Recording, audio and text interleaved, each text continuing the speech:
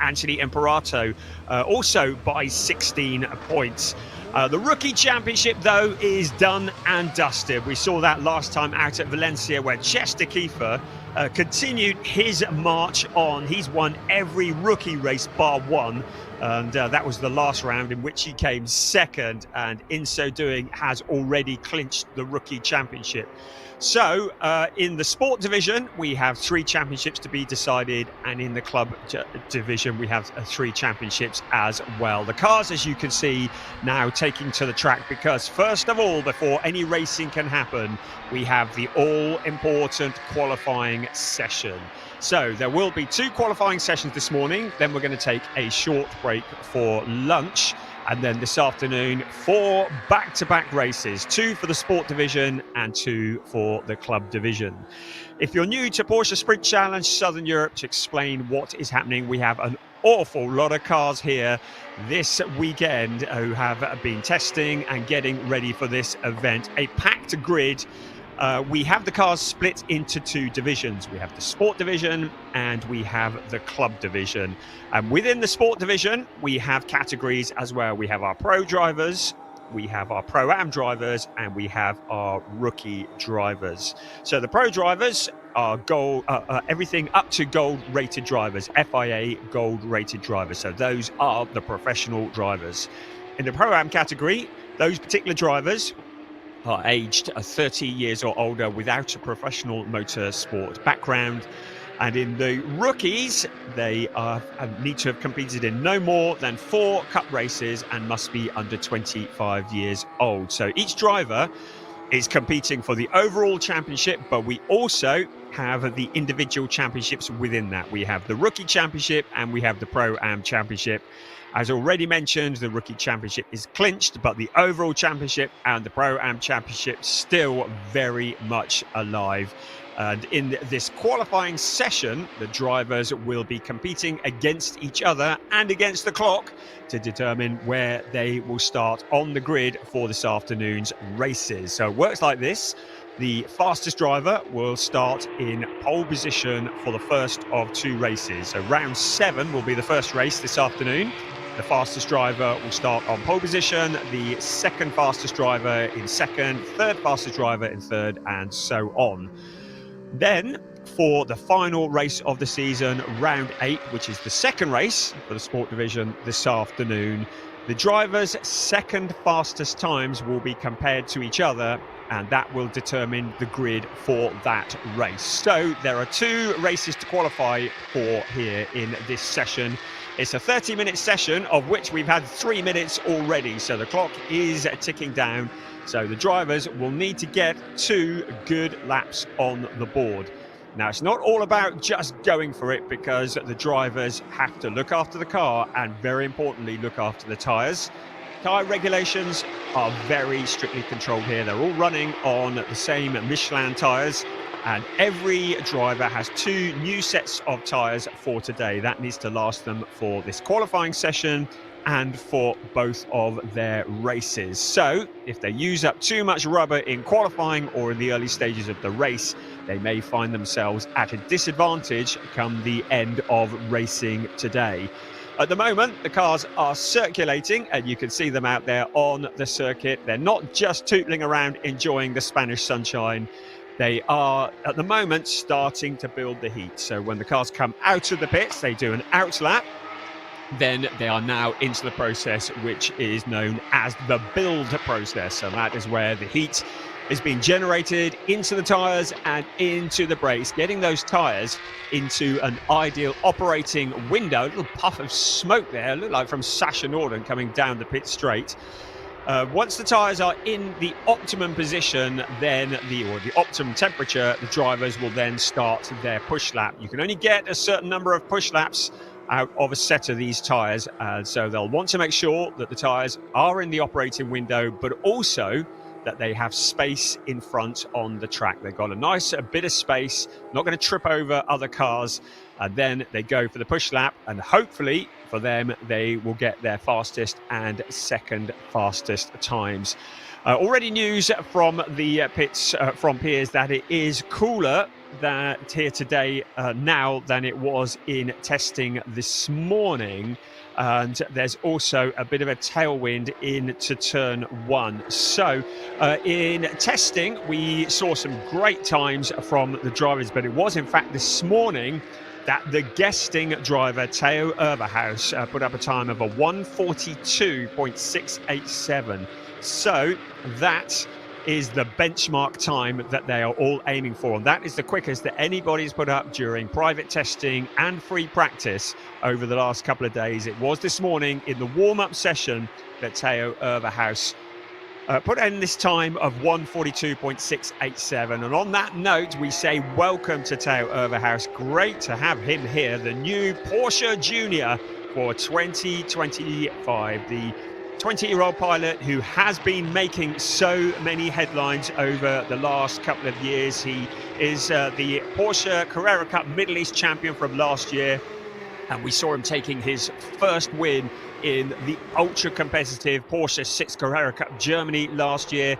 We've seen him guesting in DTM, in GT4, and he's here getting up to speed this weekend here at Circuit de Barcelona, Catalunya in Porsche Sprint Challenge Southern Europe, and showing that he can mix it with the rest of them by being fastest in that warm-up this morning. We've also got a number of other drivers who are joining us. We have Gianluca Tucciaroglu, great to have him here, the driver who was in Porsche 6 Carrera Cup Germany last year. He guested last year in this series, and he's back again for the final two rounds here at the season closer. A number of other notable drivers on the grid as well. It is in fact a full grid of drivers. We're joined by Colin Bernighausen, the German driver in Proton Huber competition, another one making his debut this season. He's another one from Porsche 6 Carrera Cup Germany. All these drivers using this time to get up to speed, to get themselves ready for their season. And all the guesting drivers score points. So this is very, very significant for the likes of Flint Schering and Ariel Levy, because the guesting drivers are not void from scoring points, so they can take points away from championship contenders. So they will play a significant part, as we see Nick Ho there in slightly different colours to what we're used to seeing him in, with some different sponsorship on that car. So at the moment, 22 minutes remaining of this session. At the moment, it is Robin Knudsen who's at the top of the timing screens, at 1:45, but that's instantly eclipsed by Nick Ho, 1:43.484. So we are already now starting to get into the benchmark times. It's Nick Ho who leads the way for PG Motorsport, a 1:43.484.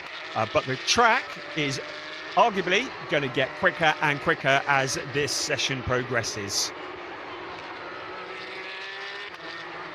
So a little lock up there from Ariel Levy into turn one. And while that's going on, it's Theo Urberhaus who jumps to the top. He is just 1,000th of a second into the 1:42s. It's a 1:43.001. We're riding on board with Søren Spreng. Great to have him here again. He's in the Pro-Am category. We saw him at Estoril.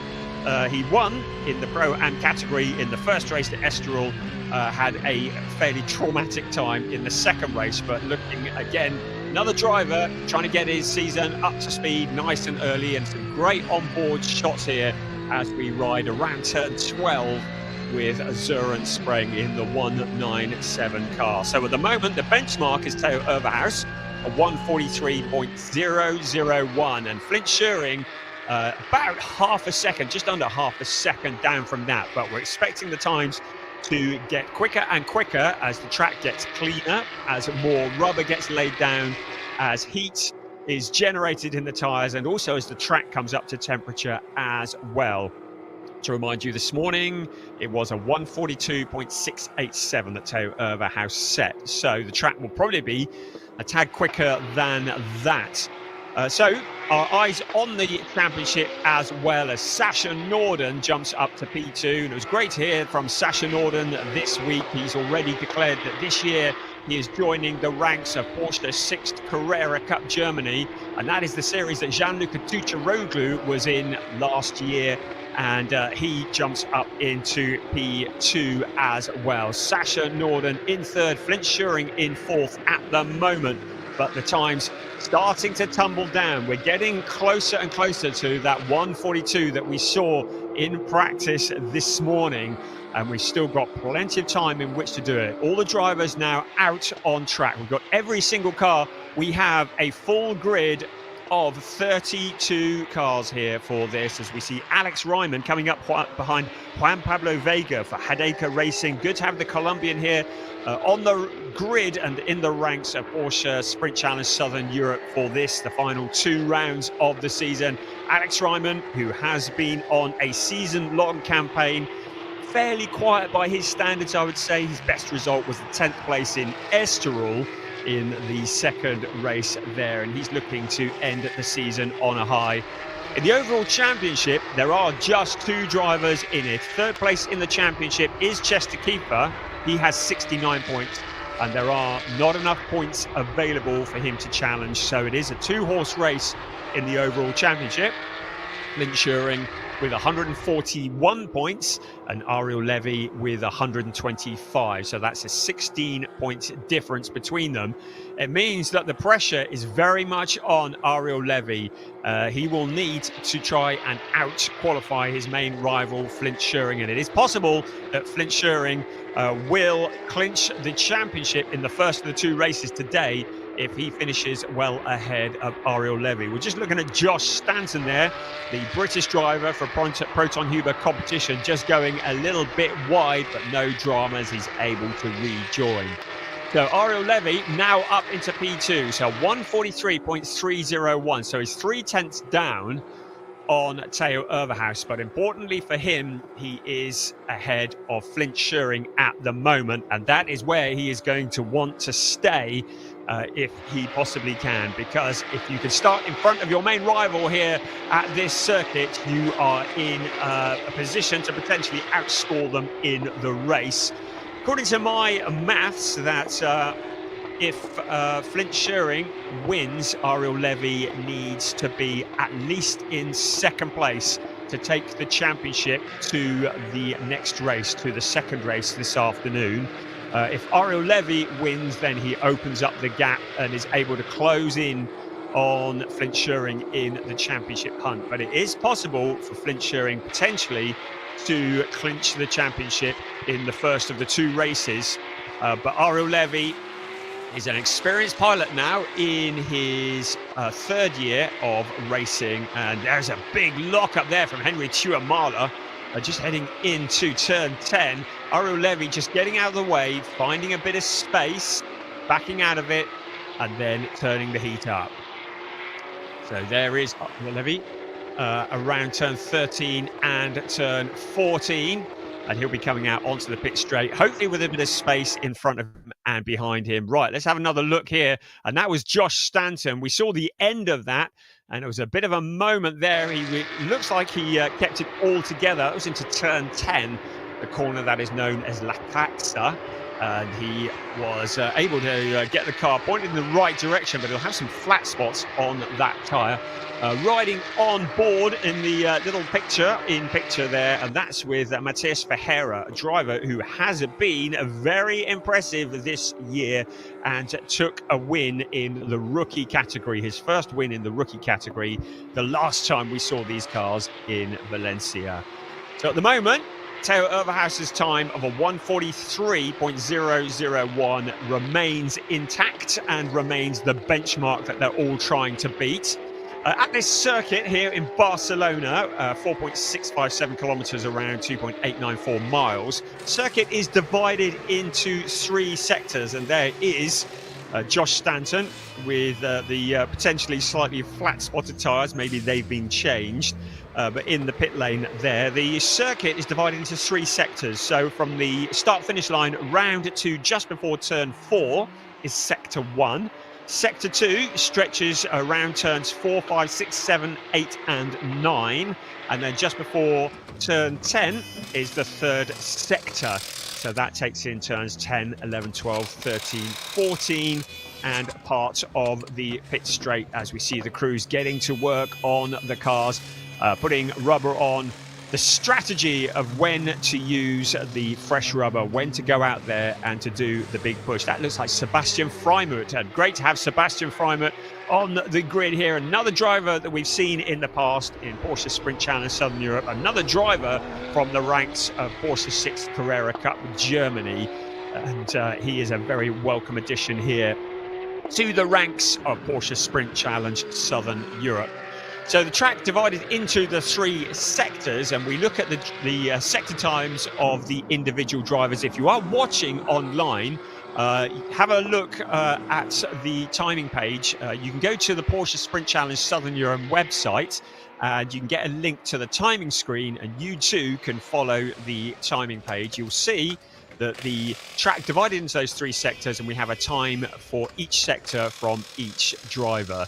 If the screen is displaying a white time, it means that is nothing too spectacular. If the time turns green, it means it is the driver's personal best in this session. If the screen turns purple, it means that that particular driver is the quickest in that sector than anybody else. So purple sectors we're certainly taking notice of. At the moment, Ariel Levy had a personal best on the previous lap. It means his time has gone green. We've had a track limit warning for Anthony Imperato, car number 19. And that brings us on to the next topic, and that is one of track limits. And it is a big topic.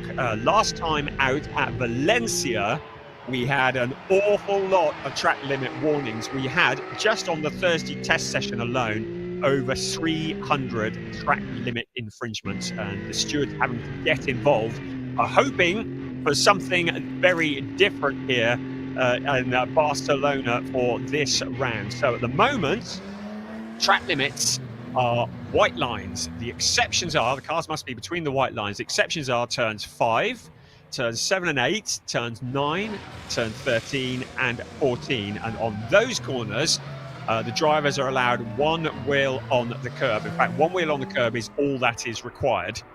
So drivers are allowed to stretch it a little bit in those corners. But if they exceed track limits, they will pick up a penalty. If it's in qualifying, they're going to lose the lap that they were on. And they could potentially lose the following lap as well, because it would be perceived that they're getting a launch onto the following lap. So track limits are absolutely critical here. And in the race, you'll see drivers picking up time penalties if they pick up a track limit infringement. And look at this, down in the pit lane, it is a traffic jam. There is Nathan Sharp being pushed out into the pit lane, and we enjoyed having him at Valencia. And driving for target competition seems to have really sparked him up, and he was looking very rapid in Valencia and looking to repeat here in Barcelona. But now you can see out of the pit lane comes the big queue of cars. We've got benchmark times, and a number of drivers have put in banker laps, and of course the quickest being Theo Overhaus with that 1:43.001. So with a banker lap on the board, now it's time to go for the big push. We've got 11 and a half minutes of this session remaining, and in these 11 and a half minutes, with the track now in theory at its quickest that it has been at any point during the day so far, this will be the opportunity for the drivers to turn the wick up and try and get into the 142s, and maybe even get close to that 142.687 that we saw this morning. Second in the practice session this morning was Ariel Levy with a 142.980. Those are the only 2 drivers since we arrived here on Thursday who have made it into the 42s. Sasha Norden was third this morning with a 143.261. So the track already quicker today than it has been yesterday or indeed on Thursday. So this is a very important 10 and a half minutes for the drivers, and an opportunity to work their way up the grid. So out once again, with the cars having been sat in the pits as we look at Colin Berninghausen. Already mentioned him, a very rapid up-and-coming driver. Colin Berninghausen, who we saw in Porsche 6 Carrera Cup Germany last year. We've seen him in Porsche Sprint Challenge Central Europe, where he was the champion in 2022, and we've seen him in Porsche Carrera Cup Middle East as well. A really good driver, one to watch coming here also just to get his season up to speed to hit the ground running. At the front of that queue is the black Theo Overhaus car. That's the one they're all trying to beat. He is a quick driver. That is borne out by the fact that he is the Porsche Junior, and he is the one they're all going to be trying to beat. So they're all out on track at the moment. We have every single one of the cars, 32 cars out on track. That is the maximum number we're permitted. It is a sold-out grid for this, the Porsche Sprint Challenge Southern Europe. It's called a training championship, a winter championship, whatever you want to call it. It's one that people want to be in. It's one that's being watched around the world, and we welcome you from around the world. And it is part of the Porsche pyramid. It's part of the system to get drivers up to speed for the season as well. And out on track, I was going to mention the cars not allowed tyre warmers in Porsche Sprint Challenge Southern Europe. So the tyres would have cooled down in the pits. They may be fresh tyres that are on. They cannot be warmed in advance. So the drivers are now having to generate the heat manually. And that's done by the weaving that you see as the cars head towards turn 10, just weaving to generate the heat into the tyres. Also using the brakes, the heat from the brakes being transferred through the wheel rims into the tyres. And that's getting the tyres into the window. And when the drivers are confident that they've got the tyres into that window, it's time for the push laps. And it's looking like a bit of a traffic jam out there as we see the 69 car, and that is Milan Marchak. The young driver who is very much in the rookie category, and believe he's just 16 years old, and he comes into this in the rookie championship, and he is the quickest of the rookies. The blue box next to the driver's name indicates that he is in the rookie category. Second in the rookies at the moment is Chester Kiefer, with Matthias Ferreira and Joe Warhurst from Great Britain, who is fourth in the rookies. The Pro-Am drivers are indicated by the white box next to their name, and the quickest of the Pro-Am drivers is Henry Tuamala at the moment, and he's in 28th overall. Right, on board with Sasha Norden, we can see how busy it is out there. So the drivers now, having got the tyres up to temperature, now looking for a bit of space. So you don't want to be too close to the car in front. You may get some advantage from a slipstream, but you don't want to be tripping over somebody in front. The other issue about leaving it till late in the session to go for your push lap is, of course, if there's a yellow flag or if somebody has a moment, you may have to abort that lap. And if that is the case, then you are going to be at a disadvantage. So it's always a bit of a risk leaving it till late in the session for the big push. But this is now where, in theory, the track is at its quickest. Looking across turns 1 and 2 there. And the big queue of cars now circulating around. Everybody on track. Everybody now getting the cars into the window. We give it maybe another minute or so, and then we're going to see potentially the greens and maybe even the purple times coming. The one they're all aiming for at the moment is Theo Overhaus, the 143.001. Ariel Levy currently in second, a 143.128. His main championship rival and the championship leader, 143.155 for Flint Schering in third place. A good job from Sebastian Freimut, just 0.2 of a second down from Theo Overhaus, but that may all change in the next 6 minutes. And our attention is very much on Flint Schering and Ariel Levy as the championship leaders in the Pro-Am category, and also Henry Tuamala and Anthony Imperato in the Pro-Ams. To remind you once again, the rookie championship has been decided already. Chester Kiefer cannot be caught. A pretty dominant performance from Chester Kiefer in the rookie standings this year, having won every one of the rookie races bar one. But Matias Ferreira showing what he is made of by winning the last one in Valencia.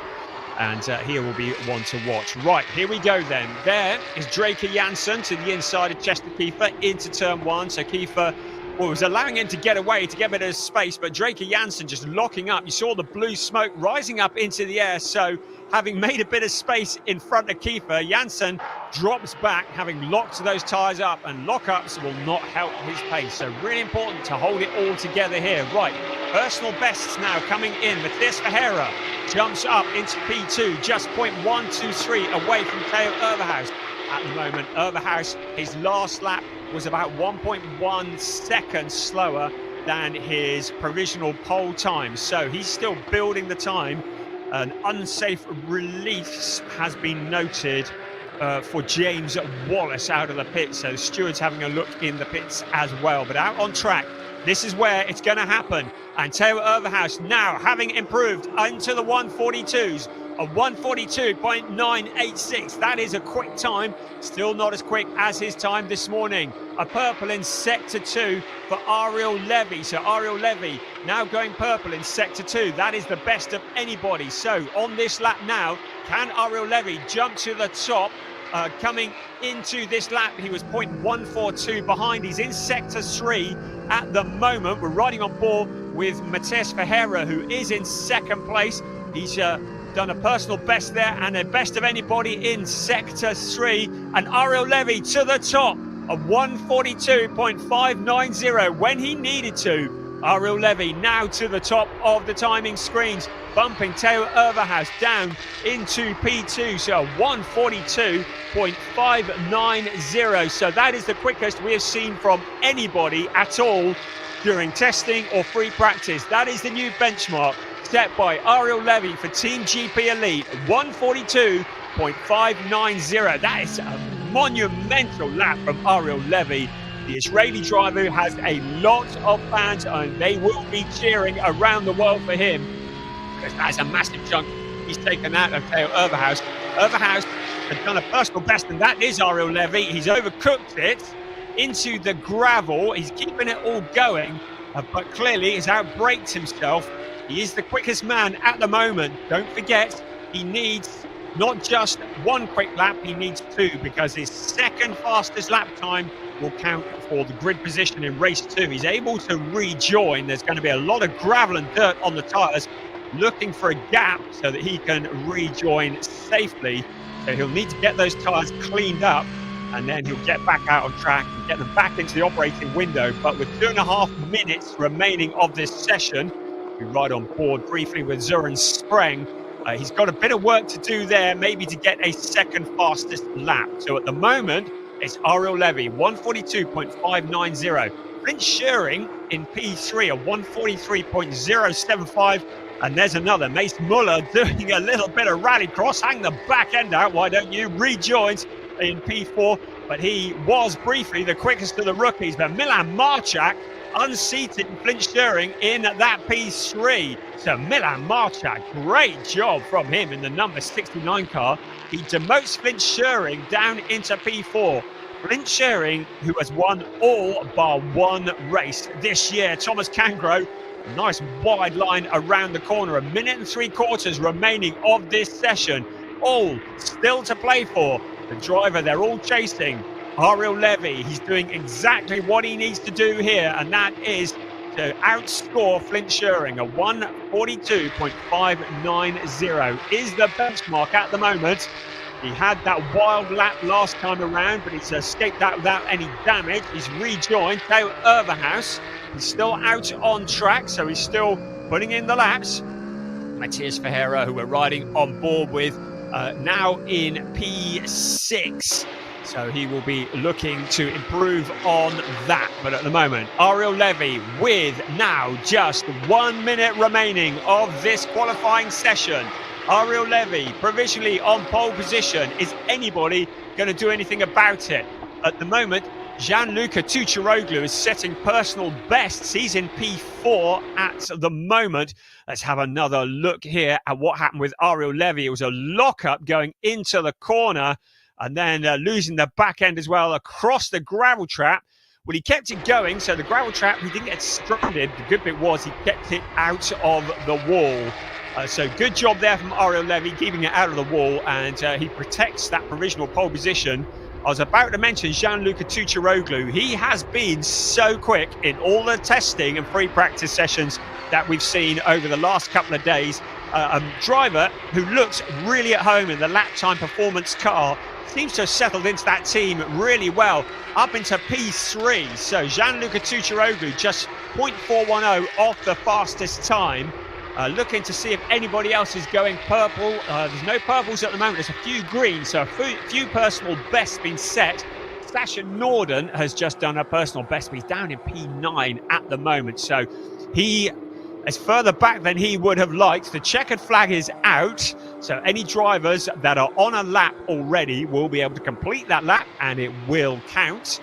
But anybody who crosses the line now, their lap will not count. As we look at Nathan Sharp in the treble 3 car, he rounds out the top 10. So with the clock at 0 at the moment, I can't see anybody getting anywhere near Ariel Levy. We've got no times that are anywhere near that.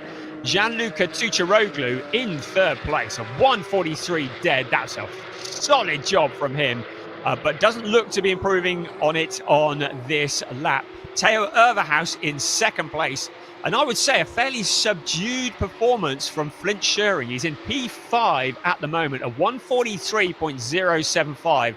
So that is getting on for half a second off the provisional pole position time. There is Gianluca Tucciaroglu. Really excited to have him on the grid of Porsche Sprint Challenge Southern Europe. I'm really excited to see what he's going to do this year. He is an absolute entertainer, and really a very welcome addition. Loves his Porsche Cup racing, and a P3 on debut here this year is very impressive. There is Draker Janssen. He had a troubled time in Valencia, and a 23rd here is not really going to improve his mood at all. So struggling for a little bit of pace in the Team GP Elite car, down in 23rd place. The quickest of the rookies is the very impressive Milan Marchak in 4th place overall. Quickest of the Pro-Am drivers is championship leader in the Pro-Ams, Henry Tuamala.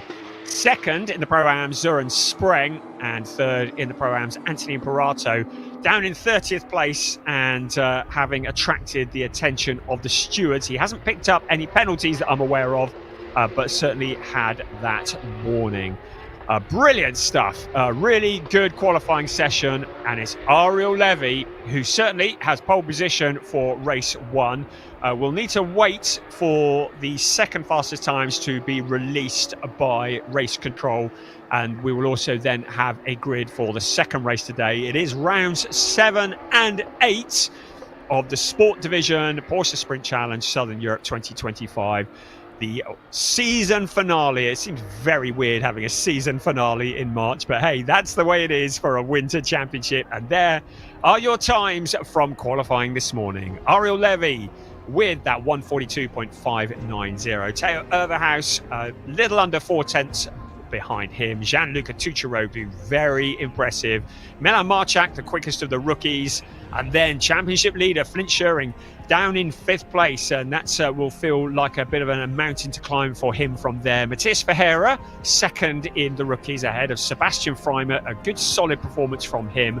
Then it's Domas Radonis in 8th, ahead of Sasha Norden. He'll be disappointed with 9th. Nathan Sharp looking solid in the target competition car, rounding out the top 10. Joe Warhurst, also in the rookies for this weekend, is ahead of Colin Berninghausen. Robin Knutson in 13th, and our champion-elect of the rookies, Chester Kiefer, in 14th. Then Jonas Greif, Nick Ho in 16th, ahead of James Wallace. Jelte Hofner in 18th, ahead of Sid Smith. He's a long way out of position there, I would say. Felix Neuhofer rounding out the top 20. Then the quickest of the Pro-Ams, Henry Tuamala, ahead of Alex Ryman. Zoran Spreng, 2nd in the Pro-Ams. Draker Janssen a long way back in 24th, ahead of Charles Visser, Karen Gayar, and Josh Stanton, who we saw having that moment. He's in 27th place. In 28th, Thomas Kangro, another driver looking a little bit subdued today, ahead of Mace Muller, Anthony Imperato in the Pro-Ams, then Luciano Martinez, and in 32nd place, Juan Pablo Vega. So a very interesting qualifying session. And we, I believe, have some news from Piers down in the pit lane. Haven't spoken to him today yet, so we say good morning, Piers. How are you doing? I'm great, thank you, Brian. Thank you for taking us to the first part of qualifying, and a familiar face back on top once again. Ariel, that was an unbelievable lap. Yeah, it was quite a good lap. I think in general the build-up for me this weekend was quite a bit better than the last few races. I think especially in Valencia I was struggling, but I think today I was able to fix it and come back on top. Yeah, everyone was roughly around the same time on a 43.0, but you managed to find some time out of nowhere on your best lap. Did you find something special, or was it just a perfect lap? Well, I don't find my own lap special. I mean, it was a good lap, but not special. We look ahead to the race now. Of course, your only chance of beating Flint in the championship is, I suppose, winning both races. That's giving you a best chance. I suppose you're going to be going for that? Yeah, of course I'll be going for that, and I'll do whatever it takes to win, yes. Ariel, congratulations on another pole position, a familiar position for yourself. But, of course, I can see the relief, and we'll look forward to seeing how you get on in the races. Yeah, thank you very much, and I'm really looking forward. Brilliant, thank you. Brian, back to you for the club division. Thank you, Piers. That was very, very good and very interesting to hear from Ariel, and certainly needs to make hay while the sun shines with Flint Schuring down in that 5th place. That's exactly what he was hoping for when he arrived at Circuit de Barcelona, Catalunya this morning, and will want to capitalise on that, but discount Flint Schuring at your peril. He is incredibly rapid. And one of the things that Ariel Levy said about Flint Schuring is he's a driver who doesn't make mistakes. That's why he's so difficult to get past. He will come charging through. He will be fighting hard. Ahead of Flint Schuring, though, will be Gianluca Tucciaroglu, Milan Marchak and Theo Overhaus. Those are very quick drivers indeed. So Flint is going to have his work cut out, but it's going to make for a very, very entertaining race this afternoon. The first of 2 races. It will be round 7 that will come first. And then, hey, guess what comes after that? Round 8. That'll be later this afternoon. So that is qualifying for Sport Division done. Now our attention turns to Club Division.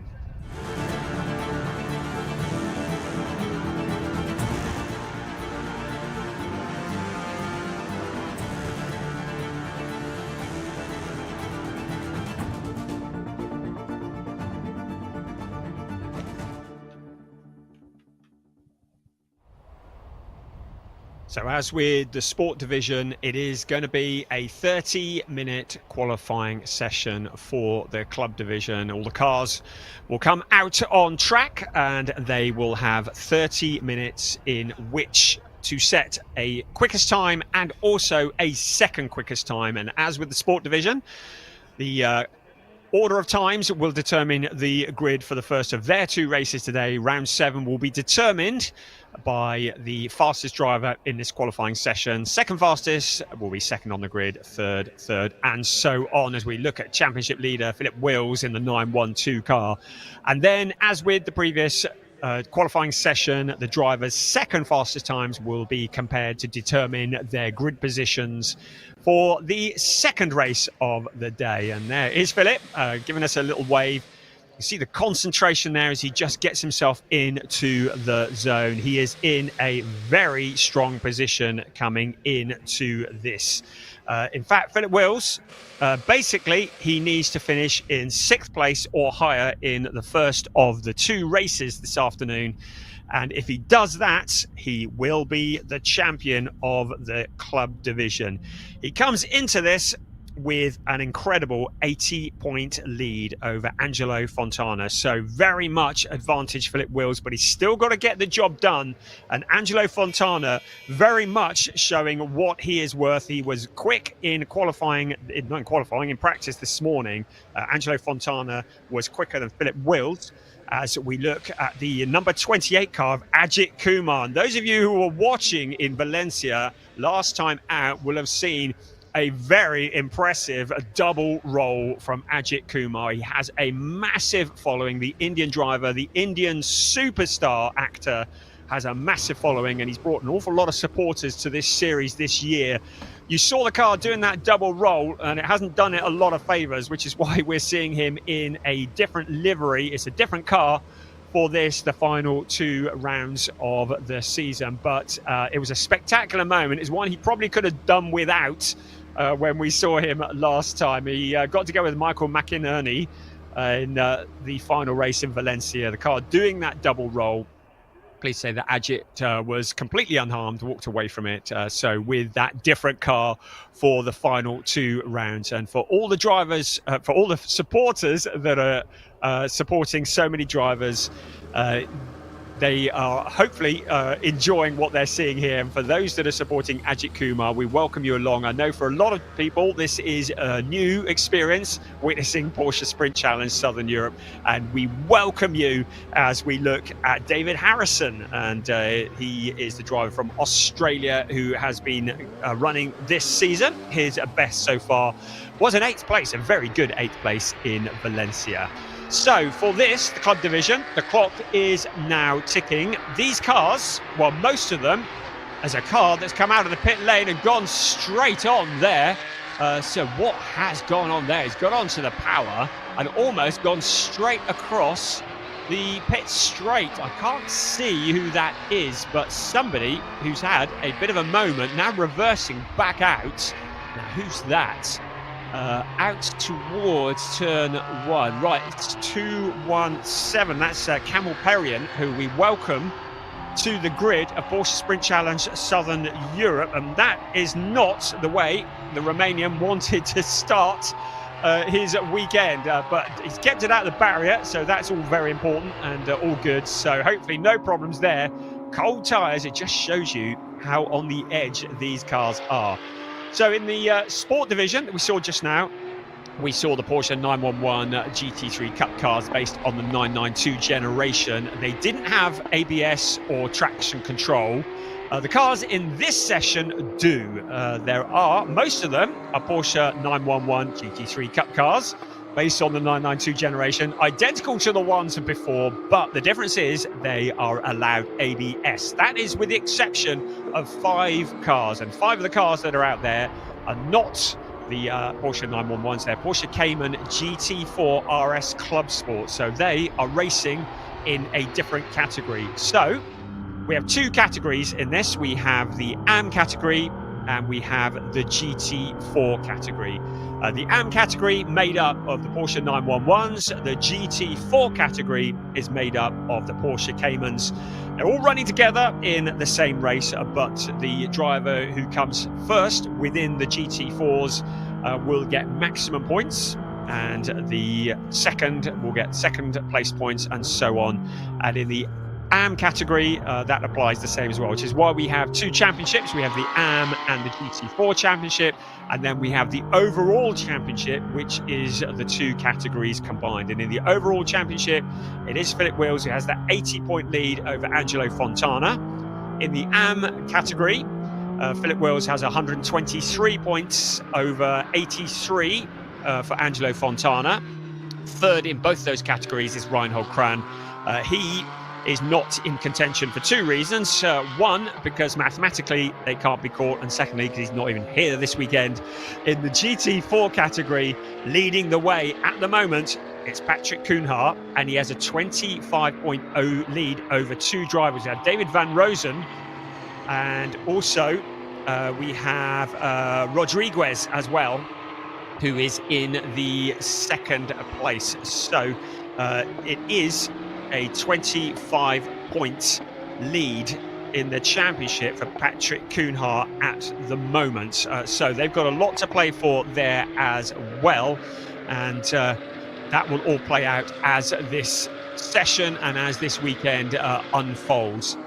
So plenty to be going on with, plenty to be thinking about in this qualifying session as we just regather ourselves together. We have every car out on track, and as with before, building the heat into the tyres and into the brake.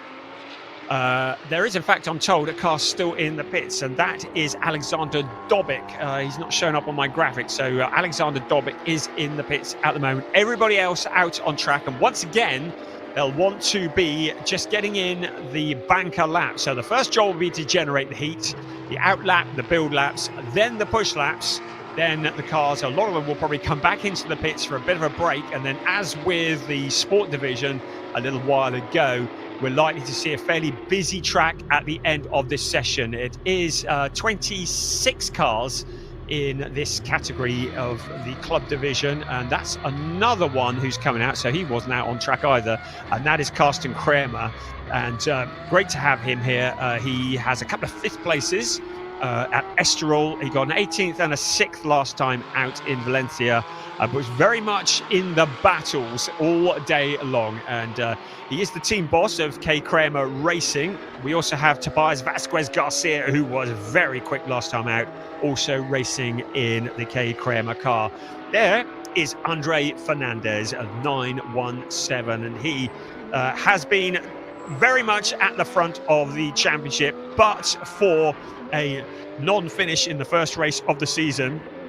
He's had a couple of wins, he's had 3 pole positions, but he's also seems to have been very much in the dramas. In the last 2 qualifying sessions, we've seen Andre Fernandez ending up either in the gravel trap or spinning, and he was a bit off colour last weekend in Valencia, and we saw him spinning on his push lap in qualifying. He ended up bringing out a red flag with 6 minutes to go of the qualifying session, and he had, because of bringing out a red flag, he had to start from the back in the first race. But in the second race, he started on pole position and he turned it into a win, but he is too far back to challenge in the championship, so he is very much going for glory here in the Veloso Motorsport car. But Andre Fernandez, a real entertainer, if I might say so, and not scared to get his elbows out and to mix it up. Right, there is a driver at the top of the timing screens at the moment, and that is Damir Hott, and we welcome Damir Hott. What a great name that is, particularly as we've got Michael Cool on the grid as well. We've got Hott and Cool, although I'm told it's pronounced Cole, but it is Damir Hott in the number 50 car who's the first driver to set a benchmark time. He's a Canadian GT racer. He's also had a couple of podiums in the GT Winter Series Cup 2 in 2024. So clearly a fairly useful pilot, a 145.737. Now this morning, it was Michael Cole who had a 144.374 in warm-up. So there is a bit of time still to come, I expect. But at the moment, as I say, they're all just getting the banker laps in. There's plenty of time to go in this session at the moment, but Damir Hott with a 145.737 is the benchmark, our championship leader, the man arguably with one hand on the trophy in P2 at the moment. Philip Wills with a 1.256 gap to second, to the leader, but into second now, Andre Fernandez, 0.754 down from the provisional pole time. There is Damir Hott in the brightly coloured green and black, or is that yellow and black Porsche there in the number 50 car. Just ahead of him, another very quick driver, Evgeny Leonov, who would potentially have been a championship contender had he done the full season. He won the opening race of the season in car number 16 and he got a 4th place. But we haven't seen him since then, which is a real shame because he probably could have had a good run at the championship. But at the moment, the man at the top of the championship is just disappearing off the top of your screen there. Keep an eye on Lee Mole in 56. He's a real entertainer. Also good to welcome back Lennart Heemstra in the 969 car as we look again there at Philip Wills. And it is Philip Wills who now jumps to the top, a 144.888. So that is the quickest of anybody. 144.888, still about half a second off the quickest time we saw in warm-up this morning. Evgeny Leonov, I said it was quick. He's 0.05 of a second down from Philip Wills. Damir Hott down into that 3rd place. Javier Ripoll Jr., he was away from Valencia, another driver who probably could have been in the championship hunt but for that absence in Valencia. And we know he went home for the birth of his child, so that's very, very important. But great to have Javier Ripoll Jr. back on the grid in P5. A real entertainer the last time out. Tobias Vasquez Garcia showing that he's not scared to mix it.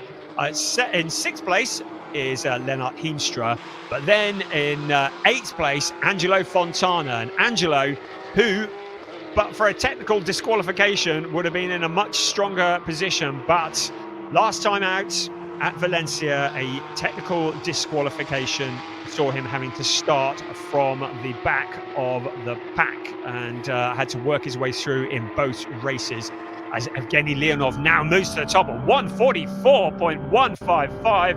Well, that is clearly a new benchmark time. So we throw away the bit of paper that has yesterday's times on, because they have been significantly superseded. Evgeny Leonov now to the top of the time screens. But yes, last time out in Valencia, Angelo Fontana had to do everything from the back of the pack. And it just shows, if you have a problem or it all goes wrong in the qualifying session, it disadvantages you for both of the races, as Evgeny Leonov just moves to the side to get a bit of space to go for another push lap. But from the back of the pack in Valencia, it was still a 6th and an 8th place for Angelo Fontana, and it was a very good performance, but it is one that puts him on the back foot in terms of the championship. And Philip Wills could potentially have the championship signed and sealed in the next race, in the first race.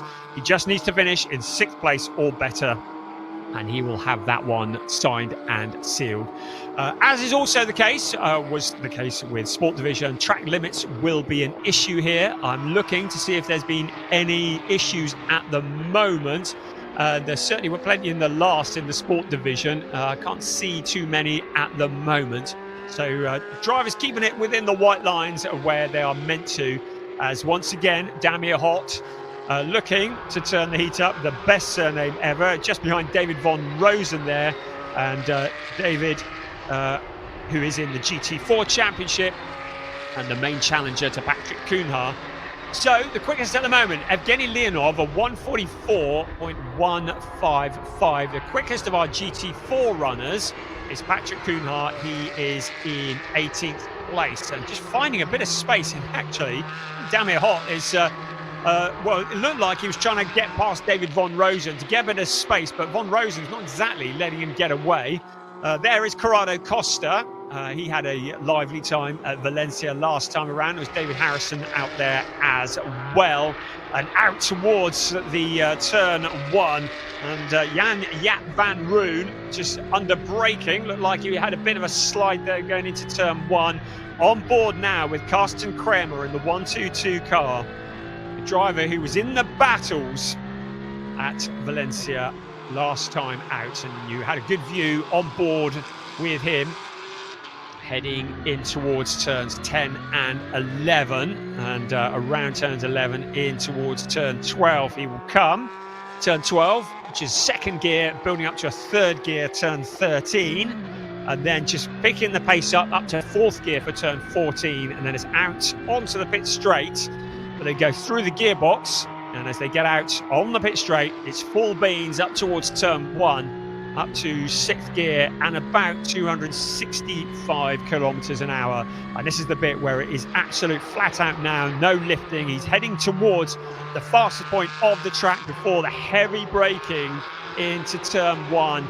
And there, oh, good grief, some fairly lively action into turn 1. There was Karsten Kramer in there and another car as well. And I thought they were going to get together. So important to keep it out the gravel in this qualifying session. At the moment, I can't see anybody who is setting the timing screens alight. Javier Ripoll Jr. in P6 has done a personal best in Sector 1, but not so in Sector 2. So he will potentially improve on that P6. Oh, and having said that, he's peeled off into the pits now. So, okay, ignore that. There is David Harrison. And he is at the front of that particular queue of cars. So Evgeny Leonov, 1:44.155. So we've got a few cars into the 1:44s, and in fact quite a few now peeling off into the pits, and we'll get that kind of quiet session, part of the session where the drivers just wait, and then we'll come out for a big push towards the end. There's Ajit Kumar in the unfamiliar car. It might be unfamiliar, but he was quickest in one of the sessions yesterday. That's Philip Wills back into the pits now. Maybe for some new rubber that you see there lying ready to go. So the crew get to work on that car. But Ajit Kumar at the moment in 20th place. And of course, he's having to familiarise himself with an unfamiliar car, having had that moment, more than a moment, the double barrel roll. Very spectacular in Valencia, worth checking out, although he'd probably prefer you didn't. But certainly a big moment for him, and great to have him back out here as we see Marco van der Poel just peeling off back into the pits. So on board with the 223 car of David von Rosen for Team Neuhofer Rennsport, and he was at Portimao, got a 6th place in the second race and a win in the GT4 category then, but we haven't seen him since then. So potentially could have been another driver very much in contention for the GT4 championship, and is still, because he's only 25 points behind Patrick Cunha, so he could potentially still challenge for the championship in the GT4, and that would be very impressive if he did that, particularly as he's not taken part in all of the rounds. In fact, Patrick Cunha wasn't in Estoril, so he has only done that will be 6, bit of maths there, of the 8 rounds. Well, it will be the 6 by the end of the racing this afternoon.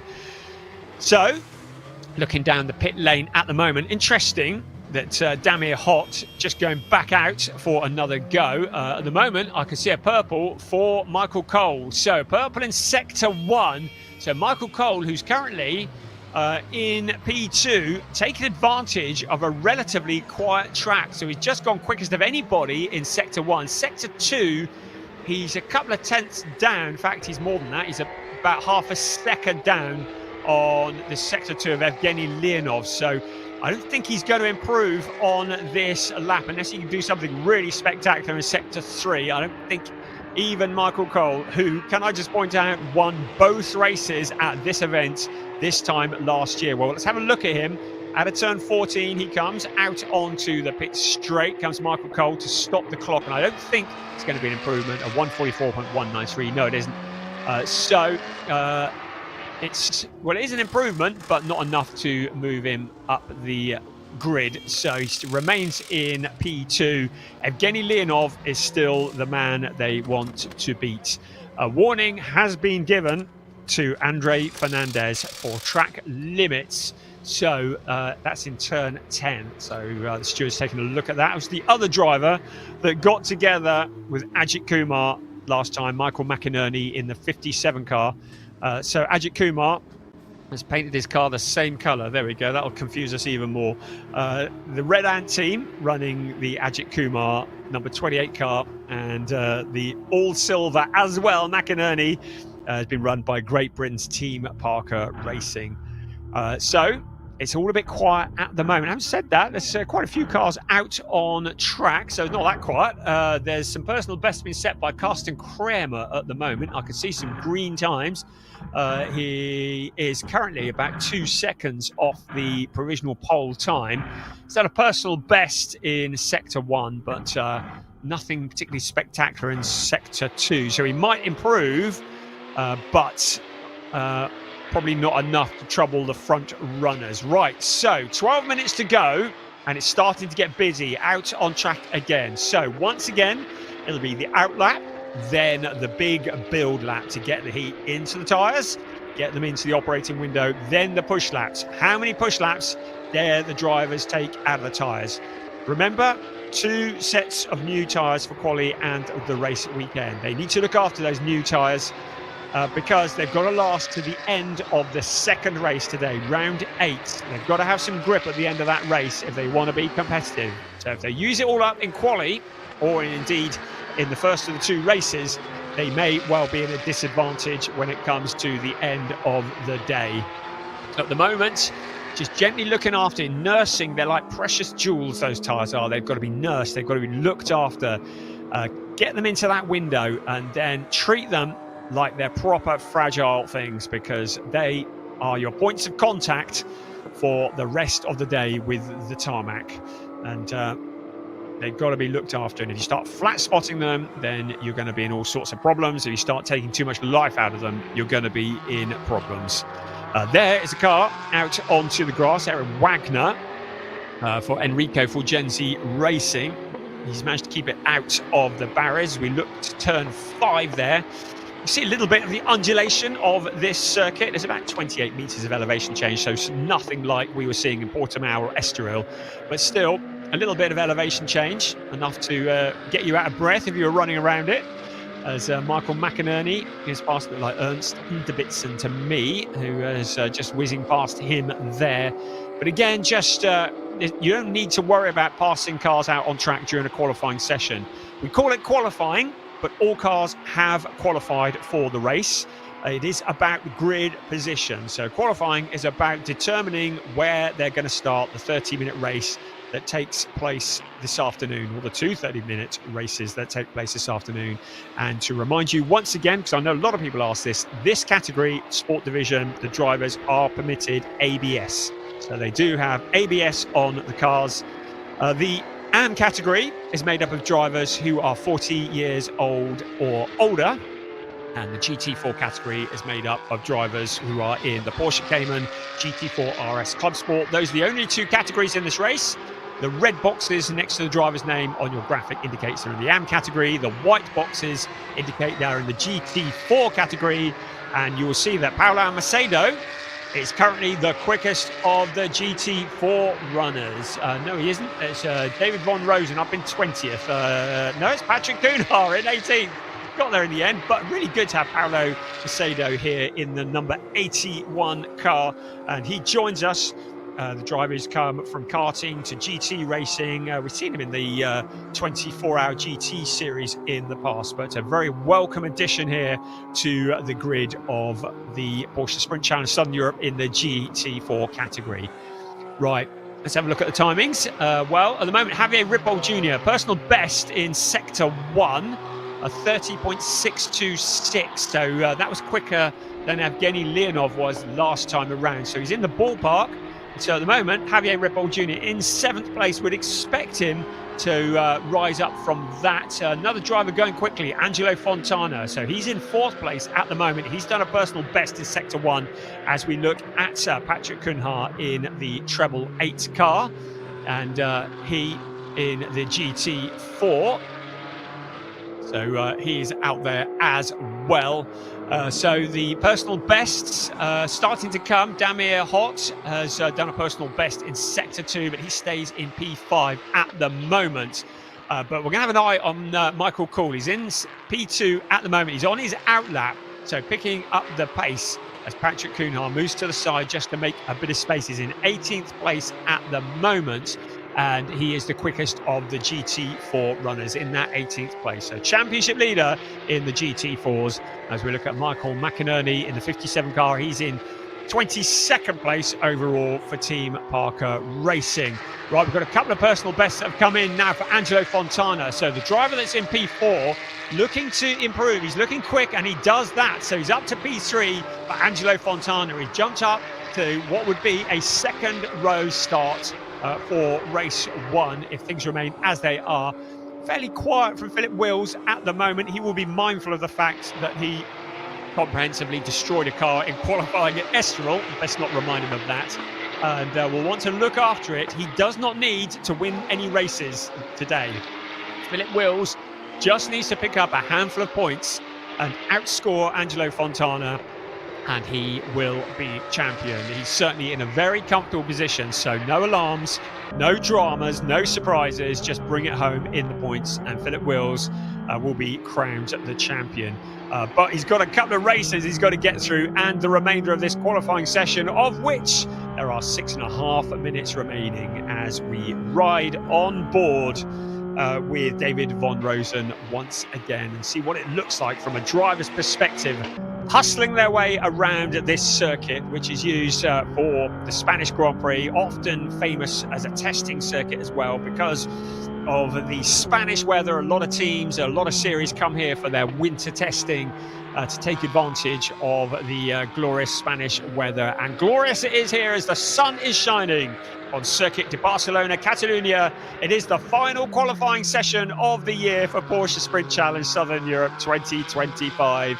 And we are heading towards the last 5 minutes of qualifying for the club division to determine grid positions for the two races that come today. They are round 7 and round 8 of what has been an enthralling championship. And at the moment, Evgeny Leonov is the man they're all aiming for, a 144.155, and he's just gone purple in sector 1. So Evgeny Leonov extending his lead potentially in the timings if he keeps that one going. So 30.153 in sector 1 for Evgeny Leonov, as we ride still with David von Rosen in the 2-2-3. So von Rosen currently in 20th place and doesn't look to be able to improve on that on this lap.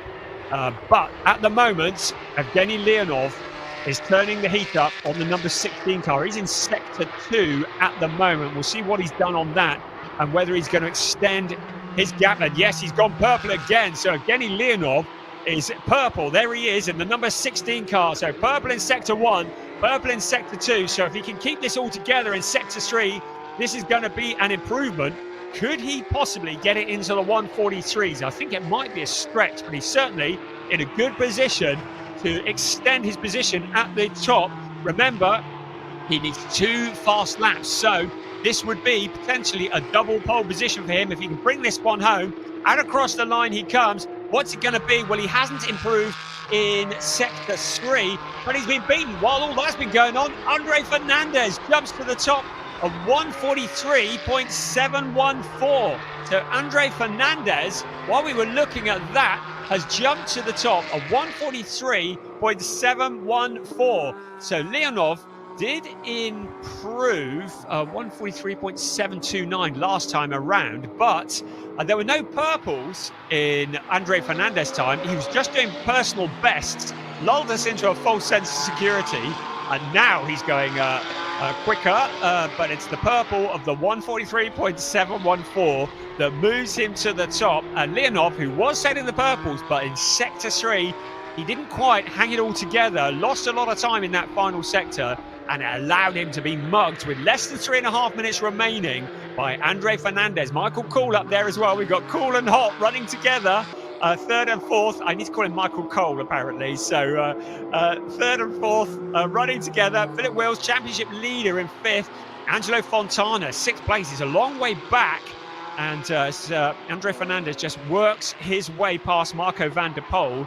Angelo Fontana in the pits, and I think he's at a time to come back out and improve. So he's a little way back from where he would ideally want to be. So 144.580 for Angelo Fontana, and he is in the pit, so it looks like he has done all that he is going to do, and P6 is as good as it's going to get for Angelo Fontana in this session. Meanwhile, Andre Fernandez continues out on track. He hasn't improved on this lap, not helped by the back markers, and that's Ajit Kumar taking a little trip across the gravel. Doesn't look like he's connected with anything or anyone. So maybe just outbraking himself. That thing's up at turn 7, I think it looks like. He's able to rejoin.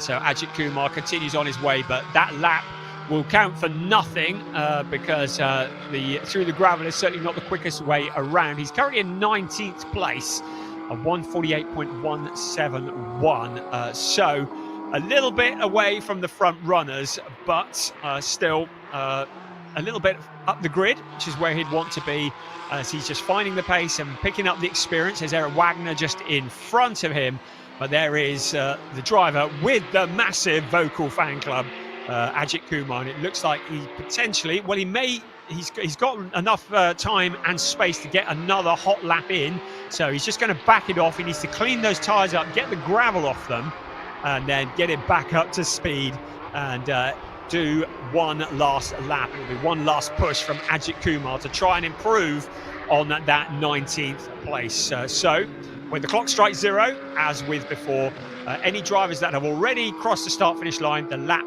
will count, but any drivers that have not crossed the start-finish line, their lap times will not count. So 0 indicates when the final laps can start. We're looking at Andre Fernandez, our provisional pole sitter time. He did a stealth operation, crept up into the provisional pole position. Meanwhile, Michael Cole, with the quickest of anybody in sector 3, has jumped up into P2. So Evgeny Leonov who was looking so strong, now in third place and not improving on that at the moment. Michael Cole, the driver, who has leapfrogged him and is 0.124 down from this man here, Andre Fernandez, looking like he's on rails. A little puff of smoke out of turn 14. Across the line he comes, the 143.714, not to be improved on. Right, I've got second best times that have appeared on my screen now. This is useful information. So, the quickest of all, 143.714. Second best times, the quickest of the second best at the moment, looks to be Michael Cole. So, I would say if things finish as they are now, it's looking like Andre Fernandez on pole for race 1 and Michael Cole on pole for race 2. But we've still got the remainder of this lap to go. And just looking to see if anybody has improved. There's a personal best from Michael Cole in sector 2. He was a little bit down on Andre Fernandez in sector 1. So I'm not sure this is going to be enough to move him up for a double pole position, but at the moment looking good. So across the line they come. So it's Andre Fernandez and Michael Cole not able to improve. So the 143.779 is his best time, but he does look to be the driver with the quickest of the second fastest times. So Michael Cole looking good for pole position for the final race today. Looking good for pole position for the first race. Andre Fernandez, the 143.714. I think anybody's going to get near that now. The checkered flag is out and Fernandez looks to have the first race covered off in terms of the pole position. I think it's going to be Michael Cole on pole position for the second race that takes place today. The final 2 races of the season for Porsche Sprint Challenge Southern Europe, the club division here in the sunshine of Circuit de Barcelona, Catalunya. And what a great place to bring the championship to a close, and what a great place for Andre Fernandez to earn that pole position. And the quickest of the second best times is Michael Cole. So he will have the pole position for the second race. Pole position for the first race today, Andre Fernandez, Michael Cole in second. So solid drive to the front row. Evgeny Leonov having led the way for so long ahead of Damir Hot. That will be in P4. Championship leader Philip Wills just getting the job done. His main championship rival is behind him, and that's kind of all he needs. Angelo Fontana in 6th. Javier Ripoll Jr. in 7th ahead of Jan Jaap van Roon. Lennart Heemstra is in 9th, ahead of Tobias Vazquez Garcia. Lee Mole in 11th, ahead of Karsten Kramer, David Harrison and Marcus Neuhofer. Then Eric Wagner in 15th, ahead of Camille Perrion. Corrado Costa, and then Patrick Kuhnhaar, the leading GT4 runner, ahead of Ajit Kumar, wasn't able to improve on that 19th place. Ernst Inderbitzen is rounding out the top 20 ahead of David Von Rosen. Michael McInerney, the last of the AM runners, and then the GT4 drivers, the remainders, Casper Hockeboom, Paolo Macedo, and Marco van der Poel in 25th place. It sets us up for what is going to be an exciting couple of races this afternoon. Alexander Dobic, really disappointed. He never made it out into qualifying, so I don't know what's happened there. He may well have had problems in free practice this morning, but he had his first podium in Valencia last time out. But Alexander Dobic not able to take part in this qualifying session. Right, we're going to head back down to the pits where I believe Piers is waiting for us. Thanks very much, Brian. The sun is out in the pit lane now. I'm thawing out. My fingers were frozen, but we're hoping to grab a word with Andre Fernandez after he grabs pole position once again. This will be his 4th pole in the round 5. Didn't quite have the second fastest, didn't have the fastest second fastest time, so won't be on pole for race number 6, but I'm going to grab a quick word with Andre. Andre, another good session for yourself. Your 4th pole of the season, I think. 4th pole. Yeah, no, the first season. Let's see next year, but I like the car 992, and I try to do my best and put in pole, and here I am. And your best was best on the grid, so that's very good. You made it a lot less dramatic than last time, because last time you ended up in the gravel. I know. But you need to do that. You need to be exciting and do some crazy moves. I love watching you. Of course, you're always getting stuck in. Congratulations. Pole position for race 1. The win? Yeah, I hope so. I want to have fun and drive fast. This is what I want. It's been very close in the top 4 or 5 drivers in practice, so I assume you're going to be looking forward to a good race. Yeah, the guys next to me, they're really fast, and I don't know the circuit like them, but I try to put everything perfect a little bit, and let's see. But let's see in the race if I can keep the pace in the front. Absolutely, Andre. We'll let you go and cool off and get some lunch, and Brian, I'll hand back to you, and then I'll be ready in just a few moments for our lunchtime pit walk. That's always a highlight of the day. I like it with Piers. He asks the questions that everybody else is scared to ask. And we're going to see some more of him in a bit, because he's going to be walking up and down the pit lane and giving us a little bit of an insight into all that's occurring. So the race marshals, who do a wonderful job, and while it's quiet and hoping they can hear us through the PA, we say thank you to all of the track staff, all of the marshals. I can see you out on turn 14 sweeping at the moment, but we know you're scattered all around the circuit. Thank you for all that you do that allows us to go racing. The Orange Army are absolute heroes, and there they are working hard, and I'm hoping they can hear me on the PA system, but thank you to the Orange Army. If you can hear us, give us a wave. And they are doing a sterling job sweeping lots of gravel, and we saw a fair amount of that dragged onto the track during what have been 2 great qualifying sessions. So qualifying is done for 2025. It always feels a bit weird saying the season closer. It's the 1st of March, for goodness sake. But this is the Winter Championship, and the tagline of Porsche Sprint Challenge Southern Europe: summer wins are made in the winter. It's the 3rd season of this championship, and I know there's already exciting plans for season 4. And drivers, teams who are watching, I have to tell you, and I have to remind you, that the drivers who took part in the championship last year went on to be winners in their respective championships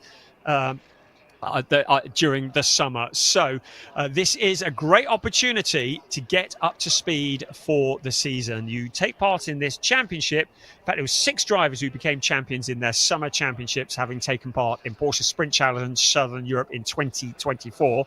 27 drivers ended in the top 5 in their summer championships. 18 drivers ended in their top 3. 31 drivers achieved 1 or more podiums. 20 drivers have won a race in their summer championships. And 216 podium finishes in total by drivers in their summer championships, by all of them, of the drivers who took part in Porsche Sprint Challenge Southern Europe. So this championship, really important for getting up to speed. And we're looking at the overall championship, certainly in the sport division. Flint Schering is going to hit the ground running, as is the case for Ariel Levy, for Chester Kiefer, and for Sasha Norden when they get ready for their summer championships, which will all be kicking off in the next month. Or gentlemen kicking the stones on cue to me saying kick there. As the seasons kick off, the various drivers who have taken part in Porsche Sprint Challenge Southern Europe will be featuring at the front, and that is why we love this. And already I'm plugging the championship for 2026, and we haven't even got the dates announced yet. Right, okay, it's your favourite part of the day. It's the day when I'm going to go get a cup of tea. It's the day, the part of the day where we head down to Piers, who's in the pit lane with all the news and all the gossip. Over to you, Piers.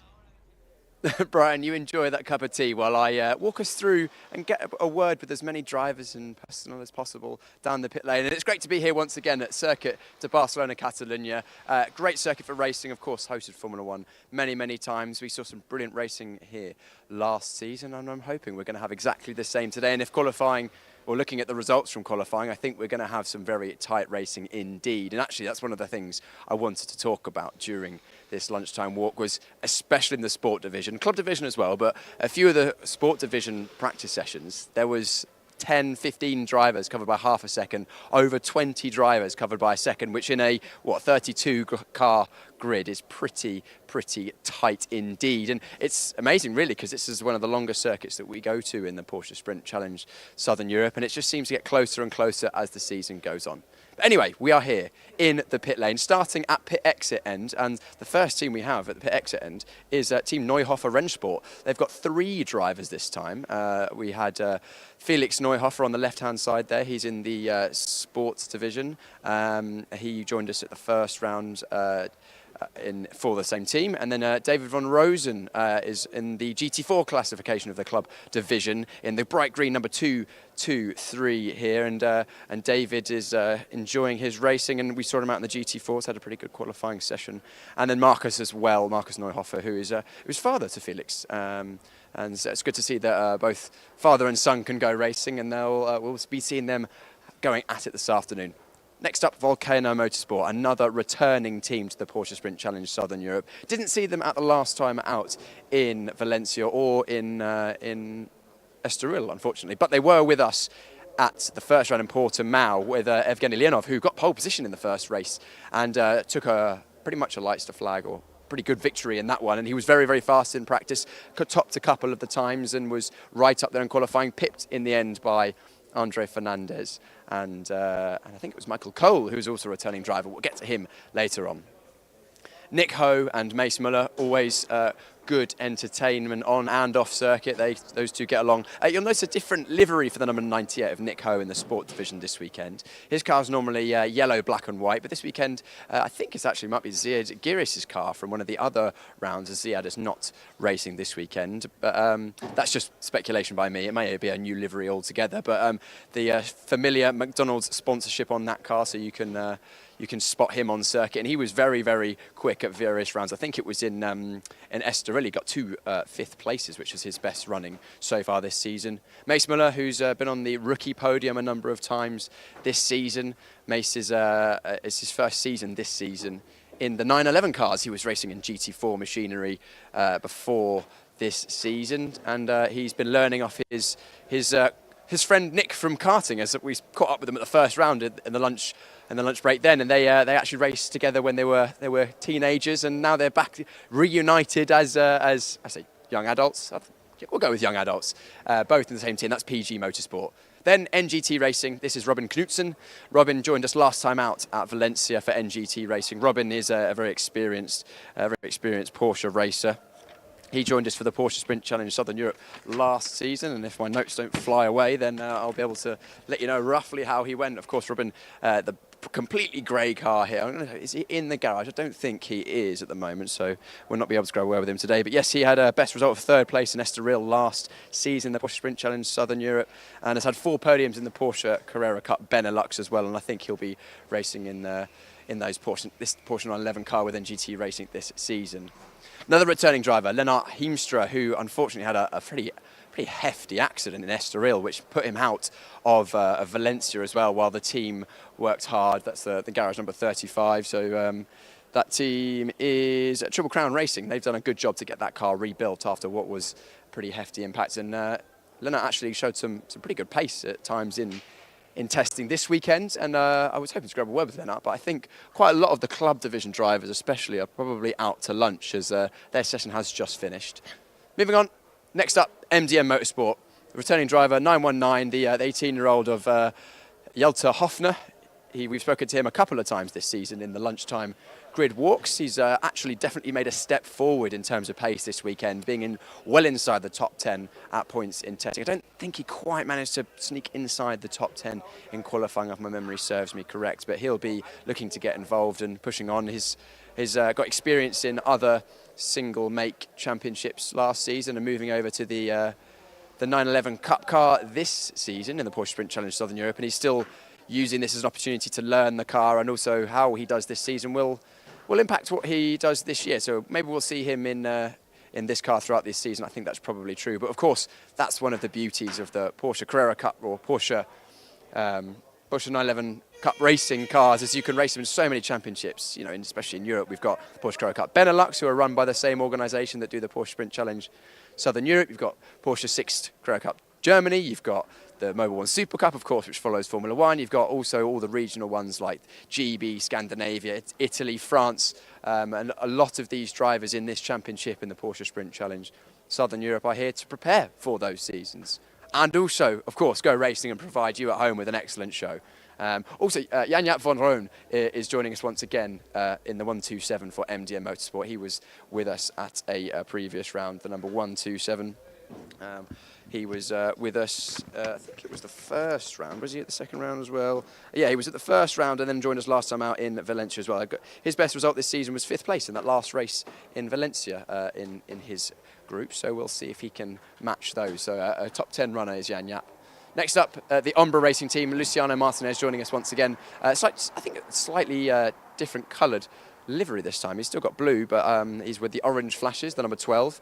Luciano, TCR racer in Italy last season, moving over to Porsche Carrera Cup Italy this season, I believe, with Ombra Racing. So he'll be looking forward to a season that's still only 21 years old. And we did catch up with him last time out in Valencia in the lunchtime pit walk, and he had some very snazzy sunglasses on, and I think our camera operator Laura made good use of that artistic license there. And teammates to Luciano Martinez is Anthony Imperato, and a very experienced driver. He's raced for many years in Porsche machinery and others. He's raced in IMSA, he's raced in America, he's an American driver, and it's actually had a pretty unfortunate season so far. He's been involved in a few incidents, some of which I don't think he was completely at fault for, but he'll be looking to move on forward. Hedeka Racing Team and Garage 31. We've got Alexander Dobic once again. I don't think, unfortunately, made it out in qualifying. A big shame for him. I haven't had a chance to catch up with the team and find out why Alexander wasn't able to make it out for that, but he'll be moving his way through the fields in the races because we've seen excellent pace from him at various points this season. And a new driver this weekend, his teammate is Juan Pablo Vega. Juan Pablo in the 563. Juan Pablo's, he guested in the Porsche Mobil 1 Super Cup at the Red Bull Ring this season and has also raced LMP3 in the Winter Series as well. So a driver with an eclectic racing mix. And then we've got lunchtime in the sun. Guys, what's on the menu? What's on the menu here? Tortellini today. Tortellini, looks delicious. I'm going to have some of my lunch afterwards. Oh, we've got options as well. What's this over here? Rice and some beef. Rice and beef. Guys, are you feeling fueled, ready for the afternoon? Absolutely, brilliant. And of course, this is the Garage 30, which is lap time performance. Lap time have got Demir Hot this weekend, a new driver in lap time performance. Oh, lunchtime performance. Yes, lunchtime performance. Brilliant. Guys, you know what? You should just take my job. You're much better at it than I am. Lunchtime performance are here with Demir Hotz in the number 50. He's joining us this weekend. And then also Gianluca Tucharoglu, who's an experienced Porsche racer, joining us this weekend. He's showing very good pace in practice. I think he topped a couple of the practice sessions on Thursday and Friday. So, another young driver. We've got a lot of young drivers in the Porsche Sprint Challenge Southern Europe, especially in the sport division. A lot of drivers starting their racing career and trying to build on, trying to forge a racing career in Porsche racing and then maybe even going to GTs after that. A lot of these drivers, as I mentioned, looking at their respective Porsche racing campaigns this year. He's guested in 2024 in the Porsche Sprint Challenge Porsche 6 Carrera Cup Deutschland last year, Germany, and also has raced many Porsches for couple of years, and also he's the Cup Germany's GT Sprint champion and the youngest ever in that championship. So he's another successful driver, definitely one to look out for, as he's as described by Brian Oliver, our commentator, an entertainer. So we'll be looking out for him. Easily to spot, and I like in the black and white livery. Sometimes the simplest liveries are the best. Next up, Team Parker Racing, our British contingent. Lee Mole once again in the this sort of lime yellowy green car, the number 56 in the club division, and behind is the grey with blue flashes of Michael McInerney. I'm hoping to grab a word with Michael if he's about, because we didn't manage to catch up with him in the previous round. But it doesn't look like he's in. I'm going to try and maybe grab a word with Lee Mole. I'm going to flag him down. Is Lee Mole around for a chat? Or is Michael? I can see Michael. Do you know what? Laura, you stay here. I'm going to wander into the garage and I'm going to grab some of our drivers. Let me know if my microphone breaks up. Michael, are we all right to grab a word for the TV, please? That would be great. Yes, there we go. Perfect. I'll just drag you out of the front. Sorry to drag Michael away from his lunchtime chin wag. Michael, sorry to drag you away there. great to catch up with you. Thank you for hanging around for us. How was your Porsche Sprint Challenge Southern Europe campaign going so far? Well, I've only done the Valencia in this one, so only half the season. But it's a brand new car to me. I've never driven this car before, so it's really getting a shakedown for some races in the UK. Amazing, and I hear that you've done a lot of racing in historics, I think. And what sort of historic cars have you raced previously? Cortinas, Mustangs, and cars that I bought new, which became historic, like the Mosler, Ferrari 430, which we drove at Le Mans. So that was parked up for several years and then became eligible for racing again. So it's great to have the old ones back out. Amazing, and good to see you in Porsche cars. How are you enjoying it? Because I imagine these are quite different to drive than some of the historic machinery. It's been a baptism of fire. The first time I got in it, I love the car, but it's a very, very different beast to be able to master. So I'm slowly cracking away with the times, but it's just trusting the car. The brakes, everything's phenomenal, but it's after getting out of historics with no grip, it's a different world. You have to push yourself a lot more, and I assume you're having great help from the team, and also Phil Keen's you're helping with driver coaching as well, isn't he? Yeah, it's great to get feedback from Phil. He's reviewing every sort of lap time, telling me the sort of do's and don'ts, and teaching me where to lean on the car and trust it. So the times are coming slowly. So it's a great experience. Yeah, I can see you're enjoying yourself. And in the sunshine as well. Hey, it's not quite summer in Spain, but the sun's out, which is better than the UK. Better than the UK, that's good enough for me. Michael, thank you very much for taking some time to chat to us. We'll see how you get on this afternoon. Michael McInerney there for Team Parker Racing. He's in the club division. Next up, Fark Auto Tech, David Harrison, or Harry, as I've been told to call him, the number 151. Again, another striking livery with his sponsors on that car with the flashes of purple and orange. David is a very experienced driver, raced a lot, and also Ernst in the bits. Ernst, would you like to come and have a chat, Ernst? Is English okay for our chat? We'll try it. Ernst, Ernst in the Bitson, we haven't had a chance to catch up so far. Just talk to us about your season in the Porsche Sprint Challenge so far. Well, it's a tough fight. I started far behind, and now it's improving a little bit.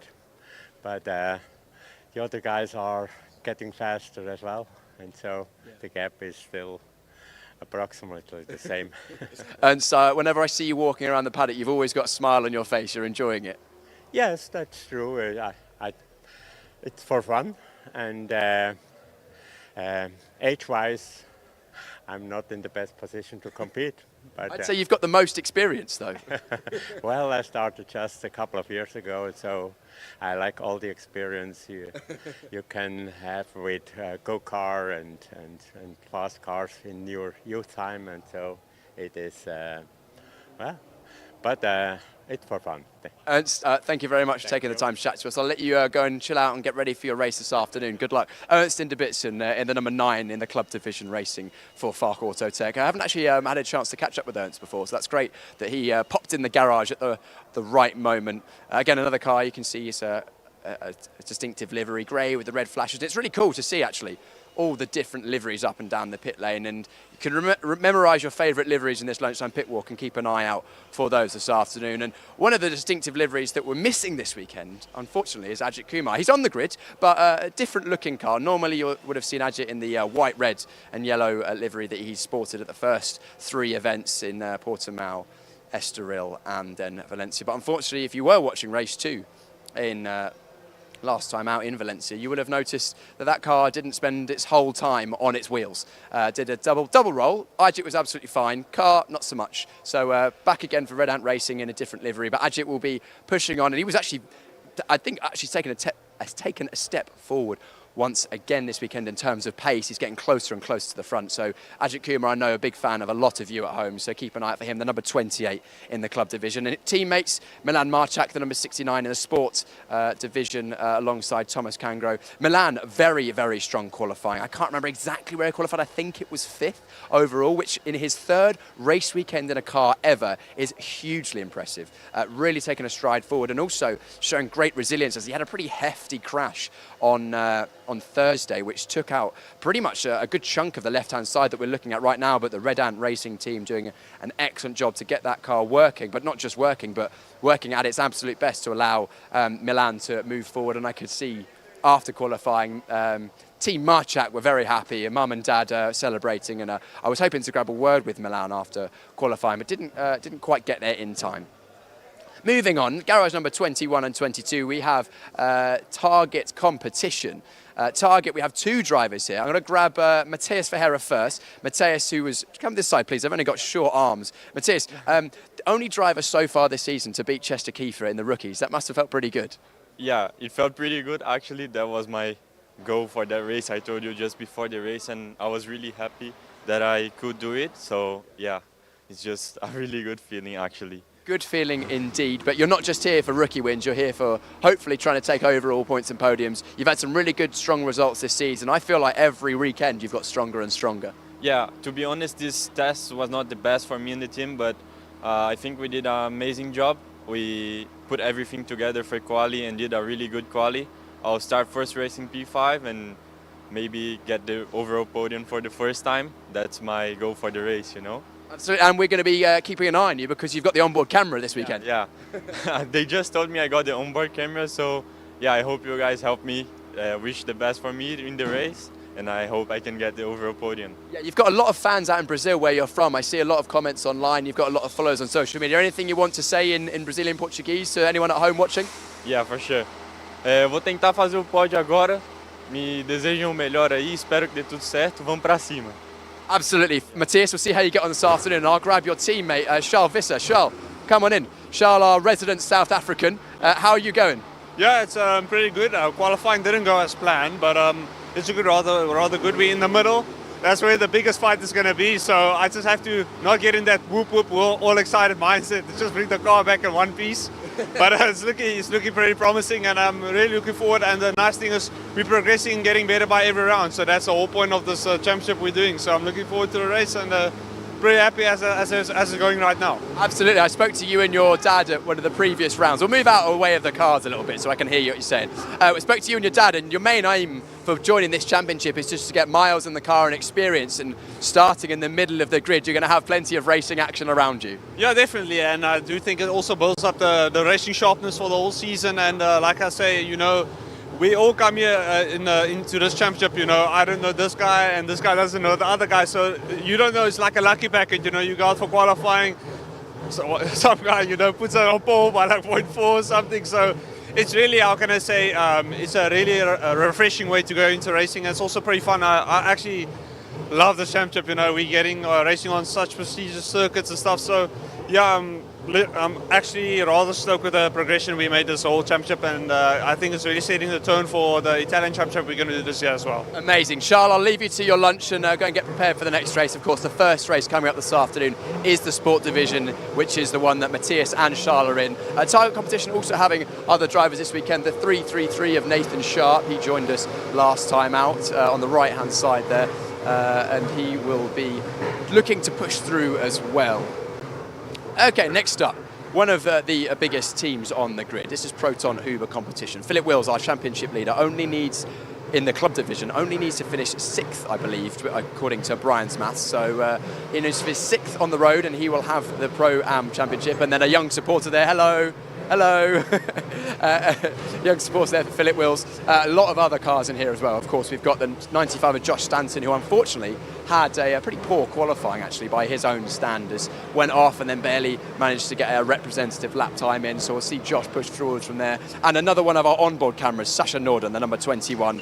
He's going to be pushing through the field. I think he's qualified somewhere inside the top 10, so he'll be right there or thereabouts. And some more drivers that I wanted to grab a word with, starting with, come on out away from the noisy cars, Joe Warhurst. Joe, I haven't actually spoken to any of your drivers about this, but it seems like the rule in Proton Uber, if you're a Brit, your name has to start with a J.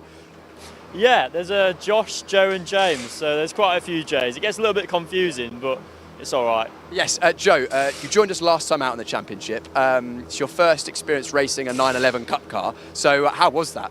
Oh, it's amazing. I mean, I had a pretty difficult year last year in the BMW. Struggled a lot, but this just seems to work really well for me. I'm getting to grips with it really well. I've got the dashboard taped up, so I can't see any lap times. It's definitely helped me with my head. Yeah. But yeah, no, just team are working really hard on the clutch now. It went in the last session. I pulled first gear and almost ran the team over. So I'm hoping that'll get fixed in time. And then, yeah, starting 9th again. Same place that I started for race 1 and race 2 in Valencia, so I should know it quite well now. Absolutely. Also great to be inside the top 10 in such a competitive grid in a new car to yourself, because some of the guys that are racing in this are the top guys in all Porsche racing in the world. Yeah, so I'm doing Carrera Cup Deutschland for the summer season this year.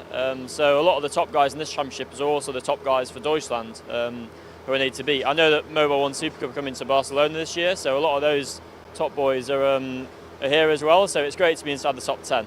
Absolutely.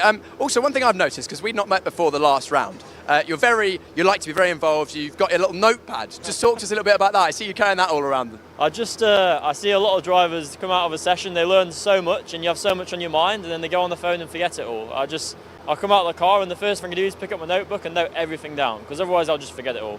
And then of course when I'm on the plane back home again, because there's a lot of travelling involved in this, I read it all back.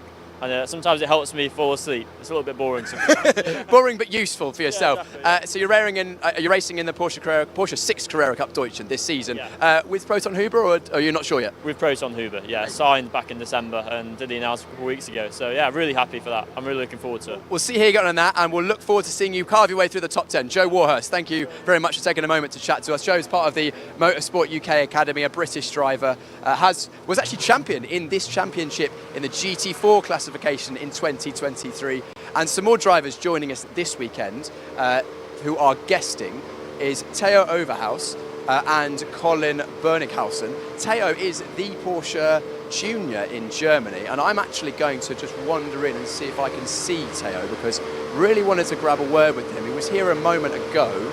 I think I've lost him. Hopefully you can still hear me okay, team. If Laura's going to shout at me if you can't. Is Theo around? Theo? No, Theo's not around. It's okay. We'll find him hopefully another time. Maybe he'll join us again next season. Right, moving out of the garage. Bit noisy in there. Sorry for that, everyone. I really wanted to grab a word with Theo, but I'm probably going to grab a word with him on the grid, so stick around for that. Next up, Enrico Fulgenzi. Two drivers this weekend, Eric Wagner, who we've spoken to a couple of times, and Corrado Costa. They were almost inseparable in qualifying, I think in the middle of the teens, but they were only separated by a tenth or so of a second, so that'll be a good inter-team battle there. Another new driver moving up to Veloso Motorsports this weekend is Macedo, as I am told it is pronounced. He will be racing in the GT4 classification alongside Patrick Kuhnher, who took a win last time out in the GT4 classification as well. Moving on to, it's still Veloso Motorsport, but AF Motorsport with Veloso. Our pole position driver, Andre Fernandez, the bright green machine. He will be going from pole position in race 1 for the club division. That's the second race this afternoon.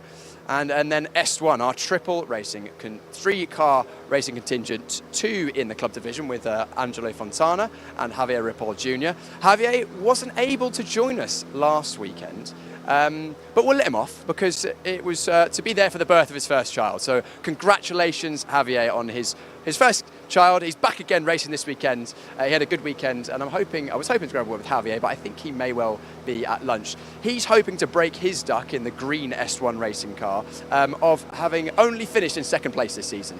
2 second places at Portimao, 2 second places in Estoril. Wasn't with us last weekend. We'll see how he gets on. And then Alex Ryman also in the sport division. He was our Pro-Am champion last season in the Porsche Sprint Challenge Southern Europe.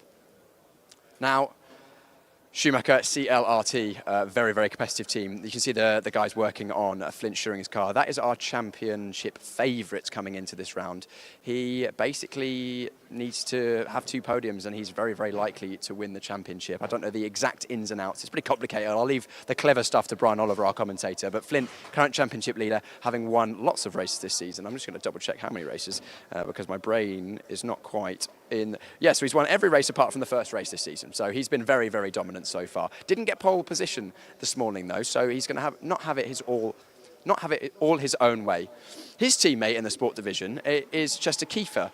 Chester is our only champion so far, having won all but 1 race this season so far in the rookie classification. He won every single race, but then was pipped by Matthias Ferreira the last time out at Valencia. And then Karen Gaillard in the bright pink and white car here, also in the sport division. She joined us last time out. The Iron Dames Junior, she's been racing with them. I think she raced out in Daytona in a Porsche 911 GT3 car, and she's also, of course, joining us this weekend as well, and looking to be racing in the Porsche. I think it's the Porsche Carrera Cup France this year, is the Porsche Junior for them. And I'm going to try and wave down Chester, because it would be good to grab a word with our, yes please, it would be good to grab a word with our reigning rookie champion, because of course we didn't get a chance to catch up with him after the last round, because it was kind of went under the radar because we hadn't done the maths on that, but it is confirmed. Chester, thank you so much. Come on in. Let's talk to our first champion of the season, Chester Kiefer, our rookie champion in the Porsche Sprint Challenge Southern Europe. You have wrapped up the rookie racing, but plenty more racing to go. Yes, quali this morning didn't go as I planned it to go, so I'll just hope to do my best in the races, and I think the races were good. I know where I made my mistakes, and now I just have to look forward and try and get Sasha for P3 in the championship. Absolutely, it's pretty close between you two there. Sasha's got the onboard camera, so I'm looking forward to the fight there between you two. Yeah, I hope I can come back up to him. He's a few cars ahead of me. But I'll do my best to make a good race between us two. Yeah, you've had good pace at various points in testing this weekend. As you mentioned, just not the strongest qualifying from yourself, but I'm sure that you'll be able to use that to push on. Yeah, no, as I said, I made a few mistakes on my side, and team gave me a great car, so it's now all to play for in the race. All to play for. Chester, congratulations on the Junior Championship. We'll see here you get on in the overall for the rest of the season. Chester racing this season in, I think he's racing in the Porsche Carrera Cup Germany. I'll just double check that, number 88. Or maybe he hasn't announced his plans this season. Porsche Carrera Cup France. Porsche Carrera Cup France he'll be racing in. So if you want to keep an eye on Chester this season, that's where to find him. Tobias Vasquez, last time out, had a good running for K. Kramer Racing alongside his teammate Carsten Kramer as well. Carsten Kramer is team owner and driver, so that's an interesting dynamic they've got going on there, which is good to see that he's enjoying his racing and also able to support Tobias Vasquez Garcia. Our current Pro-Am Championship leader, Henry Tuamala, very easy to spot for the Karainen team. The Finn joining us once again this season, was right up there in the Pro-Am division last season. Actually sort of have a big lock-up in qualifying in one of his laps, so hopefully those tyres not too damaged for the race. And then finally, one of the biggest, or not finally, nearly towards the end of the pit lane, one of our biggest teams, or probably the biggest team on the grid, team at GP Elite, and this is Draker Janssen. Draker, come on in. I know Draker's not the biggest fan. Come on in, Draker, this side. Draker, again, tried to catch up with you and interrupt your lunch break last time out, but you evaded me, not this time. How's it going so far this weekend? The qualifying was quite shit. Quite tricky? Quite tricky. Apologies. So my job is now to just go to the front, try to make as much overtakes as possible.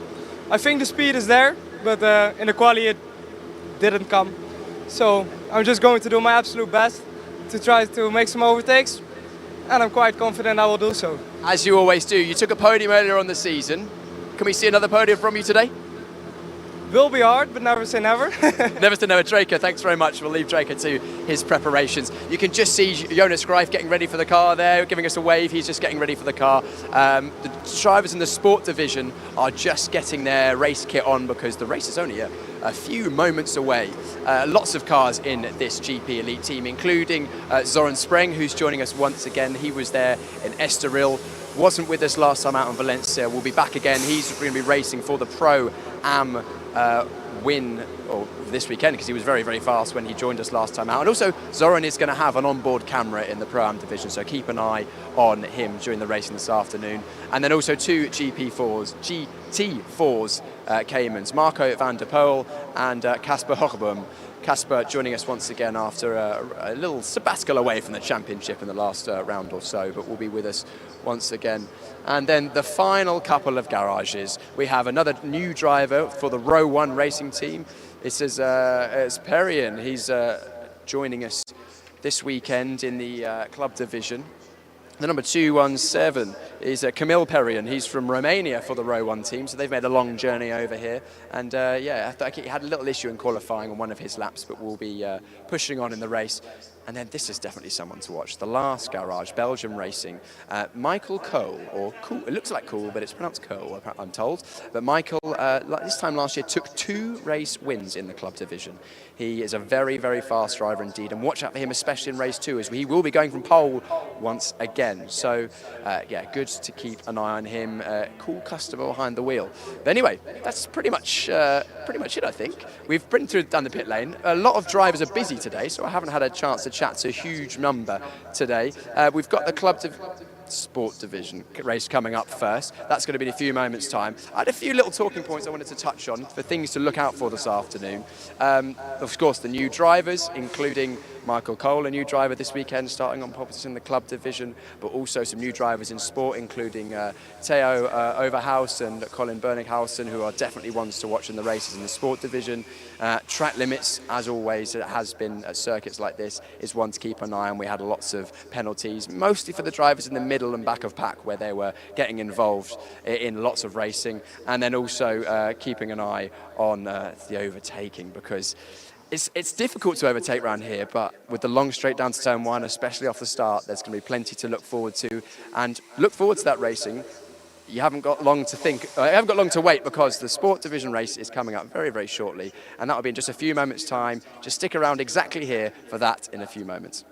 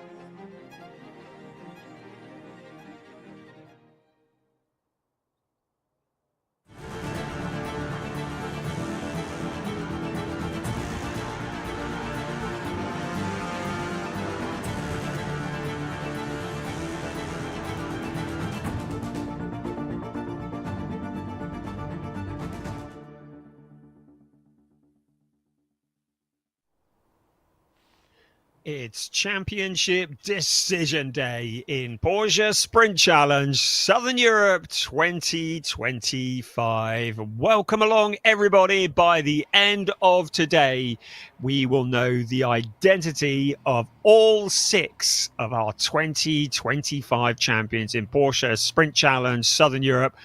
We already know the identity of one of them, and that is in the sport division. The Rookie Championship has been claimed by Chester Kiefer. He's almost had a clean sweep in the rookie races. He's won all bar one of the rookie races, and he's come second in the other one, showing what a force he's going to be when he joins Porsche Carrera Cup France later on this year.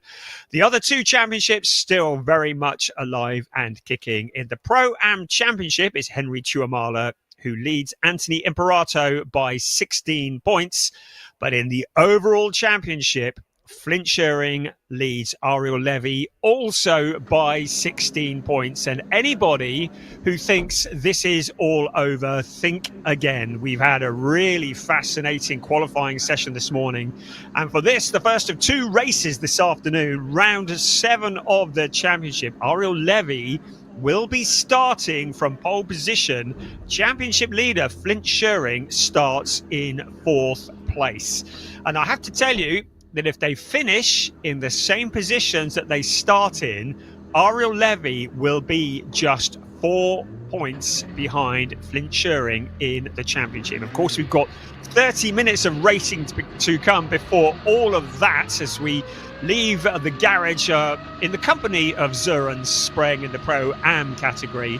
But to repeat that, if they finish in the same order they start in, Ariel Levy will be within 4 points of Flint Schering in the championship. So it is far from over. Ariel Levy doing exactly what he needed to do, digging deep here at Circuit de Barcelona, Catalunya, and putting the car on pole position for round 7. And of course, round 8, the final round of the championship, will come a little later on this afternoon. At the moment, the cars are heading round to the grid. In the Pro-Am Championship, it is Henry Tuamala who starts 21st on the grid. Anthony Imperato starts 30th on the grid. And if they finish in the same order they are in at the moment, by my calculations, Henry Tuamala will be confirmed the Pro-Am champion with 1 race still remaining. So still lots and lots of headlines to be made. Of course, we have 30 minutes of racing ahead of us. And during that period of time, an awful lot can change. And the Rookie Championship's not over either. Yes, first place in the Rookie Championship is over, but there's still a fight between Jelte Hofner, Mace Muller, Matthias Ferreira. They are separated by just 6 points. Jelte Hofner has 87 points.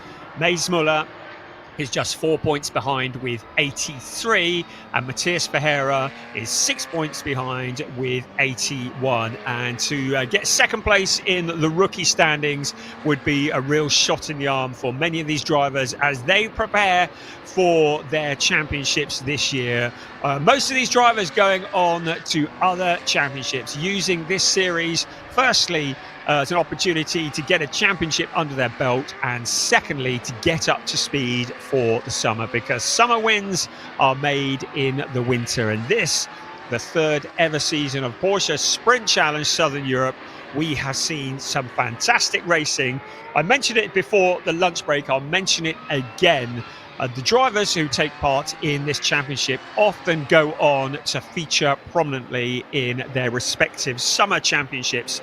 6 drivers became champions in their summer championships last year, having taken part in Porsche Sprint Challenge Southern Europe 2024.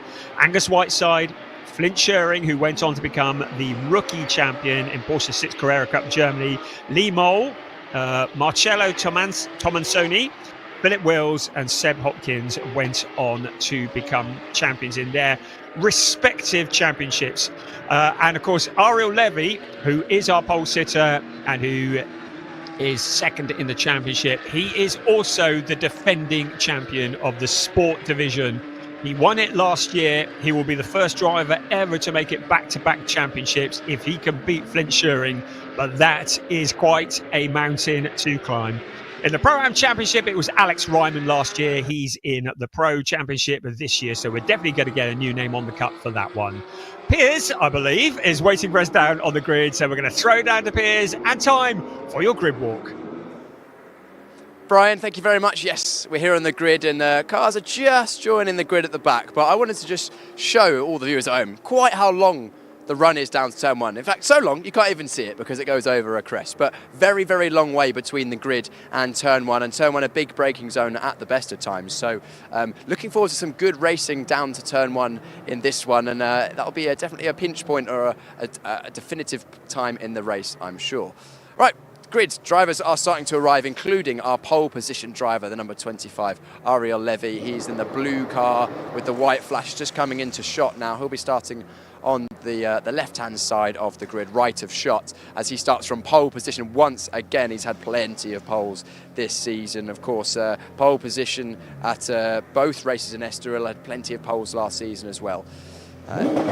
Just getting the car in position, making sure that it's all good on the grid, and I'm going to just pop in and have another quick word with Ariel. We had a quick word with him after qualifying, after his lap, and I'm hoping we can get a word with him ahead of the race. Ariel, quick word, is that okay? Ariel, pole position once again. You're taking it, a few cars between you and Flint. I suppose your eyes are only forward. Yeah, of course, my eyes are only forward, and I will only do what I can control myself. Ariel, you always do, and we'll see how you get on in the race. Hopefully it will be a good race between him and a new driver to our championship this year. This is Theo Overhaus. Theo, very strong driver in Porsche Carrera Cup cars, rookie champion. I think he was rookie champion in the Porsche Carrera Cup Germany last year. Yes, he was. In 2023 he was, and clearly very fast around Barcelona. Theo, quick word, is that okay for the TV? Theo, new first race in the Porsche Sprint Challenge Southern Europe, starting second on the grid, not a bad place to be. Yeah, qualifying went quite well for me. Sadly, the second set I didn't manage to better my lap, but I'm still very satisfied with P2 and now full focus on the race, and hopefully I can finish it on P1. Absolutely. Have you got any experience around Barcelona in these cars? No, it's actually my first time here in Barcelona. I tested on Friday here the first time, so even for that I'm quite happy with P2 and now full focus, and I think P1 is possible. Hey, well, only slightly in qualifying. If your second fastest lap was right there, so a good fastest lap from Ariel. What's your outlook ahead of the race? Yeah, hopefully I can manage to have a good launch out from the start on, and then hopefully turn into the T1 as P1 and then manage the race. But also when I'm P2 after T1, I will fight for it, and hopefully you can go for Ariel Levy and have maybe a good overtake in the race. We look forward to that. Theo, I'll leave you to your preparations ahead of the race. Theo in the 43 racing for Proton Huber competition there. Third place on the grid, Milan Marchak. Brilliant qualifying for Milan. It's only his third race weekend ever. His first race weekend was the second round here, or second event here in the Porsche Sprint Challenge Southern Europe. And I'm going to jump in and have a quick word with Milan because I haven't had a chance to catch up with him since qualifying, and I'm sure he'll be very happy. This car took some pretty hefty damage on Thursday. As you can see, some remnants of that still on the car, but clearly not slowing it down at all. Milan just having a quick word with his race engineer ahead of the race to make sure everything is okay. Milan, can we have a quick word? Yeah, we'll just give it 1 second, he says. I think he's chatting to the team to make sure everything's all right ahead of this race. Oh, he's going to be doing the positioning on the grid, which is with the tape. So why don't we watch this? So here we go. The team are putting a piece of tape on the white line, actually. Interesting how the drivers have to try and position themselves so accurately. It's actually very hard to see where you position the car on the grid. You sit so low in the car, and with all the roll cages and safety equipment, you need to have a point of reference. Milan, can I come and have a quick word? Brilliant. Milan, amazing qualifying from yourself. Only, of course, your third race weekend, and you're sitting right behind our last season's championship winner. Yeah, it's a very good feeling to get a good result like this, and now hopefully we can finish it in the racing. What's been the catalyst for such a good pace this weekend? Are you just building after every weekend? No, yeah, of course. Listen to the people that's giving you advice and it's very useful, and of course myself, I think I'm driving really good for now, and hopefully making bigger steps in the future. Absolutely, Milan. We look forward to seeing how you get on the race. Good luck in that Milan one to watch in the future. Certainly only, I think, 17, 18 years old. Let me check how old he is, because he's a lot younger than me, that's for sure. There's number 69. I think I've got it written down. Yeah, 19 years old is Milan. So young driver racing in this championship, very, very new. And why don't we chat to our championship leader going into this race, Flint. Championship lead is still there. However, your nearest rival is a couple of places ahead. Are you going to be able to do anything about that? Yeah, definitely. See if I can get a good start. And yeah, long race ahead, so we'll see what I can do. Of course, a lot of long corners around here, so the front left especially takes a bit of a beating. Do you think tyre management will be something to consider? Yeah, it's still a sprint race, but the tyres will definitely drop. So we'll see how the cars in between will manage it. Flint, good luck in the race. We'll see how Flint gets on, of course, always one to watch. We chatted to Matthias Ferreira, who's starting in 5th place just a few moments ago during the, well, it was the lunchtime pit walk, but you may have noticed that producer James renamed it to the Piers' halftime show. I'm not sure how I feel about that. I enjoyed doing the lunchtime show anyway. We have a right to have a quick word, Sebastian. Yeah. Sebastian Freimut. Sebastian is starting 6th place on the grid, I believe. Is it 6th or, am I 6th? Yes, P6. What are you thinking ahead of this race? Yeah, it's just my first race of the season, so just keep it cool and keep it clean, and then I'll see what happens. Of course, you joined us last season, so you know what these cars are like around this circuit. What are you expecting the race to be like? Is it going to be a processional, or are you going to get your elbows out? There are a lot of young people, so I think it's going to be a bit tough, but everybody wants to race in the second race, so we'll see. You say a lot of young people. You're not old yourself. No, I'm not young, but there are a lot of youngsters, so can be a bit tough sometimes. Absolutely, Sebastian. We'll see how you doing that. And good luck, Sebastian. Thank you very much to Target Competition for letting us just poke our head in there.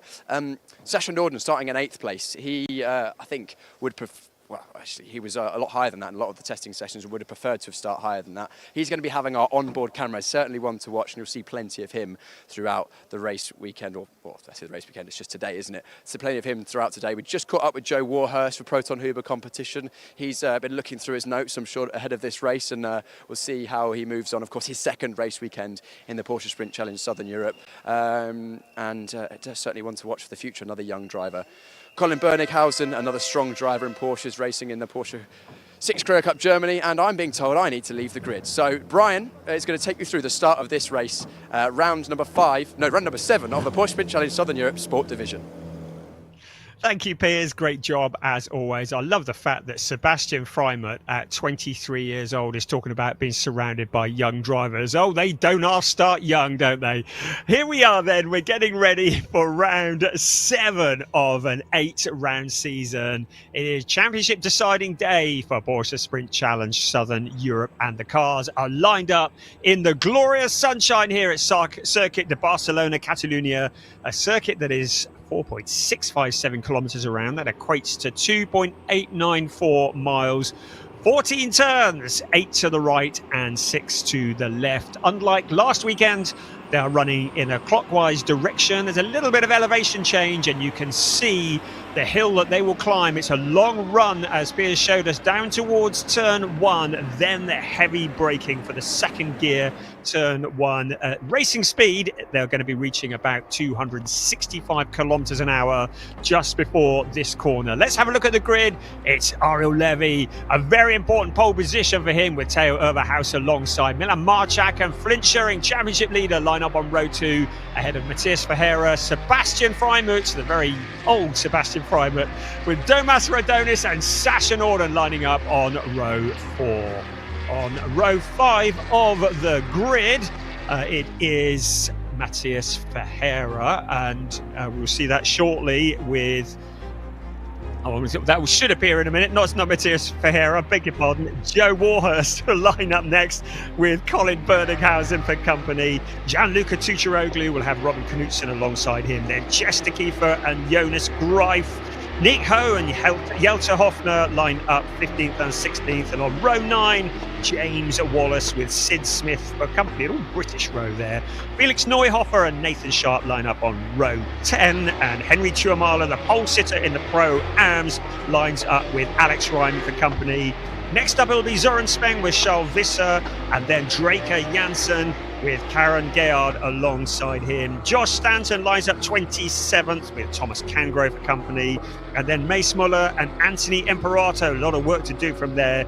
Luciana Martinez and Juan Pablo Vega line up on the back of the grid. As already mentioned, our leading rookie qualifying is Milan Marchak, a very impressive P3 for him, so a bit of work to do from there, but in a podium position if things finish as they are now.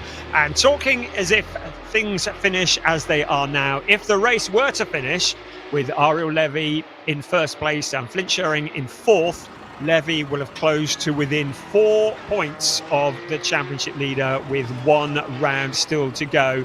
And a good attitude from Levy on the grid. When Piers spoke to him, he's just saying, not worrying about the things I can't control. What's going to happen behind me? I'm just going to worry about the stuff that I can control. And that's all you can do as a driver. So Ariel Levy very much looking ahead. He'll want to get into turn 1 first, and he'll let them all sort it all out behind them. But he has the big problem of Theo Overhaus. Now, Overhaus is here as a guest driver, but he can steal points away. And Overhaus would very much like to take some silverware back to Germany with him for his trouble. The Porsche Junior is a Porsche Junior for very good reason. He's extremely rapid, and he could prove to be a headache for Ariel Levy. He will know that Ariel will not want to be taking risks, because a DNF would be catastrophic for his championship. So the front row is going to be very interesting. The second row with the rookie pole sitter Milan Marchak and Flint Sherring alongside him, that's going to be interesting too. I think this first lap is going to be very significant as the cars now are all lined up on the grid, getting ready for what will be round 7 of an 8-round season. 5 red lights on, 5 red lights off. We are go. The cars fan out along the pit straight and in towards turn 1. It looks like a good launch for Ariel Levy. Now keep an eye on Theo Overhaus. Look at him weaving behind him, taken to the outside into turn 1. Flint Sherring's made a good start as well. Theo Overhaus trying to challenge around the wide outside of Ariel Levy. It looked like maybe Nathan Sharp in trouble at the back, and there's Draker Janssen also going spinning. So dramas further back. Looks like one of the target. No, it wasn't. That is Nick Ho in the other of the blue and white cars that has come to a stop. Now, what's happening here? Theo Overhaus has got past Ariel Levy. We have a new race leader, Flint Sherring, on the back bumper of Ariel Levy up into third place. But are we going to get a full course yellow or a safety car? Because there are stranded cars out on the track.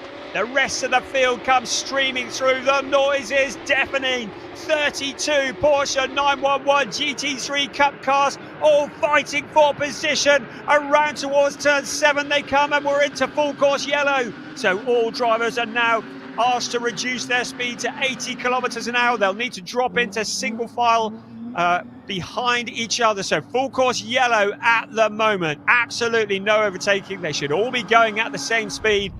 But exactly what Ariel Levy did not want. Theo Overhaus getting the jump on him on that opening lap. And there is the Nick Ho car. It's a different car to what we saw him in Valencia, but stranded at the side of the track. And there's still a little bit of scrapping going on. The safety car is now out, understandably. The full course yellow, kind of a halfway stop before the safety car. And I think Milan Marchak making his feelings known to Domas Radonis as to who should be in front out of those two. So safety car now emerges to pick the field up. I don't think this is going to be a particularly long safety car. I'm looking at my tracker and it looks to me, certainly it's saying that Chester Kiefer is running at the back as well. Now that may be a glitch or it may be the case. We'll wait for them to come across the timing beam to confirm that. But you can see in the picture there, Nick Ho car being retrieved by the hard-working staff here at the Circuit de Barcelona, Catalunya. So at the moment, the clock carries on ticking. It's a 30-minute race, 30 minutes plus 1 lap. The cars, to remind you, with no ABS, the drivers need to weave to keep the heat in the tyres, because in a moment the safety car will then peel off back into the pit lane and we will be back racing once again. Right, there is the safety car, and we can now confirm who is where. So clearly Theo Overhaus got the jump on Ariel Levy, and he knew that Ariel Levy was not going to risk everything by trying to fight him for that lead. So Overhaus getting past Levy. Flint Schering has got up to 3rd place, so he's back in a very strong position. Matthias Ferreira into 4th. Not a great start for Milan Marchak. He's down into P5. So Ferreira is now the leading rookie. Milan Marchak just behind him. Domas Radonis in 6th ahead of Colin Bernickhausen. Good start from Sasha Norden up to 8th. And yes, I said I thought Chester Kiefer was running at the back. Well, that's why he has a deflated tyre. So it's going to be a long old struggle. He's around turn 12 at the moment. He's going to have to come back into the pits. That is certainly going to stop him from scoring any meaningful points in this race. He will rejoin at the back if indeed he does rejoin at all. But at the moment, he is just ambling his way around turns 13 and turns 14. Right, let's have another look at the start. A great view from the back, and you could see that Ariel Levy initially got a good launch, but Theo Overhaus, you saw him weaving into turn 1, ducking to the outside, and then out of shot, sweeping his way around the outside. And there was Nick Ho, who pulls off in turn 1. And apologies to the Nathan Sharp supporters, giving you a bit of a moment there. He's still going strong. He's in 14th place. It was Overhaus who, off shot, managed to find a route past Ariel Levy. And you can see the amount of damage that flailing tyre does to the car. And I'm seeing indication of a red flag. So the red flag is out. So the race is being stopped completely. It means the clock will stop. The race stewards clearly have decided it's going to take too long to resolve whatever needs resolving, mainly moving that car. They don't want to just waste the time of the race circulating behind a safety car with no racing. So the cars will now come back into the pit lane, and they will need to stop in the fast lane of the pit lane. So it will all come to a stop in the pit lane, and whatever needs to be sorted. I don't think anybody made contact with a barrier, so I don't think there's any barrier repairs. So I would suggest this is probably going to be a fairly short red flag period, but the drivers, having built themselves up since qualifying, got themselves in the rhythm, got the adrenaline flowing, and now it's all kind of with nowhere to go. They're all going to be sat in the pit lane in the glorious Spanish sunshine. And I would just say it is a lovely sunny day here, so we're not expecting any rain at the moment. Cars peeling off into the pit lane. The clock stops.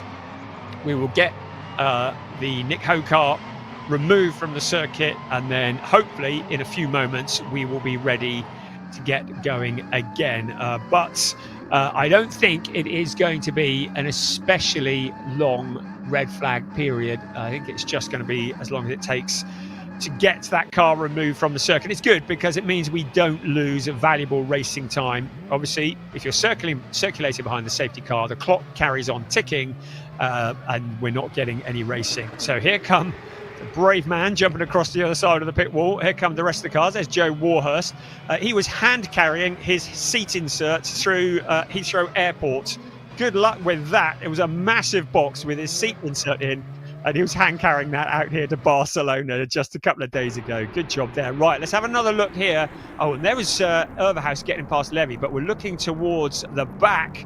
And there was Draker Janssen getting turned around. And I'm trying to see, was that Jelte Hofner? Not sure, but certainly a lot of action. That turns 1 and 2, always a bit tricky. And a lot of the cars not making it. We said the first lap was going to be interesting, didn't we? It might have been Mace Muller that got together with him. Whichever way, it means that Draker Janssen, well, he said he wanted to push forwards, and he said podium is not entirely out of the possibilities, but it's, more difficult. Well, I'd say it's going to be a very steep mountain to climb, and it will be a fairly extraordinary race.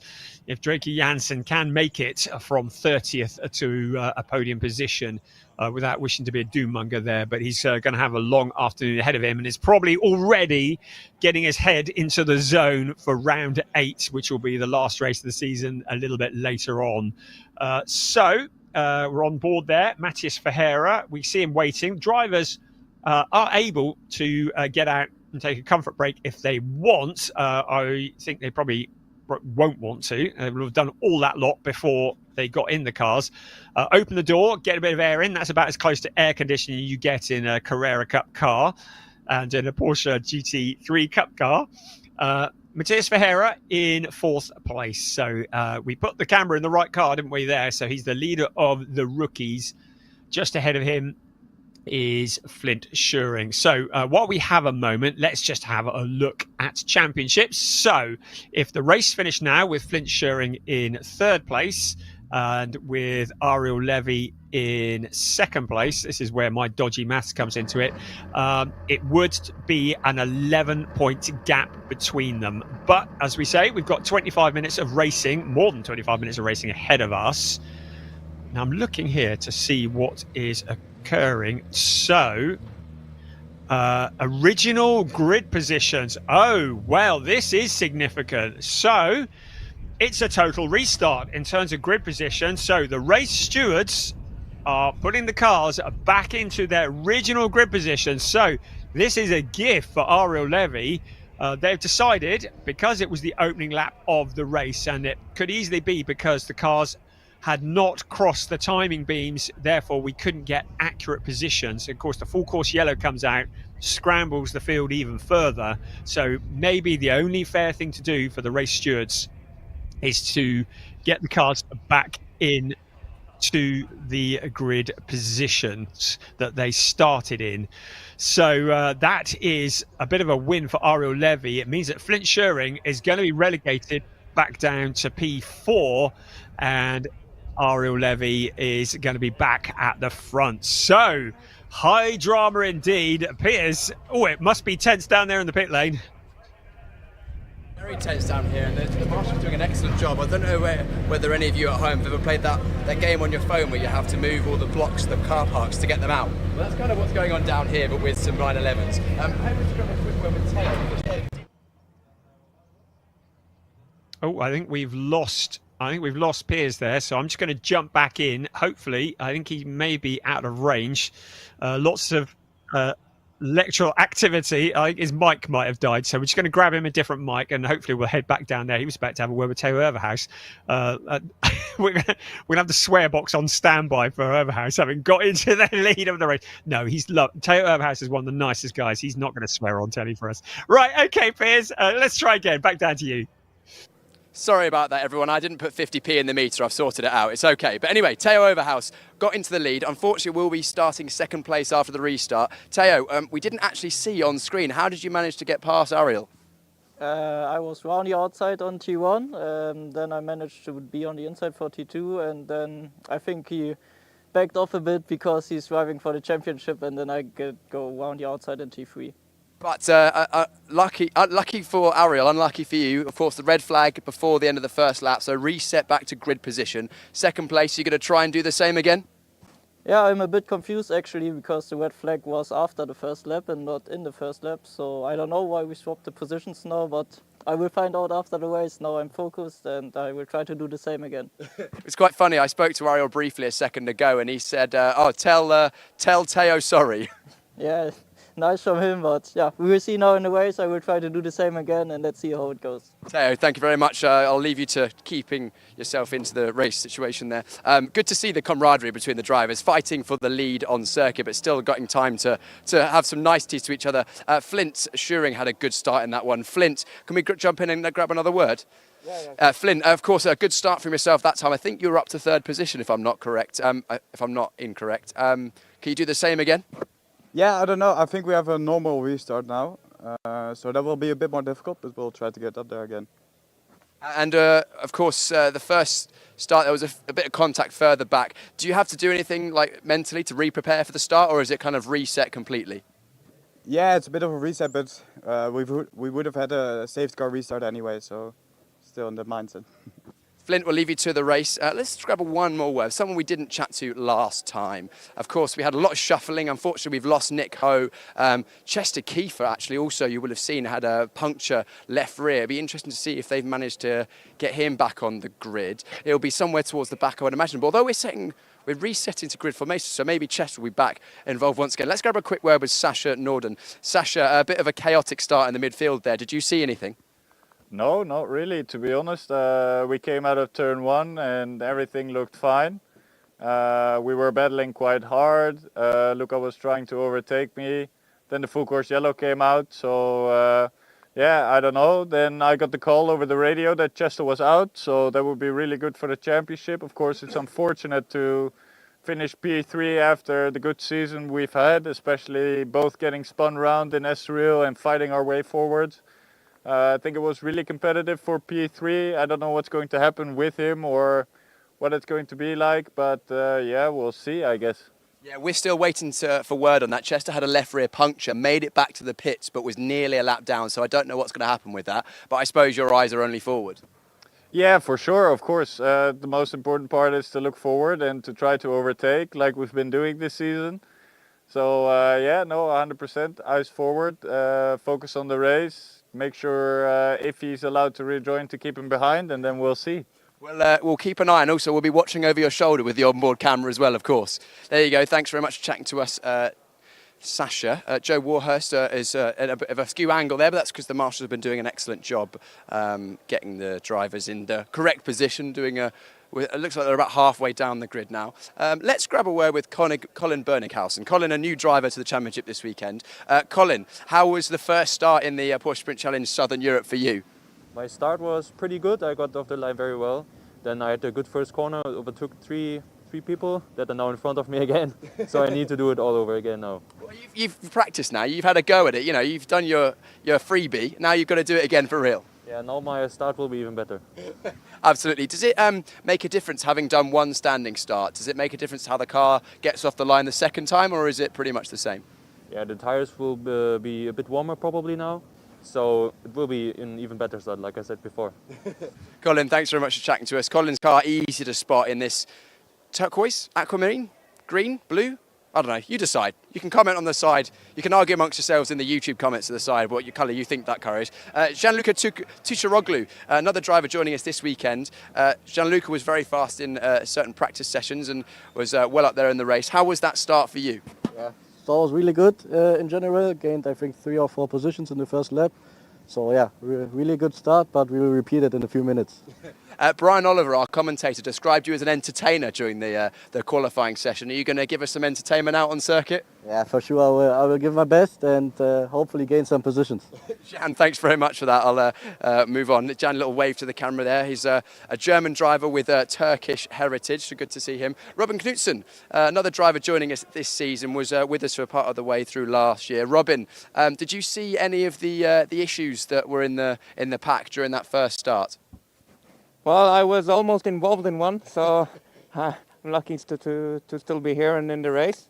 No, I just saw someone stuck in I think it was Nico, stuck in at turn 1, so I'm not sure what the red flag was about, to be honest. Yeah. But you said that you were nearly involved in something. What was happening? Yeah, I think when I start in the midfield, you know, we are a lot of cars, 30 cars, and everyone wants to get to the first position, so it gets quite tight from time to time. But now I'd like to get going because it's getting very hot in the car. So I'll leave the door open, but not so far that you can't reach it. We need to make sure that I don't leave the doors too far open, because with all the safety equipment, you can see the mesh as well to keep the driver's arms safe in the event of an accident. Means that they can't really reach out and lean forward when they're strapped in, so I don't want to accidentally leave anyone with a door that would be flailing on circuit. Let's grab a quick word with Jelte Hoffner if he's happy to have a chat. Jelte? Yep, brilliant. Jelte, really good pace from you this weekend. I think you've taken another step forward. How was the race, or how was the first part of the race for you? Well, the first part was fun. I didn't really make any positions because I was on the outside in turn 5, but still it was a lot of fun. And now I'm hoping to just improve and improve. I saw that you were side by side with Domas when the safety car boards came out, and you were jostling for position, trying to figure out who was ahead. That must have been a little bit of a tricky moment on circuit. Yeah, I had the feeling like I was ahead, but yeah, he stayed in front. So But now all the positions are readjusted, so this will be fine, I guess. You've had one go at the start. Are you going to approach the start the same or a bit differently? Have you learned something from that first go? I learned something and I'm just hoping to improve. Yelta, thanks very much for taking a moment to chat to us. I'll leave the door somewhere you can reach that.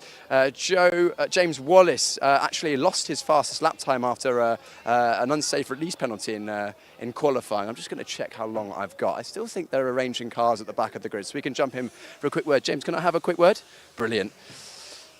James, your completely matte black Porsche must be getting pretty toasty in here. Yeah, I mean, it's warm sat here, but yeah, just waiting to go green again. Not sure how long it's going to be or what's the crack at the moment, but hoping to move forward, get another good launch. Obviously, got a good start that time, just a bit of carnage in front of us, so hopefully we can execute it a bit more cleanly this time. Have you raced at Barcelona before in a sprint race? No, first time for me. Did you learn anything in that first start that you're going to be able to use in this second go? I think fortunately they swept the track, so no, it's all good and it's kind of what I was expecting. Well, James, I'm hearing in my ear that we've got a race start in about a minute's time, so I'll leave you to that. I'll give you the door back again so you can close that. And I'll hand back to Brian Oliver to go through the second start of this round 7 of the Porsche Sprint Challenge Southern Europe Sprint Division. Thank you, Piers. Good job. Great stuff to talk to these drivers. It's great just to get the emotion and the feelings as they're sat there in the cars, just now thinking about trying to get back into the rhythm. And Sasha Norden was saying, well, I got a good start and hopefully Chester Kiefer is well out of the equation. Well, the bad news is that as far as I can see, Chester Kiefer is good to go. Well, bad news for Sasha anyway. The restart of this race, a double bad news for Sasha Norden is that he is to report to the stewards after the race for possibly overtake under a safety car. So Sasha Norden, under the watchful eyes of our stewards who do a phenomenal job here. So there may yet be some decisions to be made once this race is over. But you can't do anything about that now. All you can do is focus on what's in front. And what's in front of Ariel Levy at the moment is an open track because the cars have been returned to the order they were in. The restart is going to be behind the safety car, and that will again help Ariel Levy because it's when you have those standing starts and it's all about the reaction times, that's where you get so many changes in positions. And he will be quite keen to keep Theo Overhaus behind him and Flint Schering certainly back in that 4th place. Of course, Ariel, Theo, Flint, also Sebastian Freimert, they've all been competing with each other many times in the last year. They're regular fighters with each other. They know exactly how each other operates. And certainly Ariel and Theo, they've had many a battle over the last couple of years in Porsche 6 Carrera Cup Germany. And there has been Porsche Mobil 1 Super Cup challenges for some of these drivers as well. But as Theo Overhaus said in that interview with Piers, he's got nothing to lose and he is aware that Ariel Levy has everything to lose. So he can afford to take the risks, and he knows that Ariel is not going to risk a non-finish trying to defend the lead of this race. He needs to have... he needs to be within, should I say, 25 points of Flint Schering at the end of this race to take it through to the final round, round 8. At the moment, there is a 16-point gap between them. So Flint Schering with 141, Ariel Levy with 125. Henry Tuamala is 16 points clear of Anthony Imperato. So 16 points is the magic number there as well. And as we've said numerous times before, Chester Kiefer is already the rookie champion. And he'll be happy about that because that was a traumatic start to the race. And he'll be hopeful that he hasn't received any damage to the car as a result of that flailing punctured tyre. And in fact, I'm just looking at the screen and he's been shown as in the pit. So it does look as though Chester Kiefer is not going to make the restart of this race. It looked for a while as though he was going to get it going, but I think he's taken it back into the pits. And it looks as though round 7 is over for him. The team will get to work on the number 88 car, and dare say he'll be out for the final race of the season later on this afternoon.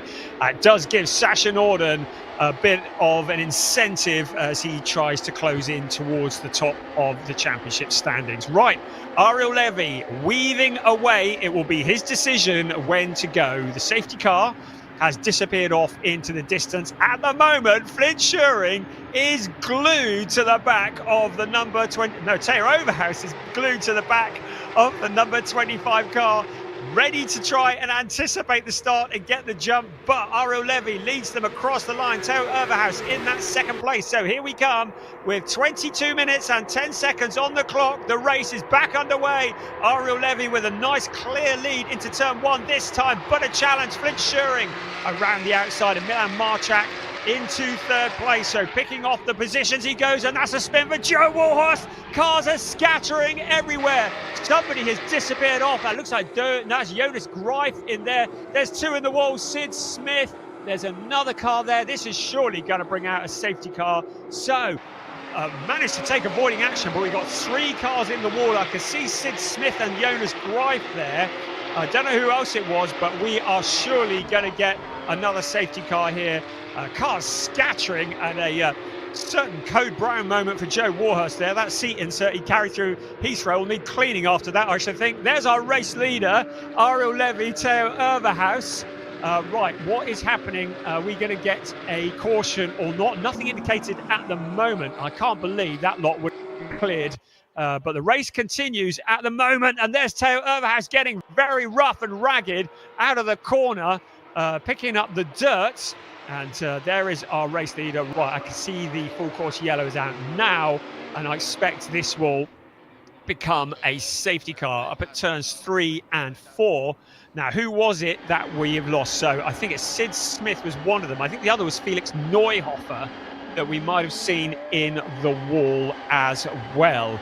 Certainly cars scattering everywhere. That was a scary moment for Joe Warhurst across the track, with cars going left and right. And I think he'd been tagged by another car and that turned him around. So safety car is now out. So the full course yellow been changed to a safety car. And there is Sid Smith and Felix Neuhofer. It doesn't look like they've made heavy impact with the wall, so that is good news. Such a shame. Sid Smith has been so quick this year. Interestingly, his best result of the season was at the opener, 5th place, but he's had sixth. Oh no, he had a 4th place, I beg your pardon, at Valencia last time out. So he had a 4th place then and a 6th place.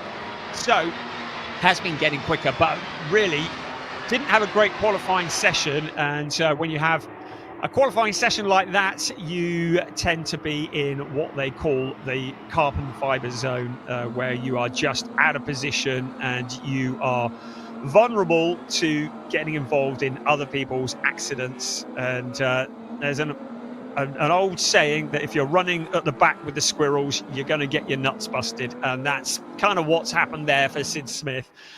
So he will regather it up and no doubt come back for the final round of the season later on this afternoon.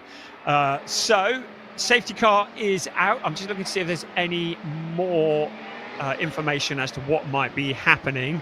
But at the moment, the drivers are working hard to generate the heat once again, or to keep the heat in the tyres. They're around at turn 5 at the moment, and Ariel Levy would be quite happy if the race just finished now, I should think, because he would close in on the championship lead of Flint Schuring if the race finished now. So Teo Overhouse being his friend rather than his enemy at the moment. I'm doing the dodgy maths as we speak. So if the race finished now, there would be a 7-point gap between Flint Schuring and Ariel Levy. So if the race finished now, it would be 157 to Flint Schuring, and it would be 150 points to Ariel Levy. Now, I'm thinking there may be a replay coming up of why we have a safety car at the moment. So this is what has occurred. Well, this was the opening lap, and you can see a lot of drivers working hard. Now in the background, you see Sid Smith. Well, he was on the inside. He ducked right to the outside into turn 1. Here come the rest of the cars. There's Henry Chuamala, and there was looked like it was Jonas Greif who got into Joe Warhurst, Sid Smith, and Felix Neuhofer having taken. Was it Bernickhausen who got into the back? the more I watch that, the scarier it becomes. That might have been Colin Berninghausen who got into the back of Joe Warhurst. But cars scattering left and right. And that is why we have 2 cars in the wall and several cars with seriously flat-spotted tyres. So we have lost Chester Kiefer in the first start. We've also lost James Wallace by the looks of things. So I'm sorry for all the people watching in Great Britain. He's been shown as in the pits. We've clearly lost Sid Smith, Felix Neuhofer, Nick Ho. We lost at the first attempt at a start. Sadly, another one for the Brits. Joe Warhurst has dropped down to 27th place. Well, there's no surprise there because he saw the entire field coming past him and will probably need a stiff drink after that one.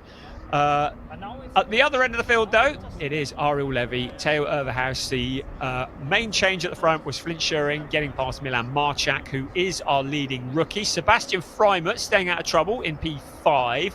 Second in the rookies, Matthias Ferreira ahead of Domas Radonis. Sasha Norden in 8th place. And I'm just looking at the points standings. Sasha Norden in 4th place in the overall standings, and just 2 points behind Chester Kiefer coming into this race. So as long as he doesn't pick up any problems from the race stewards, in a good position to jump into 3rd place in the overall standing. He'd be very pleased with that. In the Pro-Ams, Henry Tuamala is the leading Pro-Am driver. He's made it all the way up to 13th place. Second in the Pro-Ams is Zuran Spraying, and third in the Pro-Ams, Anthony Imperato. He's all the way down in 22nd place. So just looking at the points on that one, and if they remain in those positions, by my calculations, these are very unofficial, but by my calculations, Henry Tuamala will be crowned Pro-Am champion with 1 round remaining. Certainly no such issues in the overall championship. Looking to see whether we have any news. Nothing at the moment as to when we might get this back underway. But the drivers really struggling to get a rhythm here because you're now circulating behind the safety car. All you want to do is get racing and get those points on the board. The clock carries on ticking, and we have the halfway point rapidly approaching. In about 8 seconds, in fact, we're going to be at the halfway point of the race, and we have barely had a couple of laps of racing, and it is just feeling like hard work getting this one going, but it's going to be dramatic, and you get the feeling this could be a bit of a dash for the cash when we do get going in a bit. On ball with Matthias Ferreira in the number 27 car. He's in 6th place, second in the rookies, and again generating the heat in the tyres and into the brakes. Overtaking under full course yellow under investigation. So I think the results that we see at the end of this race may well be very much subject to confirmation, because we have had a couple of notifications of potential overtaking under full course yellows, and if that is the case, there may well be some penalties incoming. Kind of hope not, because we love to see the races settled on the track. At the moment, no indication of when we are going to get going, but it looks like, yeah, we have lost James Wallace still. He is still in the pit, so it looks like his day is over. Pierce spoke to him on the grid, and there is Sid Smith. It's an all-round bad day for the Brits, I would say, and that's the Sid Smith car being towed to safety. So I think we won't be long before we get going again. It's not going to be this time around. The cars are around at 13 at the moment, but one would like to hope that the next time they come past here, they may well be at racing speed. Once we get indication that the safety car is going to come in, the lights will go off at around turn 11, and then we will be back up to racing speed. And as we had in the previous start, Ariel Levy will dictate the pace.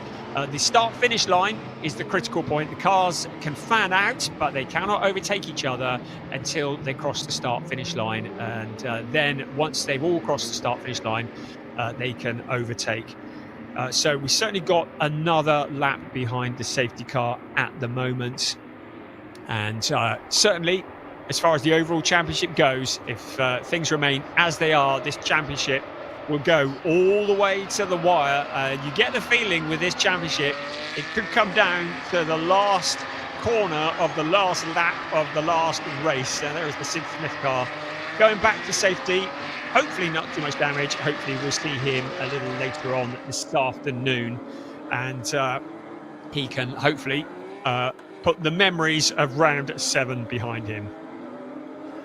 So looking out towards turn 2 at the moment.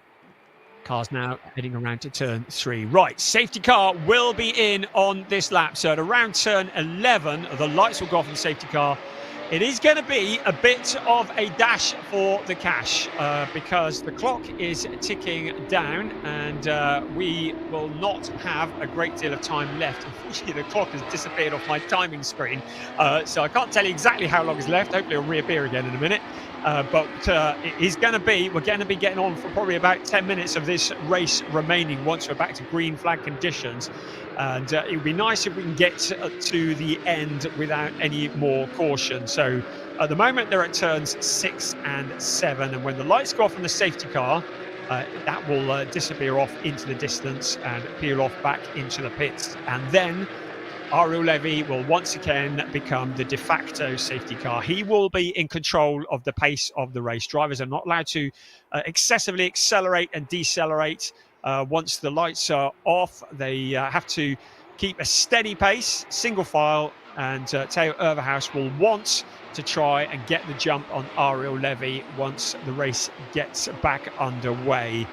I still don't see a clock at the moment, so I can't actually tell you how long is left, but I'm sure that will appear shortly. But at the moment, we're up at turn 11 and 12. So once again, Ariel Levy controls the pace. There's the safety car disappearing off into the distance. Matheus Ferreira will be focused on Sebastian Freimut just in front of him. Everybody will be focused on the car in front. Ariel Levy, well, he can do as much weaving as he wants because it'll be his decision when to go, and he'll want it to be when Theo Overhaus least expects it. Well, he's gone. What has Theo Overhaus done? Well, he's anticipated it reasonably well. Across the start-finish line we come. Green lights are on, green flags are waving. Right, in towards turn 1. Overhaus just showing himself on the inside, but Ariel Levy has this covered off. Looks like Colin Berninghausen on the inside. Now look at this, Flint Schuring to the outside. I tell you, Overhaus as Matheus Ferreira's got together with, is that Domas Radonis? I think it is. So another car, and there's another spinner. That is Nathan Sharp, I believe, who's into the wall in turn 1. This may well bring out a safety car. Matheus Ferreira, who is stranded in the gravel trap. I hate to say this, we may well be getting another safety car here. There's still a lot of fighting going on, though. So it is Nathan Sharp who's into the wall. You can see he's trying to get going, but that car's not going anywhere. We're almost certainly going to get a safety car. Anthony Imperato to the inside of Thomas Cangro. Maybe some of the drivers anticipating a safety car, trying to pick up the positions as quickly as possible. There is Matheus Ferreira stranded out on the track. The cars are up at turn 7 at the moment. And we surely are going to get a caution here on board with Sasha Norden. So the last time across the line, Sasha Norden was in 8th place. Right, full course yellow is out. There's no surprise there. There is our race leader. So the big change in that was that Flint Schuring made it up into 2nd place. He relegated Theo Overhaus a position. Sebastian Freimut, solid drive from him up into 4th. He's got past Milan Marchak, but once again safety car is out. Unfortunately, I have no clock, so I'm hoping that somebody's going to tell me how long is left on this race, because I actually haven't got a clue at the moment. And there is the Domas Radonis car looking very much worse for wear. They have these things in the UK called destruction derbies, where the last car left running is the winner. At this rate, we could be on one of those. Ariel Levy at the moment has been keeping out of trouble, but his main championship rival is directly behind him. But you can see how quickly it can come all unraveled here in one of these races. So there is the Nathan Sharp car. And the rest of the field just filing past. So I didn't take note of what the time was when this race started.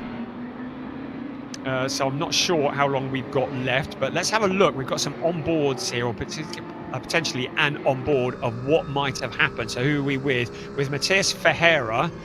We can see this under braking into the corner, and that looked like potentially maybe a little helping hand from behind. Was that Domas Radonis who was behind him? You could see the back end of the car getting loose. You could see him fighting the wheel, and felt like he was a bit of a passenger in that instance.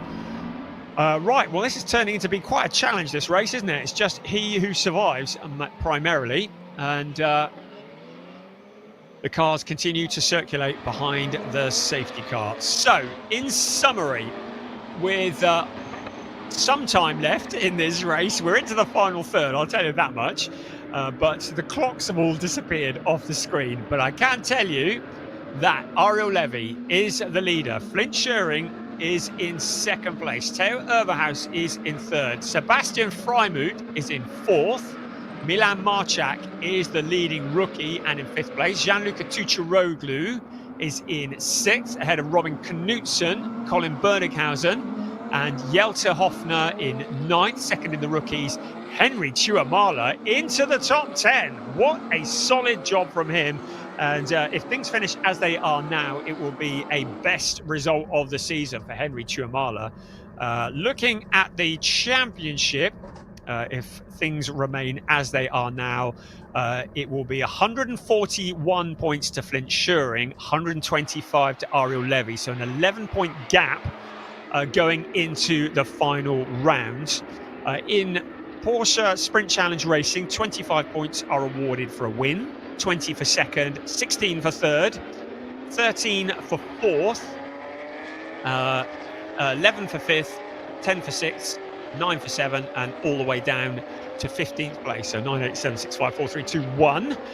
Those points are awarded. So potentially a 5-point advantage between first and second. So if things remain as they are, then Ariel Levy will take 5 points out of the lead that Flint Scheuring has. So advantage still very much Flint Scheuring, but you can't say that Ariel Levy is not going down without a fight. He is doing everything that is within his power. The crowd that are here, well, they have been entertained by some great racing. They've also been entertained by a lot of safety car action, because we have yet another safety car at the moment in round 7 of an 8-round season. And just confirmation that we have lost Nathan Sharp and Matías Ferreira. They are not allowed to rejoin, even if they wanted to. We've also lost Sid Smith, Felix Neuhofer, and Nick Ho. Those are the cars that we have lost so far. We're just waiting. I'm getting heckled by the German commentator. Great to have Burkhard Bechtel watching on. He is a legendary commentator. I aspire to be as good as him one day, and he's watching on with smoke coming out of his ears. And he will be looking forward to seeing many of these drivers in Porsche 6 Carrera Cup Germany, because he will be commentating on them as will I during this coming year. And many of these drivers going on to Porsche 6 Carrera Cup Germany, which is, I think, one of the toughest Carrera Cup series in the world, if not the toughest. Right, I have been told, a voice in my head tells me the safety car is in on this lap. We might actually get some racing. I still don't have an indication of how long is left on the clock, I'm afraid. I think there may have been some gremlins in the electrics. So someone with an egg timer somewhere, tell me how long is left, please. Right, we are ready. 3 minutes, 25 seconds, apparently. That is good news. So it's good to know. We've got a clock back up. Great. Okay, they've put the reboot on the machine. So Ariel Levy leading the way into turn 11 once again, and we are going to be getting racing. This really is going to be a dash for the cash. 3 minutes. It's going to be less than 3 minutes by the time they get to the line. Look at Flint Scheuring frantically pushing the 25 car around turn 12, but Ariel Levy can take as long as he wants. It's his decision when to go and nobody else's. The only rule, he must not catch the safety car and overtake it. It's going to be a short, sharp dash for the clash and crash in the last 2.5 minutes of this race, plus the 1 lap. Look at them all stacked up. And now Ariel Levy will hit the accelerator and he is gone. Flint Schuring, there's a gap there. Suddenly he has his mirrors full of Theo Urbahouse. Onto the pit straight they come, crossing the start-finish line. The green flags are waving once again in towards turn 1. 2.25 minutes remaining, just a couple of laps this race. Now Theo Urbahouse challenging Flint Schuring. Is he going to help Ariel Levy here? There's Alex Ryman on the inside of Henry Tuamala into turn 1. The rest of the cars making it around. Will we get around turn 2? Yes, we do. That's a victory in itself, isn't it? Green flags all the way now. Less than 2 minutes. Ariel Levy has opened up a gap because suddenly Flint Schuring has his mirrors full of Theo Urbahouse. And Ariel Levy would dearly love it if he could get past, if Theo Urbahouse can get past. There's Draker Janssen locking up, the smoke rising up into the air, but Ariel Levy looks to have this under control. Flint Schuring looking vulnerable in that second place. There's Sasha Norden to the inside of Charles Visser. So Sasha Norden just showing his nose to the inside of the blue and white car. Can he make it stick? There's our leaders, first, second, third. Everybody running nose to tail after that restart. 1 minute and 20 seconds left of this race, plus the obligatory 1 lap. The fastest lap of the race has gone to Flint Schuring, so he is responding. But Theo Urbahouse would love to move up a step on the podium. There's Gianluca Tucciaroglu just looking to the inside. Colin Berninghausen on the outside into the corner as well. We're into the final minute of what has been a traumatic round 7 of the season for Porsche Sprint Challenge Southern Europe Sport Division. We are in the green flag conditions now, all the way to the checkered flag, hopefully. Look at our race leader, Ariel Levy. The gap opening up. It was 0.483. It continues to open because Flint Schuring is having to defend for all he's worth. And Theo Urbahouse is challenging hard for that second position. Ariel Levy will be looking in the mirrors and cheering on Theo Urbahouse. Ariel Levy now with the fastest lap across the line we come. The gap up to just over 1 second. Into turn 1 they come. Again, Alex Ryman, Draker Janssen, who has been in the wars, but now to the outside of Alex Ryman. There's Søren Spreng coming into the corner. We ride on board with Søren Spreng as well in the Pro-Am race. Henry Tuamala leads. There is Thomas Cangro going to the escape road. In second place is Søren Spreng in the Pro-Ams. In third place, Anthony Imperato. If things remain as they are, Henry Tuamala will become the Pro-Am champion. But there's a lot of fighting at the front. Theo Urbahouse looks to the outside of Flint Schuring. He's going to try and go the long way around turn 4. Into turn 5 they come. What fantastic racing here for second place. Sebastian Freibert looking from behind as well. Theo Urbahouse almost making it stick. He drops back into line behind Flint Schuring. Out towards turn 7 and turn 8 they come. The clock has struck 0. So it'll be one more lap after this. And the race will then be over. There's Ariel Levy. Out of the corner he comes towards turn 9. Under braking in towards turn 10. Flint Schuring with his mirrors full. No longer in a position to challenge for the lead. Now defending second place on the podium. Sebastian Freimer in the background. Milan Marchak looking to take a rookie win as he leads the way there. Draker Janssen with the bit between his teeth. Going past Jelter Hoffner, the rest of the cars filing through. We're up to turn 13 and out on towards the pit straight for the very last time. One more lap to go of this race. It has been a chaotic race. Ariel Levy with another fastest lap, nearly 2 seconds clear of Flint Schuring towards turn 1. There will come once again, hitting 265 kilometers an hour. Theo Urbahouse to the inside. He tries to sell the dummy. Flint Schuring has this one covered off into turn 1, but goes deep into the corner. Here comes Theo Urbahouse once again, trying to put all the pressure on. Briefly riding on board with Sasha Norden. Norden still trying to push his way forward, but he's down in 13th place. Not what he wanted from this race. First, third, fourth, fifth. The fight for second place, far from all over. The lead of this race, the win of this race looks to be almost done and dusted. Ariel Levy just needs to keep doing what he is doing for the remainder of this lap. But Flint Schuring now having to drive looking in his mirrors. Sebastian Freimer just wondering if he can get a podium out of this one. Again, Theo Overhaus with a better drive into the corner, seems to have more grip on the inside. But with Flint Schuring, the momentum around the fast wide outside. Framer there just waiting in the background behind him. The rookie leader, Milan Marchak. Here comes our race leader, now well clear, some 2 seconds clear of this battle. Flint Schuring, second place, defending for all he's worth. He just needs to hold on for another 4 corners and then this race will be over. We're looking down the pit straight at the moment. The checker flag is ready. Flint Schuring locks up a wheel. Theo Overhaus to the inside. This is significant for the championship. How is Flint Schuring going to hold on to this? Theo Overhaus pulling to the inside. This is for second place. Ariel Levy's going to come across to get the checker flag, but this is critical for second place. The 2 cars running side by side. It's almost neck and neck. Now Freiman joining in as well. Across the line they come. It's a win for Ariel Levy. Theo Overhaus getting Flint Schuring on the line. Sebastian Freiman in 4th place. What an astonishing last lap here. Utter entertainment. Porsche Sprint Challenge, Southern Europe. You have delivered once again. Wow, what a finish to the race.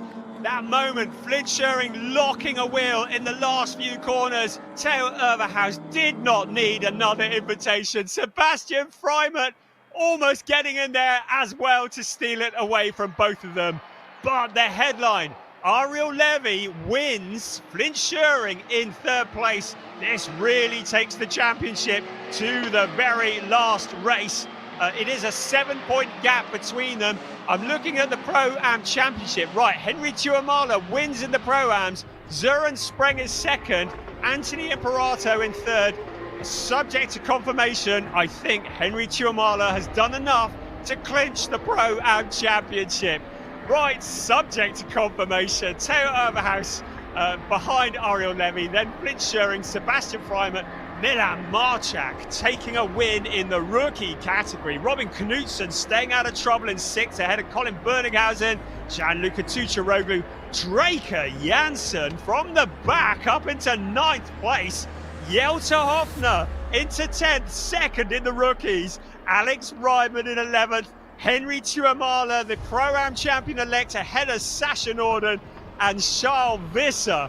Wow, what a race. Søren Spreng 2nd in the Pro-Ams. Karen Gayard into 16th ahead of Luciana Martinez. Anthony Imperato, not enough to get the Pro-Am Championship into the next race. Thomas Cangro 19th ahead of Jonas Greif. Mace Muller, Joe Warhurst coming from that scary moment into 22nd ahead of Juan Pablo Vega.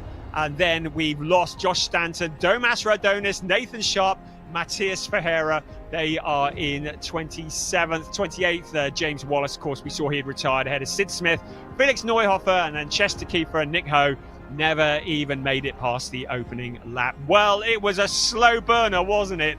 But we got there in the end. Boy, that was exciting. What a last lap. That was worth all the waiting, wasn't it? And I'm going to be really interested to hear the reaction there from the drivers in the pit lane. There is Theo Overhaus on the left-hand side. Cars, of course, into part firme conditions. I would just say all of these results subject to confirmation. There are some investigations that are going on. But Flint Schuring, he will be kicking himself for that lockup in those last couple of corners. Ariel Levy, breathe in you come. And Ariel Levy, there we go, trying to get his way through to the first place. He will be over the moon about that, and he'll be very happy. I should think Theo Overhaus will deserve a drink from Ariel Levy after that one. Taking the fight all the way to the line. There is Flint Schuring's dad, Gervin, who is such a supporter of his two sons, Racing Dynasty. But the headline, Ariel Levy did what he came to do, and that was to win the race, and receiving the congratulations from Team GP Elite, a wonderful group of guys. who do a fantastic job. There's another GP Elite driver in the background, Søren Spreng in the background there, who's just chatting to the crew as well. But yeah, Team GP Elite do a fantastic job, the Dutch team, and prepare cars for so many drivers. And Ariel Levy, since he's moved to them, has been very much a man brought alive. And he is looking to become the first ever driver to successfully defend a championship in Porsche Sprint Challenge Southern Europe's short history, and he would dearly love it if he could snatch that away from Flint Sherwin. Right, I can see Flint down there. I can see Flint. I can see Piers. There's Theo Overhaus in the yellow and red, just offering his congratulations. I really do need to lie down after that, because I think I might have just blown something. Piers is with our race winner, Ariel Levy. Down to you, Piers. Thanks, Brian. Yeah, brilliant race. Well, the last part anyway, but the driver that stormed away at the front wasn't easy, but you made it look easy. Yeah, for sure it was not easy. I think in general the level of competition here is quite strong, so it's never easy. But I think whenever we did have proper race laps, I easily showed that I was the fastest car today. And I think my restarts were all good, so I'm happy, and of course win is a win, so yeah. I was going to touch on that. The race restart, especially the final one, was crucial. Yeah, I think they were all crucial, but of course the last one was crucial, and in the end, of course it helped me a lot because they started fighting after that. So yeah, of course they were crucial, and I'm happy about them. Congratulations, that's brought the gap a little bit close to Flint, so we'll see what happens in the final race. Ariel, great race. We'll bring in our championship leader, Flint. Come this side for me. Flint, that was, you soaked up a lot of pressure in those last few laps, and unfortunately couldn't quite hold second place, but it made for great watching. Yeah, it was very tight in the end. Had some good restarts, but didn't quite manage to hold on. Got quite a hit in the end, but was P3 still better than the starting position, so happy with that. Absolutely, Flint. We'll catch up with you later on after what will be the championship decider. I'm hoping to grab a word with Theo Overhaus. Theo, come on in. It'd be great to grab a word with you. Getting a high five from Christophe, the team manager. Theo, first race in the championship. You made sure that you got plenty of airtime, that's for sure, on the telly. You can watch that back later. Yeah, for sure, it was a tough race for me. Sadly, I lost on a restart my second position, so I could not attack on Ariel, but still very happy that I could fight back in the last corner. Yeah. Was an awesome job, and I think, we had fun, the viewers had fun, so everything is fine. Yeah, of course, there's a lot of time spent behind the safety car, but when we did go racing, it was pretty hectic, and I don't know whether you know, but from you down to Sebastian Freimut in fourth place was only 0.03 of a second over the line. Yeah, actually I saw it because I was in the car. It was really tight, and I was watching there on the monitor, and I saw, yes, P2, so very happy with that. Very happy indeed, and a good move on the last lap. Thank you very much. Cheers. That is Theo Overhaus, who came second in the end. Hoping to grab a word with Milan Marchak. Has Milan already gone to the podium? We'll go with Jelte. Jelte, come on in. Are you second? Are you second in rookies, I think? Yeah, I'm second, yeah. Must feel pretty good. Yeah, it was good. The race was a lot of fun. I'm not sure you can really call it a race when there's barely any laps that we really race, but still it was a lot of fun. Jelte, I'll let you go and get ready for the podium, as I think we have to head up and do that very shortly. So I'll let Brian talk you through what was, I say highlights. There wasn't a lot, but anyway, here's the final lap. Thank you, Piers. There wasn't a lot of it. What there was certainly well worth waiting for, wasn't it? I mean, we spent the majority of that race either in red flag or safety car conditions, but when it did get going, boy, were we entertained. And as we already mentioned, the gap between first and second between second and third, shall I say, 0.015. So that was thoroughly entertaining. So we're going to take a little look at some of the highlights from that race. And when we did get going, it really was very entertaining. So initially, Theo Overhaus found a route past Ariel Levy. That seemed about sometime last Tuesday, I think, when this race started. But we had drama. It was Nick Ho was the first to fall.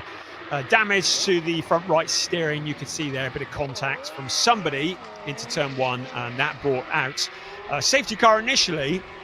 And then it turned into a red flag, the car needing a bit of effort to get it removed. So everybody came back to the pit lane. We were all cooking and overheating in this glorious Spanish sunshine. But when we did finally get going, then it was Ariel Levy who led Theo Overhaus and Milan Marchak. But Flint Schuring didn't waste much time getting past Milan Marchak in towards turn 1. You could see him lining up, picking up a slipstream. Matthias Verheer there as well, but it was round the outside for Flint Schuring to get that 3rd place. But then it was further back there. Keep an eye on the green and white Sid Smith car. He got involved. It looked like somebody had tagged Joe Warhurst. He was pointing in the wrong direction. I think it might have been Jonas Greif. Then we had cars scattering in all directions, and it ended up with Neuhofer and Smith in the wall. Just having another look at it there very, very briefly. And then Colin Berninghausen, well, it looked like he might have been the one that got into the back of Joe Warhurst, but everybody with their lightning reactions, and 10 out of 10 for avoidance. We did finally get the race underway, and it really was going to be very lively because Theo Overhaus was putting the pressure onto Flint Schuring. Everybody fighting for positions further back. Draker Janssen, well, he came from the back and he was eventually going to finish in a pretty solid position. Sasha Norden still frustrated, I think, by the fact he hadn't made as many positions as he'd wanted to. But here we go. Ariel Levy was able to open up a gap over the 2nd place battle. And what a battle this was going to turn out to be. There was Zuren Spreng, who was coming through as Karen Gayard went to the inside of, and there was Thomas Cangro there as well. But as long as Flint Schuring was having to defend from Theo Overhaus, it was allowing Ariel Levy to just stretch his legs because suddenly the attacker was becoming the defender, and the attacker, who had turned defender, had a lock-up into the corner. He left that gap on the inside. Theo Overhaus doesn't need an additional invitation. If he sees the smoke, he's going to go for the gap. That's what he did. The 2 cars ran side by side for the majority of that last few corners. Sebastian Freimer also fancied his chances and tried to get involved as well. It was advantage Theo Overhaus at the end of that. So what a race that was, and we've got one more to come this season. The championship's still very much alive and kicking. In terms of the Pro-Am Championship, we need to just confirm that, so we will confirm that a little later on. But at the moment, I make it Henry Tuamala is 25 points ahead of Anthony Imperato, but we'll get confirmation of that later. In the meantime, Piers is waiting for us down on the podium. Yes, we are on the podium, and we're going to be starting with the overall classification. And in 3rd place, it is the number 99 from the Netherlands, Flint Schuring. Flint driving for the Schumacher CLRT team. In 2nd place, after a brilliant last lap battle, the number 43 from Germany, Theo Overhaus. Theo driving for Proton Huber competition, but our eventual winner, last year's champion, the 25 from Israel, Ariel Levy. Ariel driving for Team GP Elite. And for Ariel, we will now have the Israeli national anthem.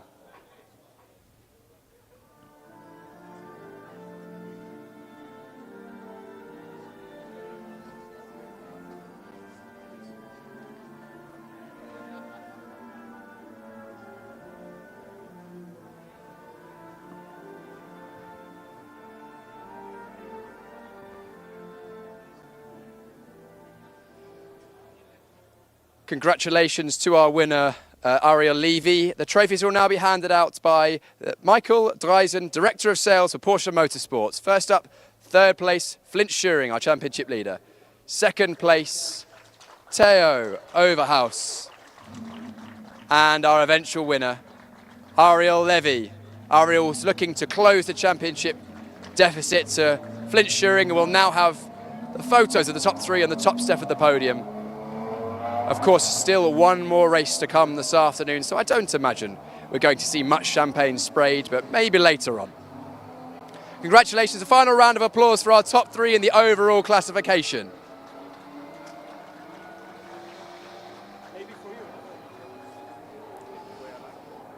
Next up, we will have the rookie classification podium, and that will be coming very, very shortly. This is a hotly contested subcategory of the sport division, dominated up until now by Chester Kiefer, but unfortunately Chester had an issue in that race.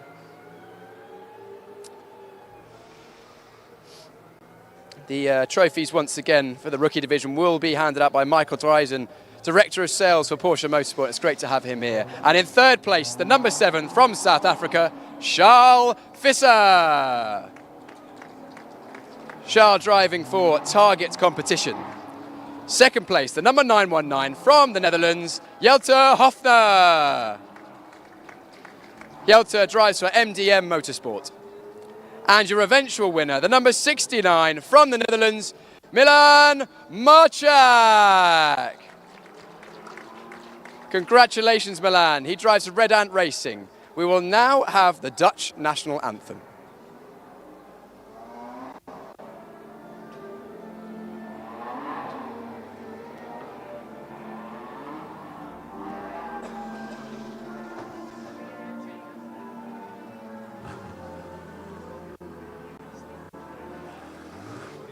Congratulations to our top 3 in the rookie division. Trophies once again handed out by Michael Dreisen. Third place to Charles Visser.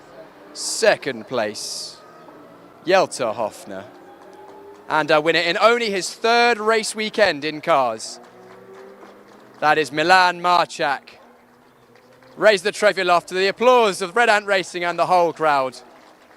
All 3 rookie drivers now assembling on the podium for the professional photograph before what I would imagine will be the informal photograph by Jelte himself. Making it a thing. Here we go. Don't go anywhere, lads. You've still got Jelte's photo. We'll be seeing that on social media later on. Congratulations to the top 3 in the rookie classification. The sport division, round 7 here at the Circuit de Barcelona, Catalunya. All that's left in this podium ceremony is the Pro-Am classification. That will be in just a moment's time.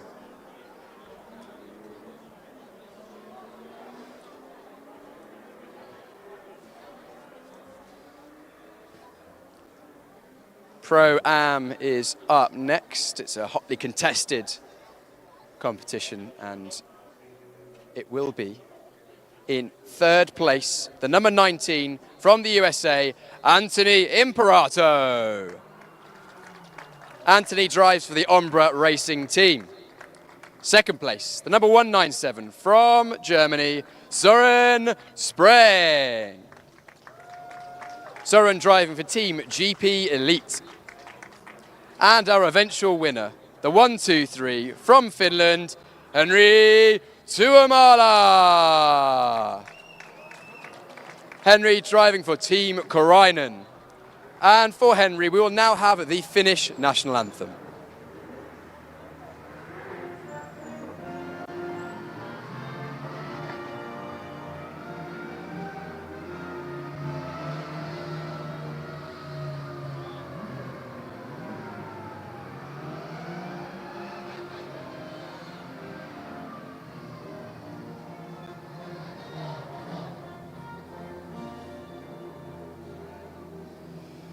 Congratulations once again to our top 3. Trophies handed out by Michael Dreisen, again, Director of Sales of Porsche Motorsport. And in 3rd place it was Anthony Imperato. 2nd place, Søren Spreng. And our eventual winner, and I believe provisional champion, I will confirm, Brian will confirm that later on, Henry Tuomala. Congratulations to our top 3 on the Pro-Am classification, all 3 on the top step of the podium for the obligatory photographs for our top 3 in the Pro-Am classification. We'll see all of these drivers, plus the other, well, however many, what's that, 21 other drivers in the sport classification will be up in just over half an hour's time. But before then, Club Division, which is up next.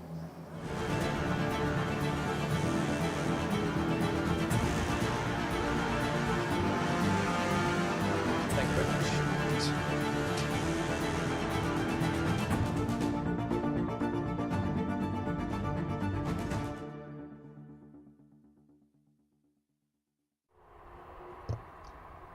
So, after what was a spectacular round 7 for the sport division in Porsche Sprint Challenge Southern Europe, it took a little while to get going, but when it did, boy, was that something special.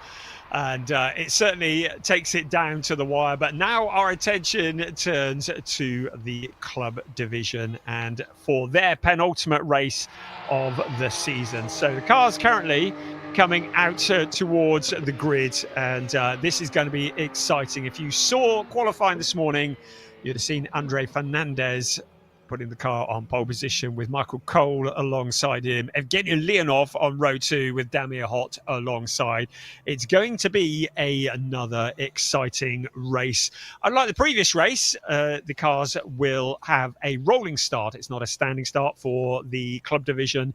And the cars are also equipped with ABS. We also have on the grid the Porsche Cayman GT4 RS Club Sport cars. The championship really is getting close to being concluded with one race to go, because Philip Wills leads the way in the overall championship. He's 80 points clear of Angelo Fontana. And Philip Wills starts this race in 5th place, Angelo Fontana in 6th. That is going to be quite a scrap.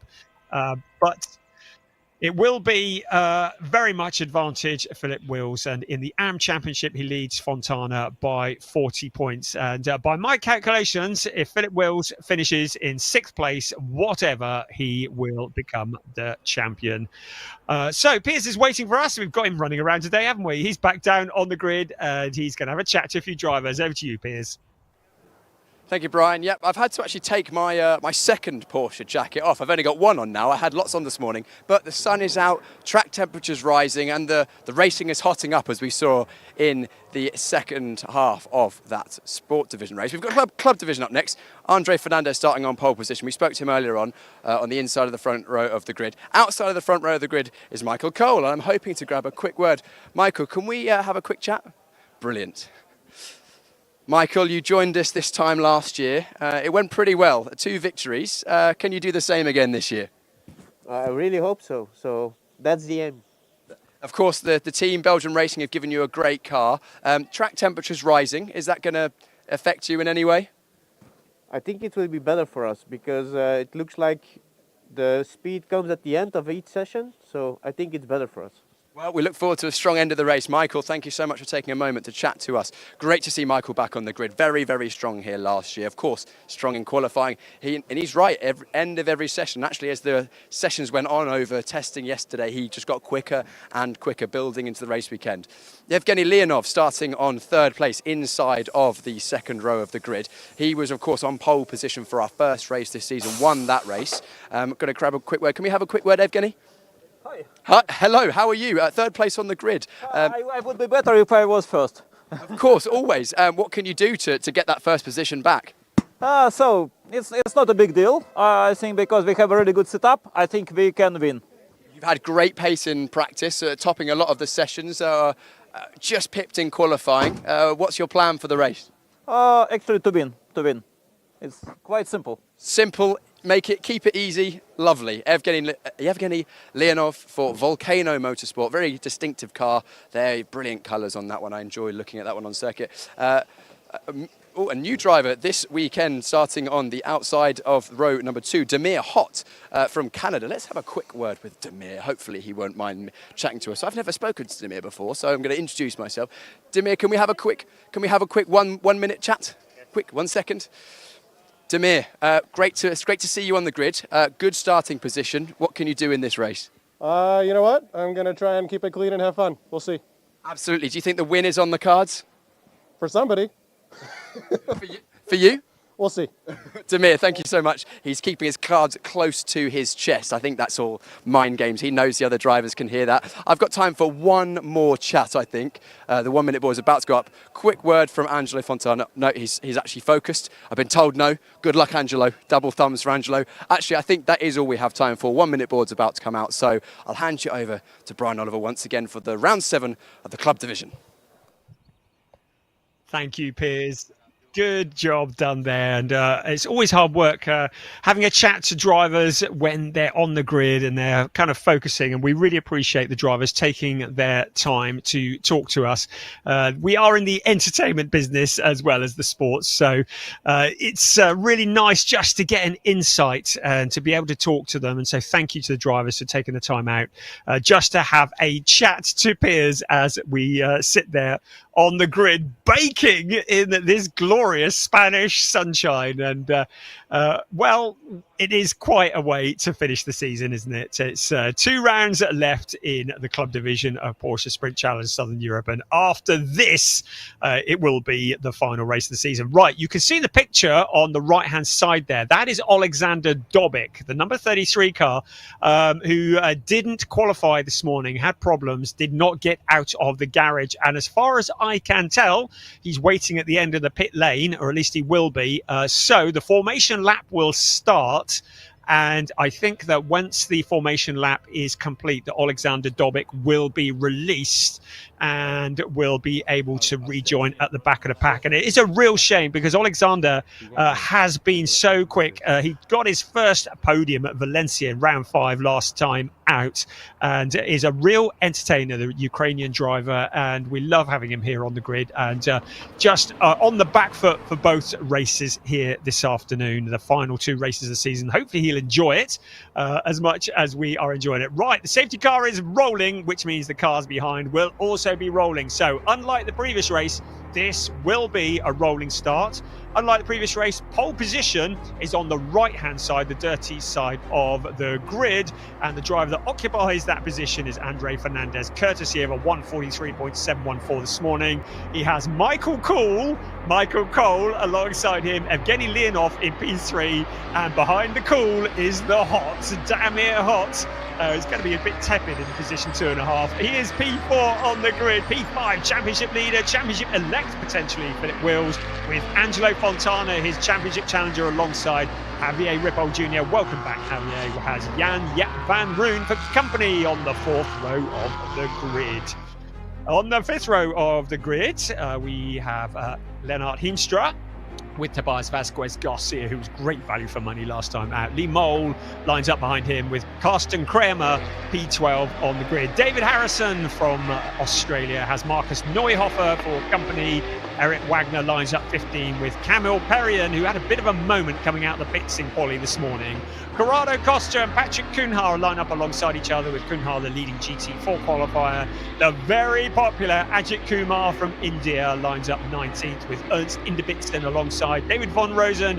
Michael McInerney lined up 21st and 22nd with Casper Hockerboom and Paolo Macedo alongside him 24th, and then bringing up the rear of the pack, Marco van der Poel and Alexander Dobic, who is starting from the pit lane. And I don't know whether Dobic is rolling yet or not, but I think he may only be able to rejoin once the field passes by at the start of this race. So here come the rest of the runners and riders. It is going to be, once again, 30 minutes of racing plus 1 lap. The cars are at turn 10 at the moment, and as they come out of turn 10 towards turn 11, the instruction is given for them to grid up, and they will then be side by side. When the green lights come on, the drivers are required to pass through their grid boxes, not their pit boxes, their grid boxes, so as to not record a false start. And then once they cross the line, they will fan out, and we will be racing on this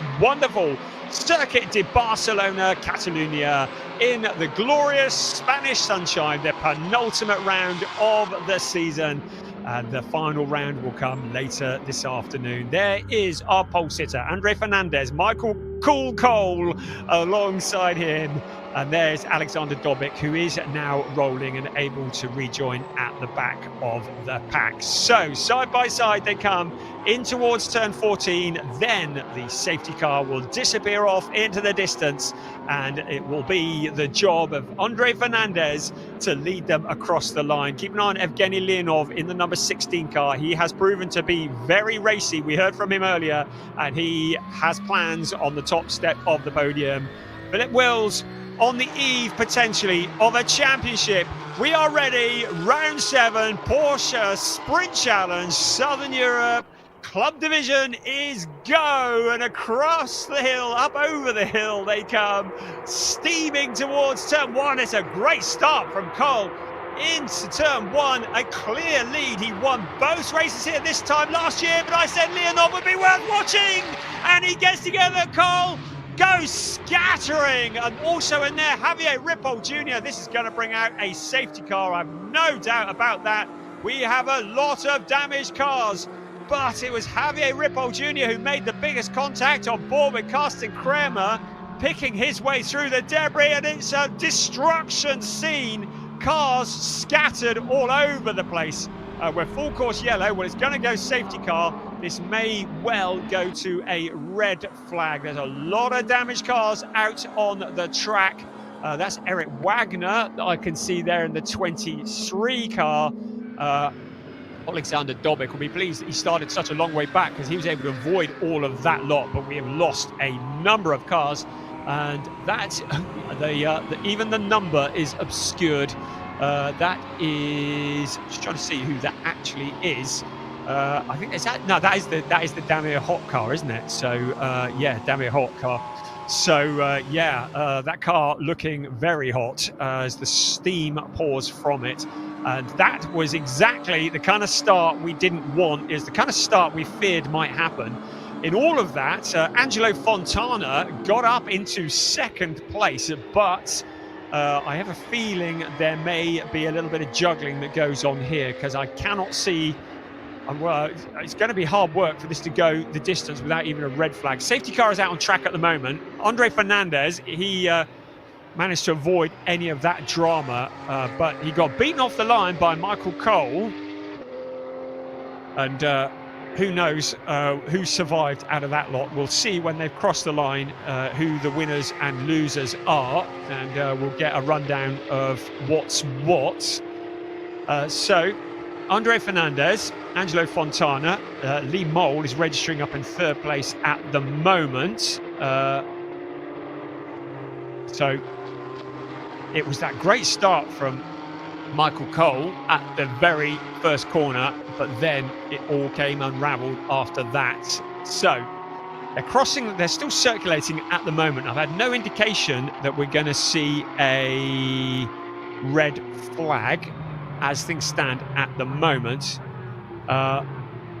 So look at that. It looks like a scene out of a scrapyard, doesn't it? Lots of Porsche damage in the corner, and that's going to take a little bit of moving. So as things stand at the moment, the timing screens is all that we can go on, saying that Andre Fernandez is the leader, Angelo Fontana in second, Lee Mole up into third place. He'll be happy if we can keep this one going. Philip Wills into fourth, Lennart Heemstra into fifth, ahead of Jan-Jaap van Roon. Carsten Kramer in seventh, ahead of Tobias Vasquez Garcia.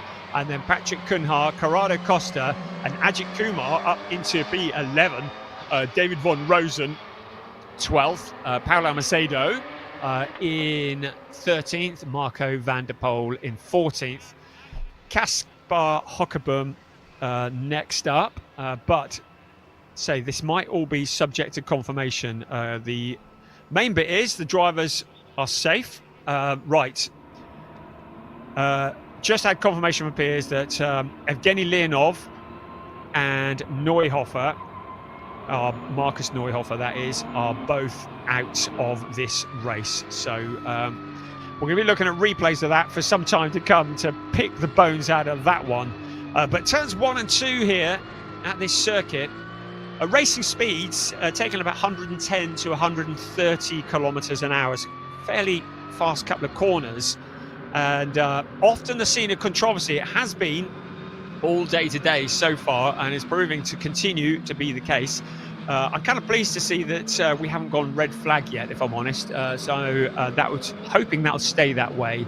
Right, we've got a replay. This will be good. Let's have a look and see what happened here. So into the first corner. Good start of Michael Cole. Then there was that move to the inside of Evgeny Leonov. Two cars getting together, and just everybody. And how did Angelo Fontana get out of that one?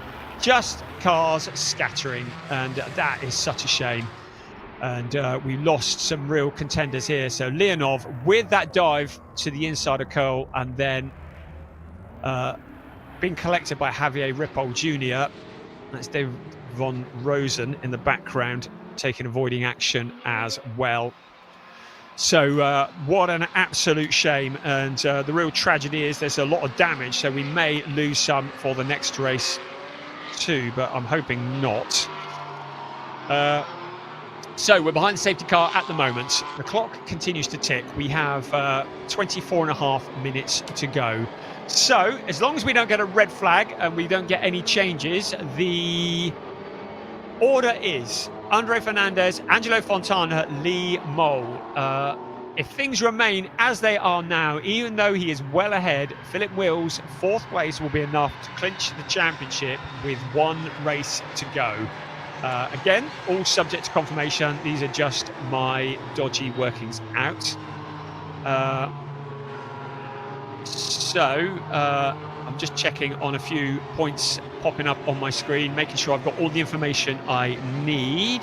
All I've got is that we have an investigation into that incident on turn 1. So yes, if things finish as they are now, Philip Wills will be the champion. I haven't even looked at GT4 yet. Let's have a little look at the GT4. So coming into this, Patrick Cunha was leading David von Rosen by 25 points.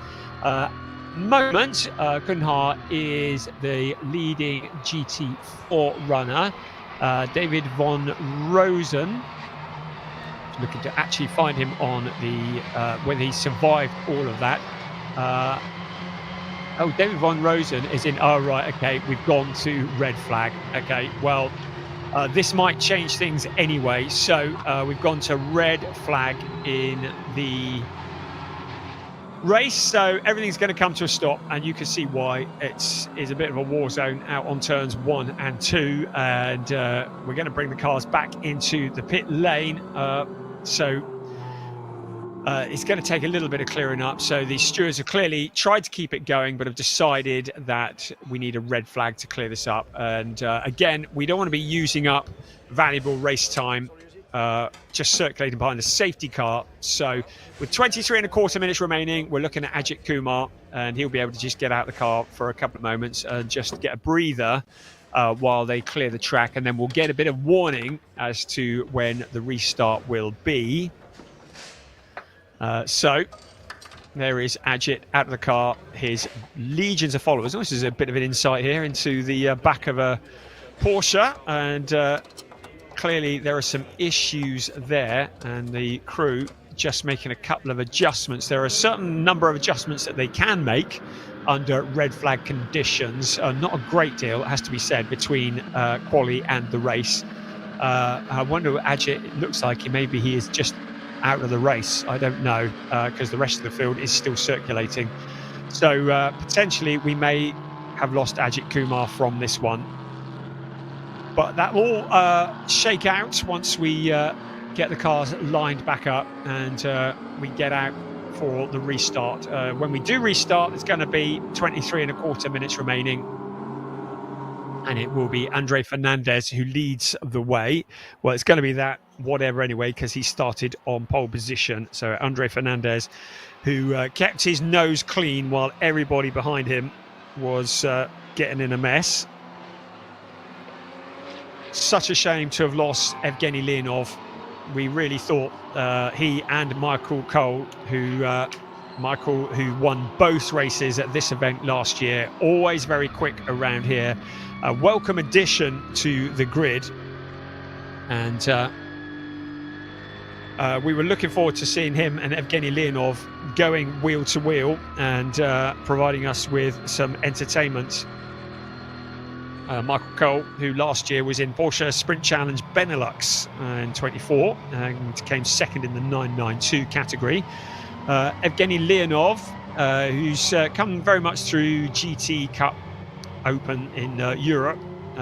Originally started out in TCR, if I'm correct, in Europe and Italy, Spain, and has been looking really good here in Porsche Sprint Challenge. And we only saw him at the season opener in Portimao, but he won from pole position in the opening race of the season and got a 4th place. So it was looking good for a podium, but for that incident. And there will be lots of people who will be trying to decide whose fault it was. And we always have lots of opinion and people who are very sure, but the stewards are the ones that make the decisions, not the commentator, that's for sure. So we'll let them decide whose fault it was, and if they feel as though there is a punishment to be dished out, they will do that, as is often the case, and they have angles that we don't have. They will take lots of looks at that, and they will decide whether there's any penalties to be dished out. But whichever way you look at it, we've lost both Michael Cole and Evgeny Linov, so whatever race penalty might be thrown at either of them, it's not really going to make a lot of difference to the outcome of this race. Piers, I believe, is down in the pit lane. So have you got any news for us, Piers? No news as of yet, Brian, but of course everyone just coming into the pit lane right now to reassemble the grid, allow the Marshall team to clear the circuit. Dramatic start to the race. It's a shame to have so many red flags. We'll want to go racing again soon. Was hoping to grab a word with Angelo, but unfortunately they think we want to keep in the zone, and also I don't want to open the door in case that gets stuck. Andre Fernandez started on pole position, maintains pole position. Probably the best place to be honest, keeping out of the trouble at the moment. So he looks like he's in good spirits, and he'll be hoping to do basically what he did in that first one. I'll leave him to continue chatting with the team. Moving further down the grid, Lee Mole all the way up in 3rd place after all that. I don't know whether this is going to be the final starting order, so we'll confirm that later on. Once Lee's finished chatting with his team, I'll jump in on here. A few little scuffs you can see, so Lee's been either avoiding or getting close to other drivers. It's a very, very close start, did well to avoid all of the issues at the start of that race. And I can see that the team have also got a nice bottle of water with a straw there. It's high-tech straw there. Exactly. It is nice. Of course, the drivers very, very hot in these race cars. They do have blowers in the car, but I don't think many of them run with air conditioning because it adds weight. Lee's deep in conversation, so maybe we'll come back to him later on. Moving further down the grid, our championship leader, champion-elect, I think he's in the pound seat at the moment to take the win. Philip Wills for the Proton Huber competition team. You can see some running repairs going on here, just little bits and pieces. Again, more contact, light contact, I may add, for Philip. I'm sure his championship life flashed before his eyes in that one with all that going on, but managed to stay out of trouble for now. Getting a few words from the team, and that seems to be the order of the day at the moment. Lots of words of wisdom from driver coaches, engineers, and I'm going to jump in and have a quick word with Lennart Heemstra. Lennart, first of all, great to have you back on the grid. Good to see you again. Things are going pretty well this weekend for you. Happy to be back indeed. Yes, I made really good progress in these 2 practice days, yesterday and the day before. Every time I gained on my time. It's the first time on this track. This morning I beat my time with 1.5 seconds, so I had my goal was top 10 and my quali was 8 or 9. I said beforehand a top 5 would only happen if other people have disaster, and well, here I am at P5. Great, well, good for you. Of course, we don't like to see cars go out of the race like that, but hey, you managed to avoid the chaos. Did you see from your position, could you see what happened, what caused it all to unfold? Not really, it goes really quickly and there were cars spinning and flying everywhere. I got hit quite hard on the side, but luckily no mechanical damage, so I could accuse. Great job from the Triple Crown Racing team to get you back on the grid. Of course, hefty damage at Estoril, which meant you weren't out for Valencia, but going okay so far? Every still. Yeah, they did a really good job in rebuilding the full car in 2 weeks' time. I'll let you talk to the team. I can see the team are chatting in your ear. Lennart, thanks for taking time to chat to us. Of course, the drivers all have radio communication with the teams, and I could see that Lennart was thinking, oh, do I talk to Piers or talk to the team? I think it's probably best if I let them do the important job. I'm just here to chat with them. Moving further down the grid, we've got Jan Jatveld. Yeah, why not? We'll grab a word with Jan. Can we grab a quick word? Yeah, of course. Jan, talk to us about how the race has gone so far. Not much racing, but a lot happened. A lot happened for sure. I started on the outside line on P10, and the guy in front of me didn't really accelerate much, so I took the inside. I was like, okay, I don't want to be stuck behind him, and I went to the inside, and the guy next to me just dive bombed. I was like, if I'm here on the inside and I see you out braking, like how? So that I think was the start of the crash, and then I just decided to stay all the way to the right, because yeah, This was bound to happen. It was clearly a good decision to stay over to the right because we lost a few cars, unfortunately, which is the cause of the red flag. As far as we're aware, everyone's okay, but some of the cars maybe not so much. Of course, we're resetting. We've got another race start. You've moved up. Well, I say you've moved up. What's your outlook for the second half of this race? I really want to take that position back. Corner 4, yeah, 4, he overtook me. I didn't see that coming. So I'm really eager to get that one back. And then we'll see it from there. I have Karsten behind me. I know him well from the VLNs. So I know he's fast. I know he's aggressive. So it's a challenging restart, for sure. We look forward to this little group of cars then for some good racing. Jan, thanks very much for chatting to us. Great to see Jan on the grid again, and always a good character to talk to, and very, very well, good racing. And we've also got Karsten Kramer here. Karsten, can I have a quick word? Karsten was just chatting to Jan van Roon in front of you, and he was saying that he knows you from the VLN races. He knows you race, and he's looking forward to the race ahead. Yes, no, we know us very well. He was also driving with me together, and I like him, and it's good fun. Yes. Absolutely, but talk us through that chaotic first start from your perspective. Yeah, I took the exit through the gravel. It was like a bomb which exploded, and it was really a mess. Yeah. But your car's all okay for the second start? Yeah, I stayed away out of all the trouble, and everything fine, yes. Brilliant. Karsten, good luck in the second part of this race. Great to chat to Karsten as well. Team owner and driver Karsten Kramer, of course, with the K Kramer Racing Team. His teammate Tobias Vasquez right behind him. Wondering if I can grab a quick word, Tobias. Can we have a quick chat? Brilliant. Tobias, your teammate Karsten right in front of you. Looking forward to the second half of this race? Yeah, I didn't saw the green light, so now he's in front of me. But I think the second half of the race should be better, and I hope I can gain some positions. It looks like it's pretty close between the top drivers in the club division this weekend. In practice, all the times were close together, so I'm looking forward to a close second half of the race. What do you think you can do in this in the second part of this race?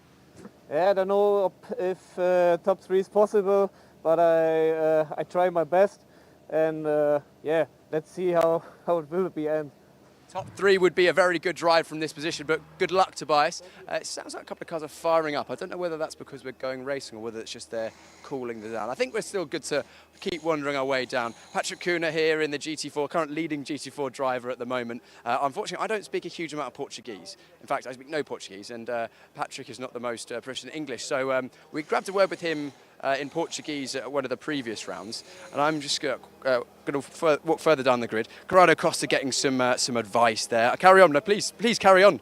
Please carry on. It's good to see what you guys talk about, and of course a bit of information and coaching from the team here. Great to see them working so well together. Of course, the drivers are on circuit on their own, but they of course lean on their teams heavily for both help in terms of the car setup, but also in terms of how to position themselves on circuit, the mindset and racecraft as well.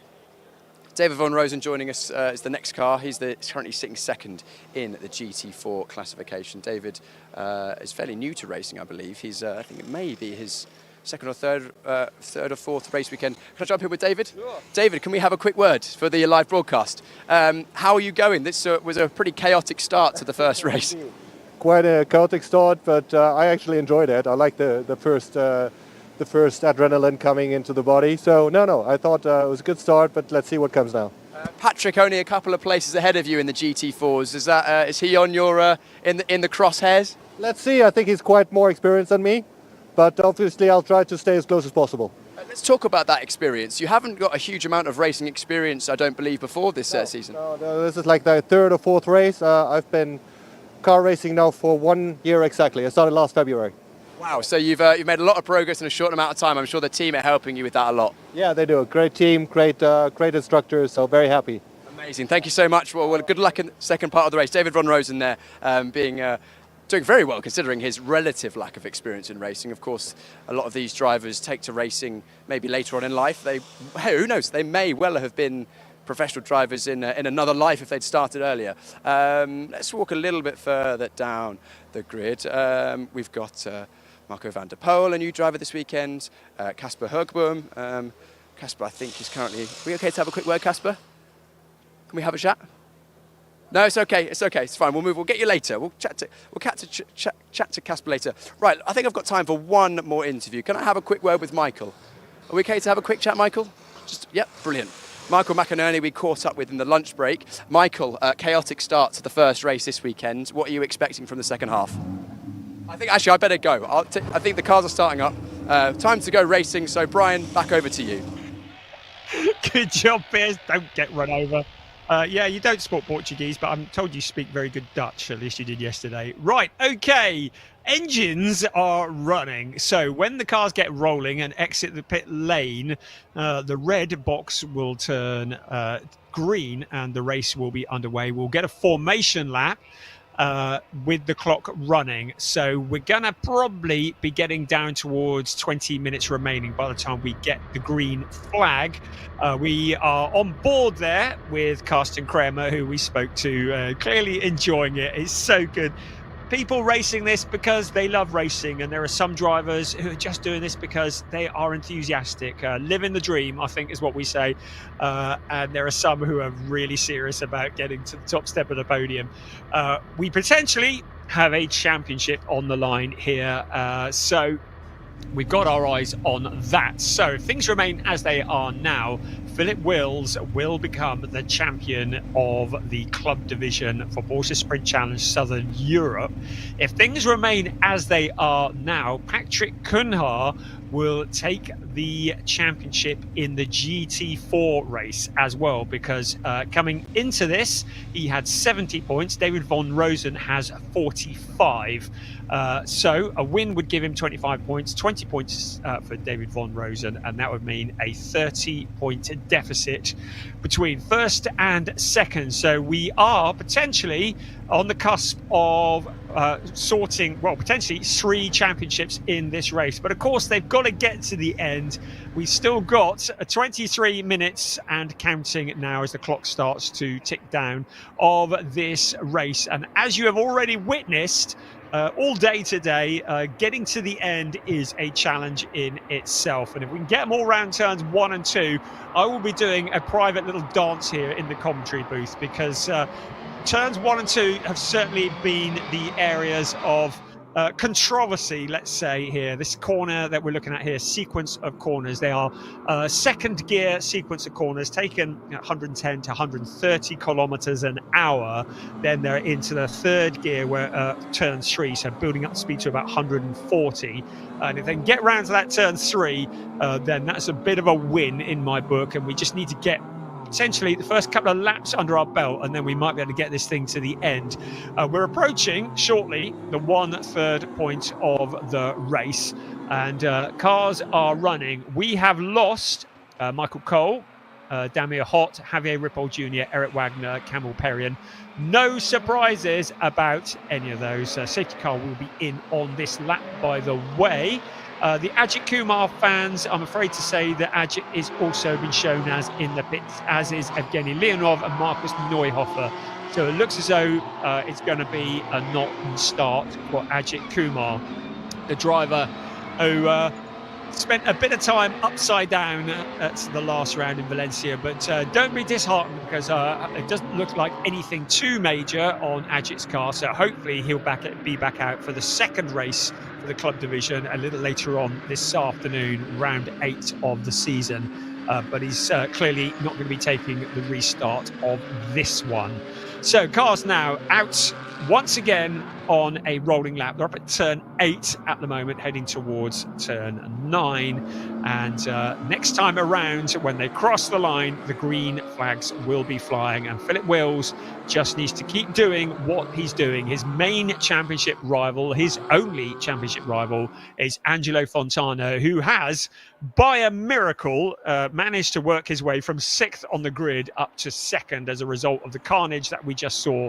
A very rapid driver is Angelo Fontana, so he certainly knows how to pedal one of these Porsches, but he needs more than just a win. He needs something to befall Philip Wills to drop him out of the top 6. And I have to say, though, anything can happen.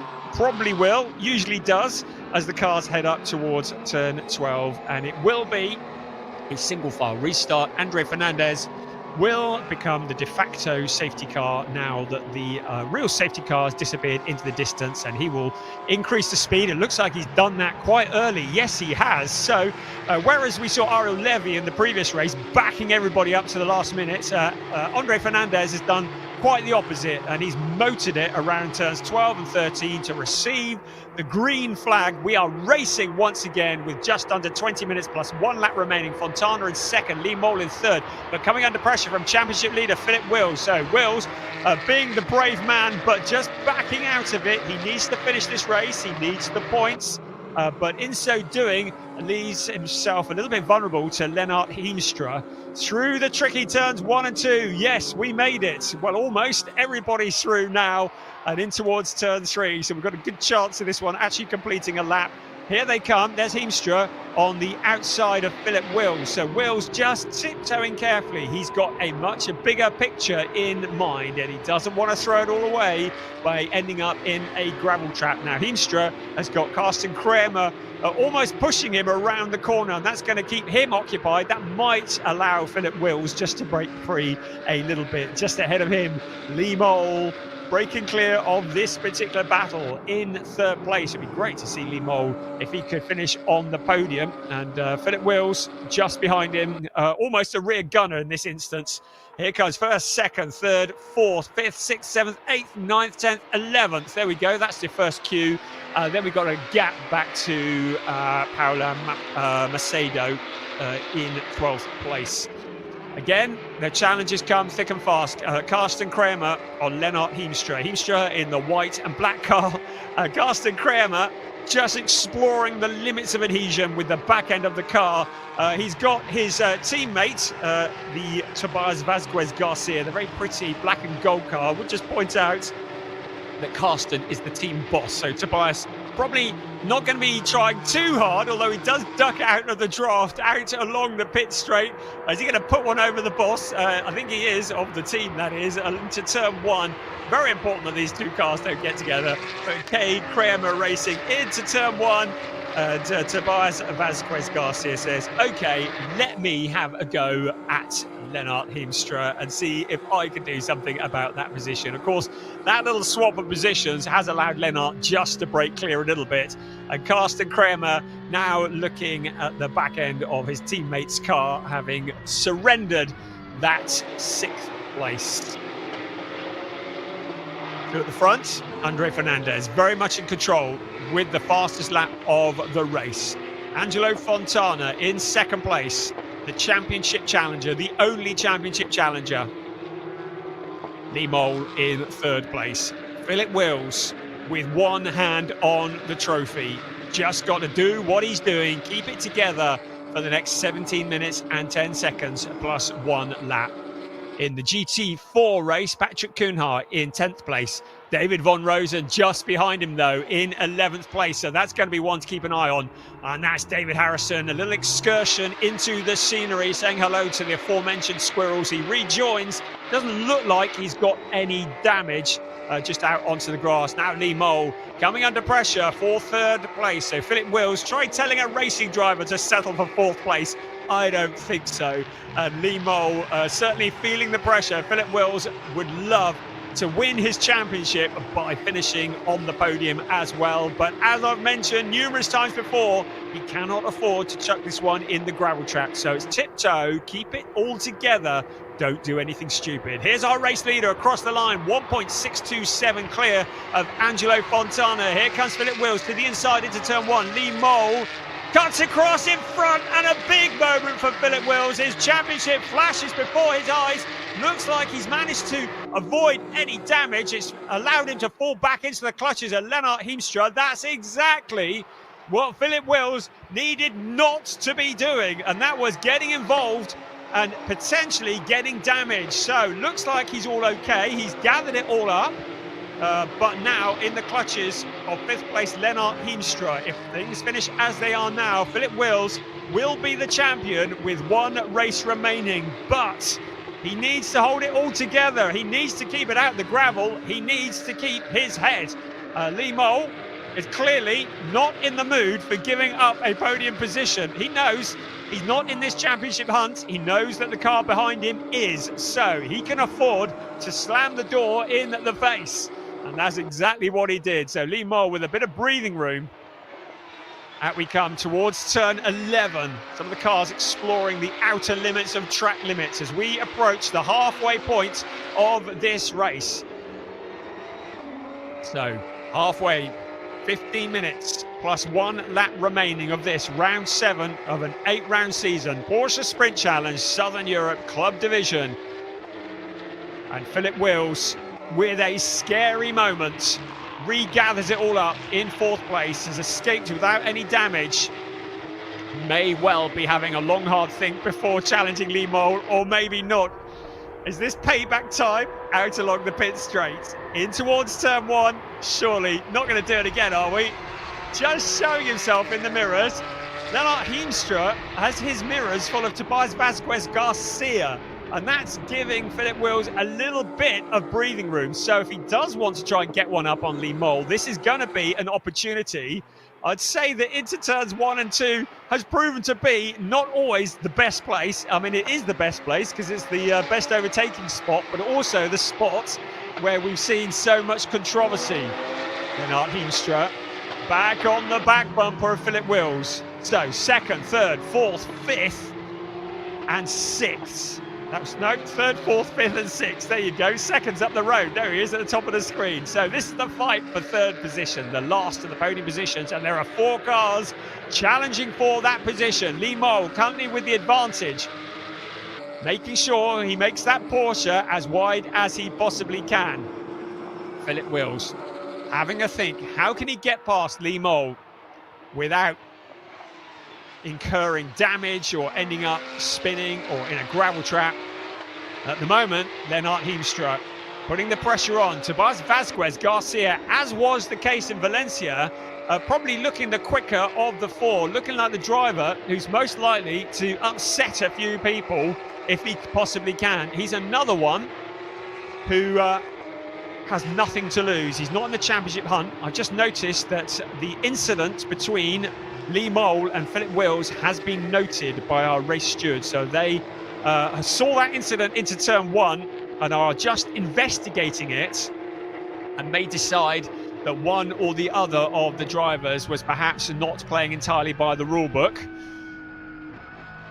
On board with Alexander Dobik in the number 33 car. Remember, he started right at the back. He's up to 12th place at the moment, so that's pretty good going. And here he is running alongside David Von Rosen. You've got a Porsche GT3 car versus the GT4 car. So just in a straight drag race, there's nothing that Von Rosen could do to fend off Alexander Dobik, who had to start from the pit lane after a troubled qualifying this morning. Right, the battle for 3rd place rages on. 2nd is well clear. At the moment, Andre Fernandez with the fastest lap of the race, 1.396 clear of 2nd. And there's a 4.9 second gap back to this fight that we're looking at here. So 3rd is potentially as far as any of these drivers are going to go, but it is a trophy, it's a podium, and it's valuable points in Philip Wills' case. But he has a lot to lose if he gets it wrong. Here they come once again into turn 10, taken in 2nd gear at about 85 kilometers an hour. And then this next sequence of corners in 2nd gear. And now Philip Wills, a little look to the inside, but the inside becomes the outside. And in so doing, almost surrenders a position once again to Lennart Heemstra. This is really, really tricky for Philip Wills. Around turn 13 and 14 they come, up into 4th gear, then out onto the straight. They exit turn 14 at about 165 kilometers an hour. Then they pick up about another 100 kilometers an hour as they move up into 6th gear along the pit straight before the heavy braking into the 2nd gear, 110 kilometer an hour corner. Again to the inside, having a little look, and this time Lee Mole goes spinning. It's a replay of what we saw a few laps earlier. Philip Wills with his nose in, but Lee Mole trying to shut the door this time. Wills was not going to back out of it. and the 56 car is sent spinning. The stewards have already flagged that as something they're going to be having a look at. It's moved Philip Wills up into 3rd place, Lennart Heemstra up into 4th place. Such a shame for Lee Mole. Was he being a little bit over defensive? Well, the stewards will make their decision on that one, but at the moment, subject to confirmation, Philip Wills up into 3rd. Doesn't look as though he's picked up any damage, but winning this championship, doing it the hard way in terms of keeping us on the edge of our seats. He's into 3rd place at the moment, so if the race finished now, the championship would go the way of Angelo Fontana. 3rd place is enough, and Lennart Heemstra getting it all wrong on the exit of the corner. Keeps it out of the wall, surrenders the place to Tobias Vazquez Garcia, but that was a big moment for Lennart Heemstra there. Bit of a tank slapper, I think that was out of turn 9. He gathered it all together, but that's allowed Garcia through. And Garcia might be perhaps a little bit more robust in trying to find a route past Philip Wills if he can catch him. We know that Garcia really doesn't tend to take many prisoners, and Philip Wills will not be pleased to see the black and gold car in his mirrors, and he'll want to break clear. In the meantime, Angelo Fontana, with the fastest lap, has closed down our race leader, Andre Fernandez, to 0.783. Now, I mentioned this earlier on in qualifying this morning. Tyre preservation is everything. And if the drivers have taken too much out of the tyres, either in qualifying or in the race, they may well be vulnerable at the end. And it might be that Andre Fernandez has just had a difficult lap. Well, his last lap was his best lap. So he doesn't look to have had any issues on the previous lap, but it could be that he might be having issues with grip, or it might be that he's just looking after the car to bring it home. But 0.783 is not exactly a comfortable margin over 1st and 2nd place. Philip Wills is all the way 9.008 seconds back in that 3rd place. Further back, that is Karsten Kramer, and he has Jan Jaap van Room, who we heard from in the pit lane earlier. This is the fight for 6th place. 8 minutes and 10 seconds remaining. Let's have a look at the GT4. Still, Patrick Cunha leads the way in 11th overall. David Von Rosen just behind him in 12th place overall. So by my calculations, if things finish as they are now, we will be crowning 2 champions at the end of this race, both the AM champion and the GT4 champion. Make that 3, because it will be the overall championship as well that will be decided. But we've still got 7 3/4 minutes plus 1 lap remaining of this race before anything can be declared, not to mention anything that might be coming from the race stewards. Angelo Fontana continuing with the fastest laps of the race, continuing to close in on our race leader, Andre Fernandez. So in towards turn 1, that is Karsten Kramer with Jan Jaap van Room for company. Here's Alexander Dobic. He's caught up with Lee Mole, but Lee Mole did have that little moment. So good driving from Alexander Dobic up into 9th place from the very back, just keeping out of trouble, picking them off one by one. He moves past Lee Mole. Fernandez, 0.496 at the front, 6 3/4 minutes remaining. Is Angelo Fontana going to make a final dash for points? It won't be enough, because if Philip Wills finishes in 3rd, and even if Tobias Vazquez Garcia gets past him, he will still be crowned the champion with 1 race remaining. On board with Alexander Dobic, just picking off the cars one by one. The Hideka racing car in the resplendent yellow and black livery. You can spot that one on a dark night, can't you? Picking his way through. Ahead of him, Corrado Costa. Great to welcome him back. Now, Evgeny Leonov, on all that's been going on, I thought we'd actually lost him from the race, but he's been shown up as the fastest driver. So Evgeny Leonov, who's 6 laps down, is the fastest man on the track. So he clearly had rejoined while we were looking the other way after that opening incident, just showing everybody what might have been had he not got together with Michael Cole on that opening corner. Still with Alexander Dobic, Corrado Costa in 8th place, just ahead of him. Corrado Costa extracting everything he can out of the track limits. And Alexander Dobic just picking his moment. Will he have an opportunity? Picking up a slipstream out along the pit straight in towards turn 1. Is he going to duck out of the draft to the inside into turn 1? Yes, he is. Is he going to make it stick?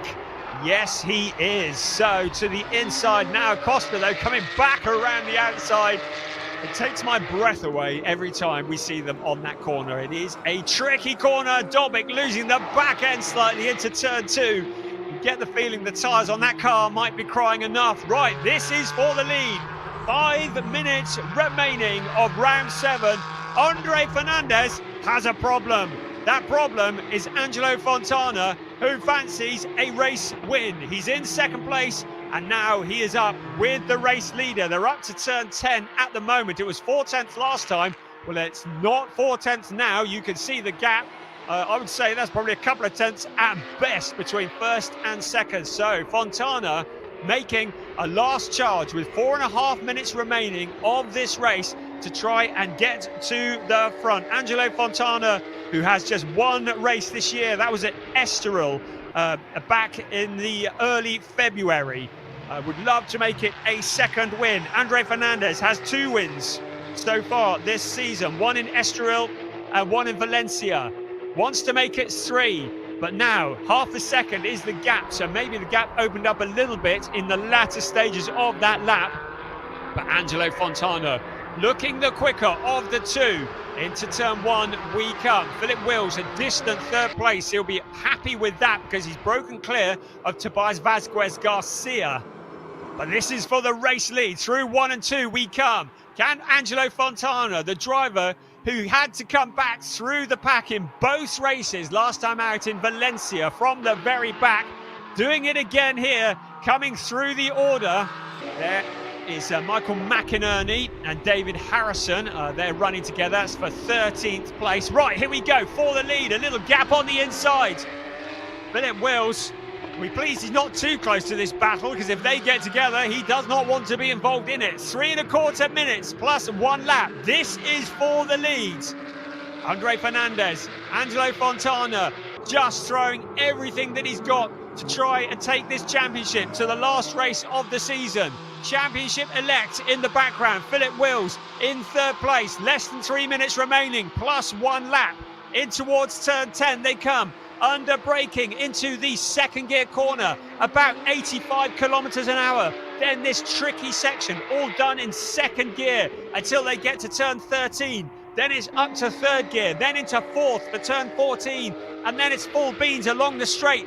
And it may be at that point that Angelo Fontana will fancy picking up a slipstream from the 917 car in front of him and making a move to take the lead of this race. Into 14 they come and out onto the pit straight. So is Fontana gonna make a challenge? Here they come. Is he close enough? Up the hill they come towards turn 1. They'll disappear over the other side. Then downhill into turn 1 they come. Under braking, Fontana perhaps just a little bit too far back. He's made up a 10th on the lead in the last lap, but that's not enough to get in front. 2 minutes plus 1 lap remaining of this race. Andre Fernandez, who started on pole position, he kept his head, he kept it all together while everybody was scrapping behind. He wants to turn that pole position into another race win, his 3rd race win of the season. Angelo Fontana wants to steal away his dreams, trying everything that he can. Into turn 5 they come. Once again, Fontana starting to run out of time.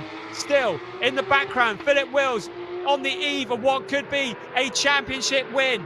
But up ahead of him, the fight still continues. 90 seconds plus 1 lap remaining of this race. Once the clock strikes 0, the cars will have 1 additional lap added to the race. Angelo Fontana will know that time is running out. Towards turn 10 they come. So it's going to be a couple more laps remaining of this race. He's going to start running out of time. He needs to make the move, but he's closer now than he's been at any other point in the race. Around turn 10 they come. In towards turn 11. Getting a good exit out of turn 14 will be important, but will he have to wait that long? Fernandez just losing the back end of the car slightly. He holds it together, but the gap appears once again on the inside into turn 13. Now into 14 we come. out onto the pit straight. So the clock at 37, 36, 35 seconds. Here we come towards turn 1. 2 laps remaining of this race over the brow of the hill.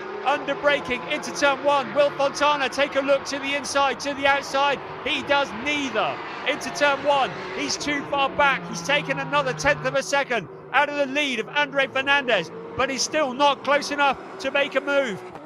The clock now running down into the final few seconds. It will be what remains of this lap, then one more before the checkered flag of this race, the penultimate round of the season for Porsche Sprint Challenge Southern Europe 2025 Club Division. Andre Fernandez has led every lap of this race. He continues to do so. He needs to just carry on doing what he's doing for another lap and a half, and it will be his 3rd win of the season. Fontana running out of ideas, running out of time, but still very much in the running. In the background, Philip Wills must be thinking about a championship. Tobias Vasquez Garcia has not come with the challenge that we were expecting. There is Philip Wills in 3rd place. There is 4th place Garcia. Behind them, a long way back, Lennart Himstra in 5th place. Meanwhile, in the GT4, Patrick Kuhnhaar continues to lead David Von Rosen. So, he is also on the eve of his championship win. Here comes Andre Fernandez once again into turn 13. You can see that the tyres on the back of that Porsche are starting to run out of grip. Angelo Fontana really has only one more real opportunity. It's going to be the exit of turn 14 into turn 1.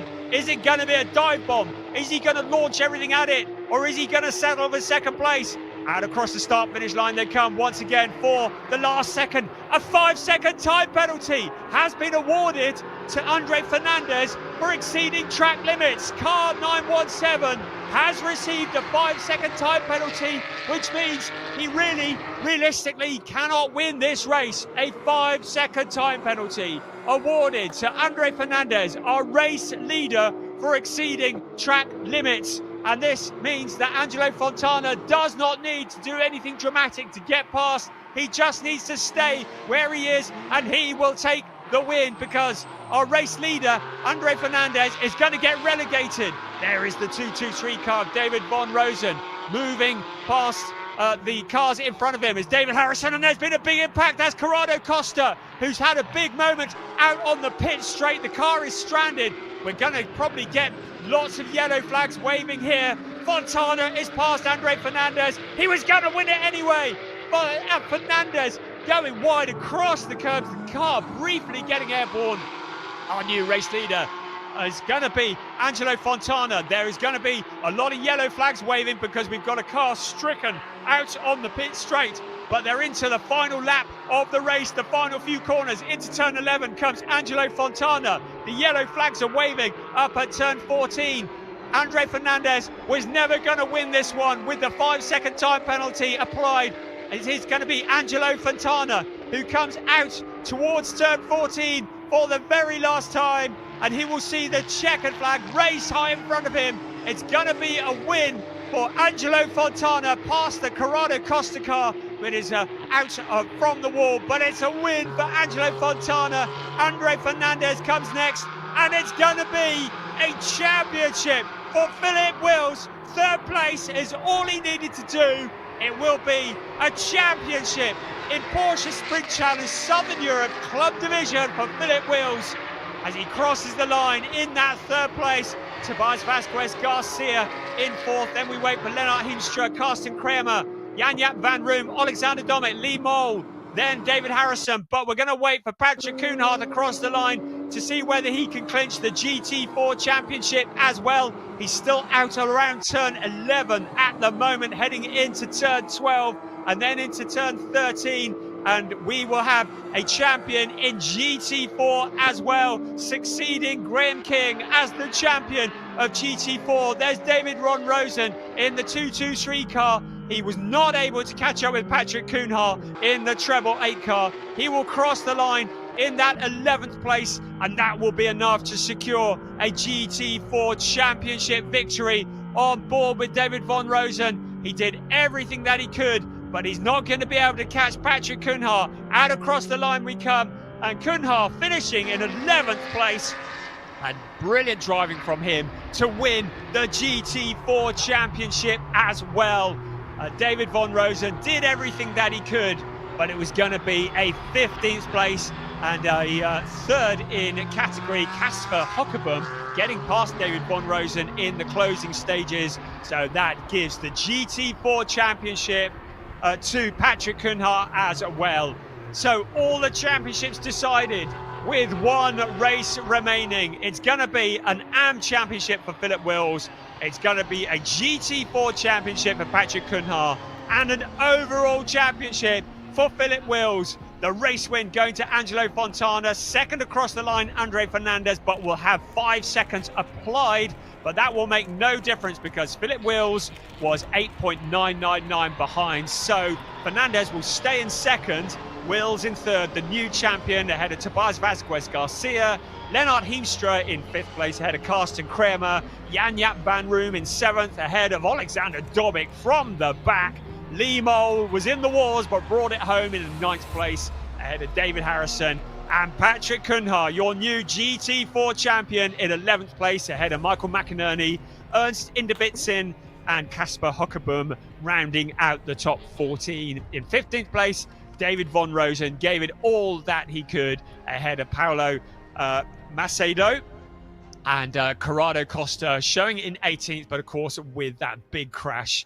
There is Philip Wills, the relief. He's finally done it. He can call himself a champion in Porsche Sprint Challenge Southern Europe Club Division. And there is Christoph Huber, who is one of the absolute key people in Proton Huber competition, who congratulates him. Of course, Philip Wills racing for Proton Huber competition, receiving the congratulations. And a shout out to Christoph Huber, who does a fantastic job along with Christian Reed for Proton Huber competition. And they prepare those cars. And there for Est1, Angelo Fontana. It was a lively race. Surviving was part of it. But he got to the end to take his second win of the season. The driver from Venezuela working hard, and he nibbled away at Andre Fernandez. Fernandez, by my calculations, despite the 5-second time penalty, will keep his second place because he had that gap over Philip Wills. Brilliant. I can see that Piers is down there. I hope you enjoyed that one, Piers. I certainly did. Oh, yeah, I enjoyed it. Thank you very much, Brian, for keeping us up to date with what was going on. Of course, the team's just spoken to Christoph Huber. They don't want to celebrate for Philip Wills just yet because you never know what can happen afterwards, of course, with Andre Fernandez's penalty looming over as well. But I'll grab a word with Philip anyway. Philip, come on in. Third place on the road. Andre, we believe, has a time penalty. I don't think you'll inherit that position due to the time, but still, it's a tough race out there. You had to work for that one. Yes. For the first, to avoid all the cars, it was very lucky that I was. Because I was just in between them, and I thought they are pretty aggressive in the front, so I will keep it a little bit slower in the first corner to see that and everything happened before me, so I could just pass between them. And I touched left and right cars, and I thought, oh my God, is the radiator still okay?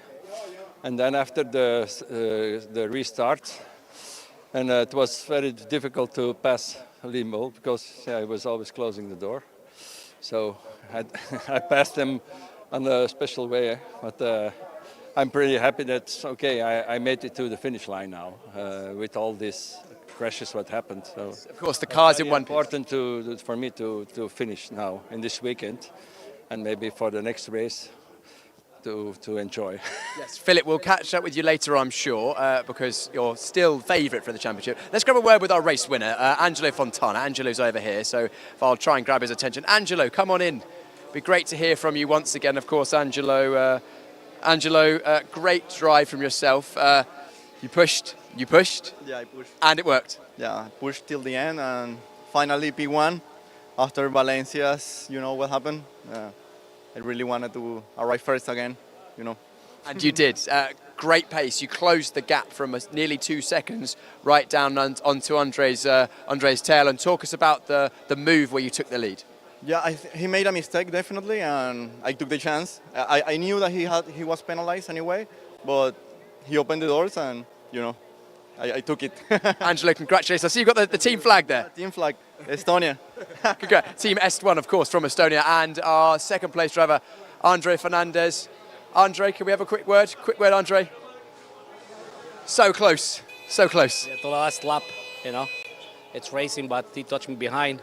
I started losing my grip with tires, started losing the back, and then he touched me in the back, and then it's racing. Still got one more race to come later on. Let's see if I can win this one. Absolutely, and I'll grab a quick word with Patrick Kuna, who I believe is our provisional champion as well in GT4. I'll just wait for him to finish it. Patrick, again in Portuguese if you prefer, I believe you're provisional champion. É verdade, somos campeões europeus, estamos muito felizes. Foi uma corrida que no início com muitos toques e arrancamos atrás de safety car. Eu queria ganhar um bocado de distância ao segundo para manter o primeiro lugar, foi aquilo que eu fiz. Comecei a andar nas 4, 5 primeiras voltas a tentar fazer os melhores tempos para ganhar um bocado de distância. A partir daí foi só gerir e guardar os pneus para a segunda corrida, como não vamos meter novos e tentar, agora já somos campeões, acabar a corrida. Patrick, congratulations. Obrigado. Obrigado, exactly. Right, well, I'll let Brian take us through some of the memorable moments from that round number 7 of the club division while we get ourselves ready for the podium. Thank you, Piers. Yes, we'll call them champions-elect. They mathematically have won their championships, of course. It is all subject to confirmation because the stewards will be investigating any potential incidents. The cars also have to pass technical scrutineering as well. We have seen it this year. We saw it with Angelo Fontana getting disqualified from quali the last time out in Valencia as a result of the car failing technical inspection. So we say champions-elect, Philip Wills and Patrick Cunha, and they've done all that they can do now, and it will be good because it means that the next race, the final race of the season, it really is gloves off. It really is just fighting for glory, fighting for the silverware, and that's always very exciting to see. And like we need any more excitement here to this circuit, particularly into turns 1 and 2. And it was turns 1 and 2 where it all kicked off. Evgeny Leonov to the inside of Michael Cole, the two cars getting together and then scattering. Javier Ripoll Jr. certainly getting a lot of damage out of that. A number of other cars going spinning as well, and that brought out the eventual red flag that meant that we had a long delay. But when we did get going, Philip Wills and Lee Mole, and Wills would have seen his championship passing by him in slow motion. There's Lennart Heemstra and Karsten Kramer and David Harrison had a little field trip there, went out and spoke to some of the bunnies. This is Philip Wills once again with Lee Mole, the two cars making contact. A big moment. Well, this is what Philip Wills, I think he referred to as his special overtaking manoeuvre in the end, because he felt as though Lee Mole was perhaps being a little bit overly defensive. There was a great battle for the lead, though, wasn't there? Andre Fernandez with Angelo Fontana. A battle that raged on. We got the notification towards the end of the race that Fernandez, with the back end sliding, was going to pick up a 5-second time penalty. So he tried to hold on, though. He wanted to cross the line first, didn't he? Jan-Jaap van Room was fighting with Karsten Kramer for position, and at the end of the race, Corrado Costa looked like a big impact with the wall. Such a shame, because we've really enjoyed having Corrado here, but it looks as though maybe his day has come to a premature end. This was the challenge for the lead. Fernandez closed the door as much as he dare, but Fontana had the grip and had the line through. David Von Rosen was fighting with Michael McInerney, and we had a GT3 versus GT4 there. Lots and lots of drama. The drama on the pit straight being indicated by the yellow flags. It was a win for Angelo Fontana, having got past Andre Fernandez. Fernandez with such a big gap over Philip Wills in third place, it meant that the 5-second time penalty counted for nothing. Great to see the team, including the team bosses, congratulating the new champion-elect Philip Wills. And what a dramatic race it was. And if you enjoyed that, well, we get it all again a little bit later. We've got 2 more races left for you today. 2 more races left for you this season in Porsche Sprint Challenge Southern Europe. A season that has flown past and has been thoroughly entertaining. It was a season that kicked off in Portimao with Evgeny Leonov taking a win from pole position. And Philip Wills showed his intention by winning the second race of that particular weekend. Andre Fernandez also showing his intentions by taking a win in round 3. The fighting continued, and it's come all the way down to this, but Philip Wills and Angelo Fontana were the only 2 mathematically in the equation coming into today's racing. And Philip Wills mathematically has done all that he needs to do to win this championship and has the engraver on standby to put his name on the trophy that was won by Robert Solmer last year and Graham King, who won in GT4 last year. Piers is down on the podium and he's ready to bring us the podium ceremony. Over to you, Piers. Thank you very much. The podium ceremony now, starting with the AM classification. Our championship leader and potentially favourite for the championship, the number 912 from Belgium, Philip Wills. Philip joined by a young future champion as well. Philip drives for the Proton Huber competition team. Second place, the number 917 from Portugal, Andre Fernandez. And our eventual winner, the number 80 from Venezuela, Angelo Fontana. Angelo driving for the S1 racing team. High fives all round, and we will now have the Portuguese national anthem.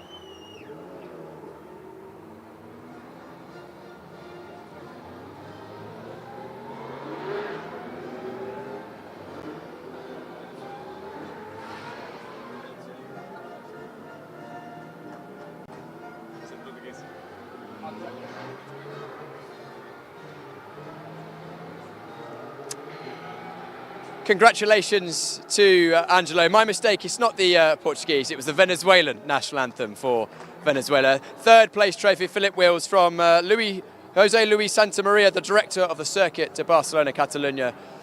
Third place trophy, Philip Wills. Second place trophy will be handed to Michael Dreisen from the director of sales to Porsche Motorsport. Second place, Andre Fernandez. And Jose Luis Santamaria will present the winning trophy to Angelo Fontana for S1 Racing from Venezuela. A brilliant drive, and the S1 Racing team whooping and hollering. We'll now have all 3 on the podium along with Jose Luis Santamaria and Michael Dreisen on the podium for the photos. And any photo opportunities down from the grid as well. Perfect. Good job, everyone. Congratulations to our podium drivers in the AM classification. Next up, we will be having the GT4s, which has been hotly contested.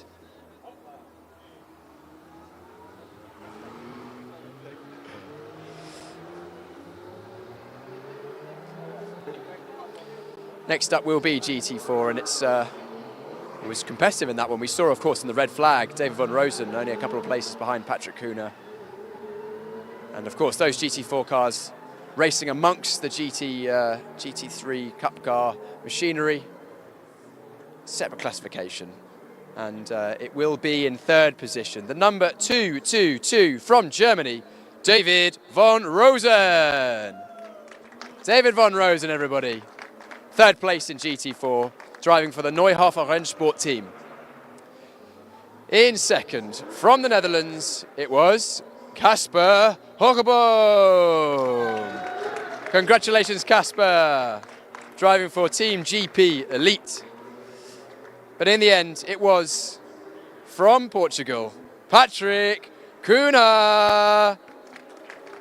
Congratulations, Patrick, and he is provisional champion in the GT4 classification. He also races for Veloso Motorsport, and we will now have the Portuguese national anthem.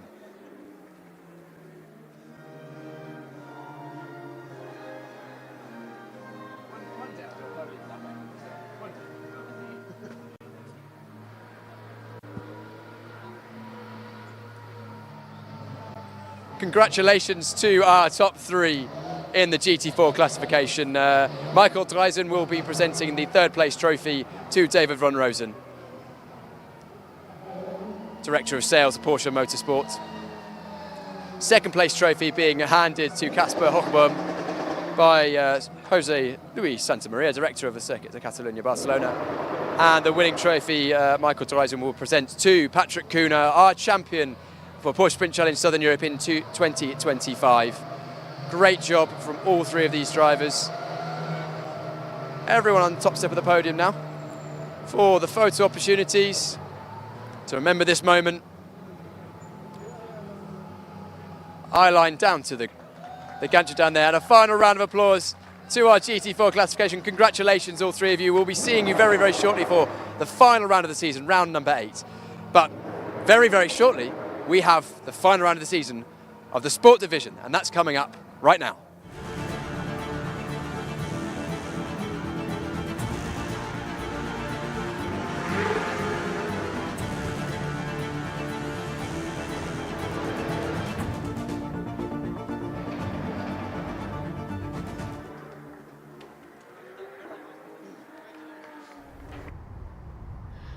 Seven rounds down, 1 round to go. It's time for the season finale for Porsche Sprint Challenge Southern Europe, the Sport Division. And in theory, in a little over 40 minutes, 50 minutes or so, we should be finding the identity of the champion. Will it be a new champion, or will it be last year's champion? In the Sport Division overall standings, it is between Flint Schuring and Ariel Levy, and it was a win for Ariel Levy and a third place for Flint Schuring in the last race. It means that the gap is now down to 7 points in favour of Flint Schuring. So a lot to play for. The Rookie Championship has gone the way of Chester Kiefer already, with Jelter Hofner jumping up into second place. He's got 107 points to Chester Kiefer's 145. Kiefer cannot be caught.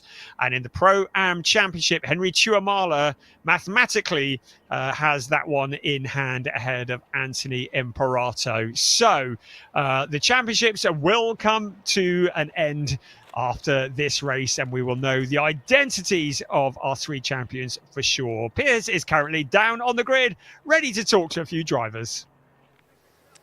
Brian, this is it, the final race of the season. It's come round so quickly, but the racing is still going to be as hot as ever. Of course, very disrupted first race this afternoon. Hopefully a little bit cleaner. We'd like half an hour of clean, fair racing, no spitting, no biting, no punching, all that sort of stuff.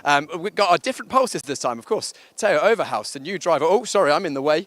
Of course, drivers just doing their lining up procedure to make sure that they are in the correct grid position so that they don't overstep the white lines. Of course, all 4 tyres must be within the white lines there. You can see the tape on the box, so I think I can jump in now with Theo. Can I jump in? Yeah, brilliant. Sorry, Theo, I didn't mean to interrupt your procedure there. Pole position for this race, consistently fast laps in qualifying. We saw you can make moves in that last one. You shouldn't have to make any overtakes in this one if everything goes to plan, right?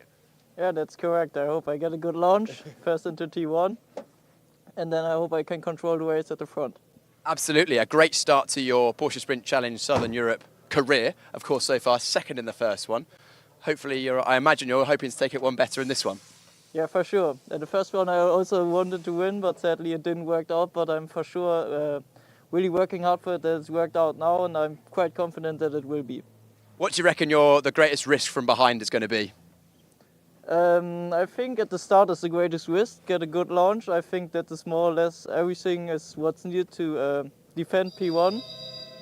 But we will see if Ariel or Flint Schuring have a great car in the race. Maybe they will also make some pressure in the race then. We look forward to a great race ahead. Hopefully it stays cleaner than the first one. Right, that's Theo Overhouse, of course, the Porsche Junior in Germany. Definitely a star of the future, one to watch for certain. Great to have him in the championship. A star of the future, well, and the present really, Ariel Levy, of course, our champion last season, starting in second place in this one. Ariel, second best starting position in this one. Of course, we know Theo had a good pace in that last one, but I also know that you were very confident with your pace in race 1. Well, we did not have a lot of laps, but when we were driving, I think I was really comfortable with what I was, yes. What do you reckon your best chance of winning this race is? Well, I cannot know what will happen in the race, but I would say usually race starts are really crucial, so I will have to have a really good start, and then we'll see what happens later. Ariel, of course, last season, this time last year, you were champion already. Of course, it's very close between you and Flint as well. Of course, I imagine you're going to be giving your all. Are you thinking about the championship? What's your mindset going into this one? My mindset is that I'm so thankful and privileged to have such a competitive season in the winter, because I'm learning so much, and it's not even summer yet, so I'm just thankful. Ariel, good luck in the race. We'll see where you finish up at the end of the race. Of course, Ariel will always be going for the win. We know he's a very competitive driver, and I'd like to grab a word with our current championship leader and Ariel's championship challenger, Flint. I've spoken to him a couple of times already today, but that's only right considering he is currently leading the championship. Just spoke to Ariel. Of course, he is going for the win, as always, but he's just saying that he's so grateful that he's got such a competitive series before the main season has even started, and he's been enjoying the fight between yourself and him. Yeah, so far it's been a hard but fair fight. So definitely great preparation for the summer season. And let's talk about that championship. Of course, Ariel starting alongside you there. What are you thinking about? Yeah, going to try to get a good getaway and then go on from there. Flint, we'll see how it plays out. It's been a great battle all season long between these two. Of course, Flint having the upper hand on more occasions than Ariel this season. But it's anyone's game. Ariel was very fast in race number one. Got time for one more interview, and I think I'm going to grab a word with Milan Marchak again, because he's had such a good weekend. Really gaining a lot of experience and a lot of speed, considering his relative lack of overall racing experience. Actually, he's having a word with his race engineer, so I better jump out of there. Quick word from Sasha going into our last race. Again, carrying our on-board camera as well. Sasha, very quick word. Last race of the season, what are you thinking about right now? That I want to enjoy it. How are you best going to enjoy it? By driving, of course. Sasha, we look forward to seeing some excellent racing for you in this one. Again, we'll be watching from on board. Sasha Norden there, of course, trying to consolidate third place in the championship. This is going to be good, hopefully cleaner than the first, but the racing is going to be great nonetheless. Brian, over to you for the final time this season in the Sport Division. Thank you, Piers. Great job. I think Sasha speaks for all of us. We just want to enjoy it. And that's exactly what we've been doing, although we'd enjoy it more if there were a few less red flags. Right. Well, our pole sitter for this race is one Mr. T. Overhouse, and he is not featuring in the championship race, but he may well play a part in it, because the two championship contenders are directly behind him. By my calculations, if things finish as they are, i.e. Ariel Levy second, Flint Schuring third, Flint Schuring will be champion. But if Ariel Levy can get past Theo Overhouse and Flint Schuring finishes in third place, Ariel Levy will be champion. It is that close. How exciting is this? We are 1 minute away from the season finale for Porsche Sprint Challenge Southern Europe Sport Division, and it is all to play for. This could really go down to the wire. It's all about who keeps their head. What we don't want is any red flags, or if hopefully safety cars or full course yellows. Well, good luck with that. We've had a red flag in every race so far. The leading rookie qualifier, Milan Marchak, down in P6, also impressing here this weekend at Circuit de Barcelona, Catalunya. So lots to look at in the Pro-Am Championship. Henry Tuamala is the leading Pro-Am driver. By my calculations, he's done what he needs to do to clinch the Pro-Am Championship, but he really needs to get to the end of this race just to cement it and seal it. Of course, Chester Kiefer is the second qualifier in the rookies. He's down in P9. He's already clinched the Rookie Championship. The grid is like this. Theo Overhouse with that 143.001. Ariel Levy alongside him. Then it's Flint Schuring with Sebastian Freimut for company. He might might be looking for a podium too. Domas Radonis and Milan Marchak occupy rows 3 ahead of Sasha Norden and Colin Berninghouse. Solid qualifying from him into P8. Our new rookie champion, Chester Kiefer, has Matthias Ferreira for company. Joe Warhurst will be looking to avoid the dramas of race 1.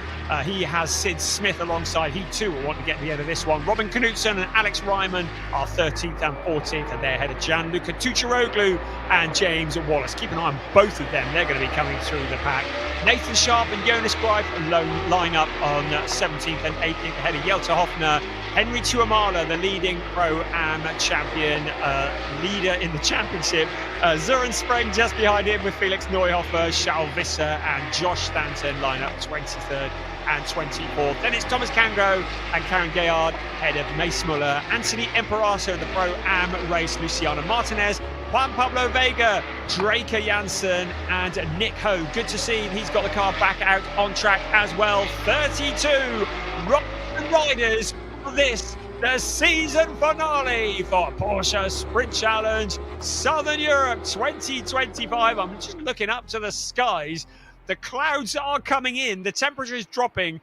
Famous last words, I don't think we're going to be getting any rain. Sincerely hope not. But with the temperature dropping on the track, that can change the dynamic of this race as well. It's the last hurrah for Porsche Sprint Challenge Southern Europe Sport Division. Next stop for a lot of these drivers will be their summer championships. They'll want to put this time to good use, this 30 minutes plus 1 lap of racing. All of the identical Porsche 911 GT3 Cup cars based on the latest 992 generation. 510 Porsche brake horsepowers, 4 litres of naturally aspirated water-cooled flat 6 boxer engine in the rear of the car, control tyres, restricted setups, no ABS, no traction control. This is about raw talent. It's about the best drivers in the best cars rising to the top, and that's exactly what we've seen all season long. We've seen the seasoned campaigners, we've seen the new up-and-coming superstars, all challenging, all wanting to show what they're worth as they come together here on a legendary circuit that hosts Formula One. This is their chance to flex their muscles and show what they're made of. Apparently the wind has dropped down, so we shouldn't have any issues with tailwinds, but the temperature also dropping too. The cars are now forming on the grid. Their heartbeats will be racing. The palms will be sweaty as Søren Spreng just gets the 197 car into exactly the right position. And then the silence falls around Circuit de Barcelona, Catalunya. And then the indication from the back that all is good. The engine notes will start to rise. Are you ready for one last dance? Porsche Sprint Challenge Southern Europe is go for the final race of the season. And it's a drag race in towards turn 1. Get out of my way, says Ariel Levy. He's got his elbows out. Flynn Schuring looking as well, but it's going to be Levy into turn 1. Teo Urbahouse dropping into that second place, but is he going to come back? There's a couple of cars that have cut across the runoff area. What is going to happen there? Ariel Levy and Teo Urbahouse running side by side. Looks as though Urbahouse might have gone wide. He's back into the lead. Ariel Levy will want to come back. Urbahouse giving up that lead position because he knew he exceeded track limits. Flynn Schuring in that third place. If the championship finished now, if the race finished now, it would be championship Ariel Levy. But Flynn Schuring looking eager. The rest of the cars jostling for positions behind, all fighting over the scraps. Out towards turn 7 they come, and that is Henry Tuamala, who's got off into the gravel trap. He's able to keep it going. There's Karen Gayard there as well, who got involved. Tuamala looks like he's able to rejoin on board with Matthias Ferreira in the number 27 car. But a dramatic first lap, as always is the case here. And that's Draker Janssen into the gravel trap. This may well bring out a safety car.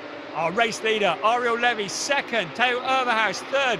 Flynn Schuring, but I have a feeling a caution may be incoming. The rest of the cars heading around turn 13 and 14. Another spinner, there's Mace Muller pointing in the wrong direction, able to rejoin, and Nick Ho once again in his old car, but looks like that is stranded as well. So a couple of cars stranded at the side of the track. This is surely going to bring out a full course yellow, and across the line we come. I think the race stewards want to get a lap in the board so that we don't have a complete restart. It's Ariel Levy with 7/10 over Theo Overhaus.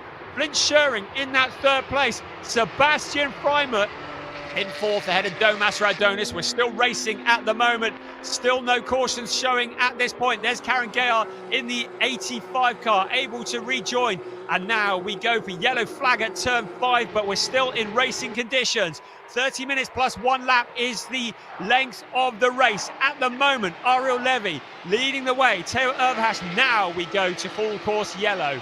So Ariel Levy will drop the speed down to 80 kilometers an hour. Really important, there's no overtaking. Søren Spreng now backing out of the power. The start is under investigation. So the race stewards will be taking a look at that. I'm now just going to double check my maths while we're here. So if the race finished now, Ariel Levy would have a 2-point advantage over Flint Schering. I said to you that Theo Overhaus was going to play a critical part in this championship, even though he's not part of it. That is proving to be the case as Karen Gayard's getting pulled back into the garage. And there's Nick Ho in the more familiar yellow, black and white car that we've seen him all season long. We saw that the blue car that he was running this morning had taken a little bit of a beating. And it looks like there may be 2 damaged cars that are going to be heading back to the PG Motorsport garage. Safety car is out, so the clock carries on ticking. Right, just looking at the various screens to make sure there's no penalties that have been awarded that I can see. So as far as I'm aware, it is very much as you see it out on track. Theo Overhaus did get past Ariel Levy. We saw him going wide, and then we saw him backing out of it just to give that position back because he had taken the lead of the race, having gone into the runoff area. So very fair from Theo Overhaus, and if he hadn't done that, the stewards may well have penalised him, and he could have picked up a penalty that would have been a lot greater than just letting the lead car back through. So there is the Nick Ho car. So we've lost Nick Ho and we've lost Karen Gayard. Looking to see a non-starter was Sid Smith and Felix Neuhofer. They never even made it out of the garage after the incident in the earlier race. So they never made it onto the grid, which is a real shame. We got confirmation as the cars crossed the timing beam. Let's have another look at the start of this race and let's just see what occurred. So it's a good start from Ariel Levy. It was a good start from Theo Overhaus as well, but Levy had that inside line into turn 1. Overhaus tried to come back around the outside, but you just see he ran wide. Also in there was Flint Schering. Again, needs to be careful. Got to finish and not be in the gravel trap because that would hand the championship on a plate. That was Henry Tuamala going wide onto the gravel. He was able to keep it going. He's currently down in 27th place and 3rd overall. So the Pro-Am Championship still very much in his hands, and that was a big impact for Draker Janssen. I see him making a big contact with the wall, and that's a real shame. Right, safety car is in on this lap. They've done a great job. Thank you to all of the marshals and the hard-working track crew for getting it all cleaned up. It means we can get back racing nice and quickly as we look to decide the champions of 2025. As things stand at the moment, if the race finished now, Ariel Levy would be champion. If Flint Schering can get past Theo Overhaus, he will become the champion. So Theo Overhaus has very much the power here. He holds all the cards. He's not in this to score points. He's in this for the silverware. He'd quite fancy relegating Ariel Levy if he possibly can in that 2nd place. Sasha Norden in 6th place at the moment, ahead of Chester Kiefer, one of his main rivals in a runner-up spot in the championship. Chester Kiefer is the leading rookie. Matthias Ferreira down to P2 in the rookies ahead of Milan Marchak. So plenty still to come. 23.5 minutes. The cars are round at turn 12 at the moment. Now, last time we saw Ariel Levy really backing them up. Will he do the same again? or is he going to hit the accelerator early and try and catch Theo Overhaus snoozing? He is weaving, as is his right. Theo Overhaus is focused on hitting the accelerator at the very moment that Ariel Levy does. The thing he mustn't do is overtake Ariel Levy before the start-finish line.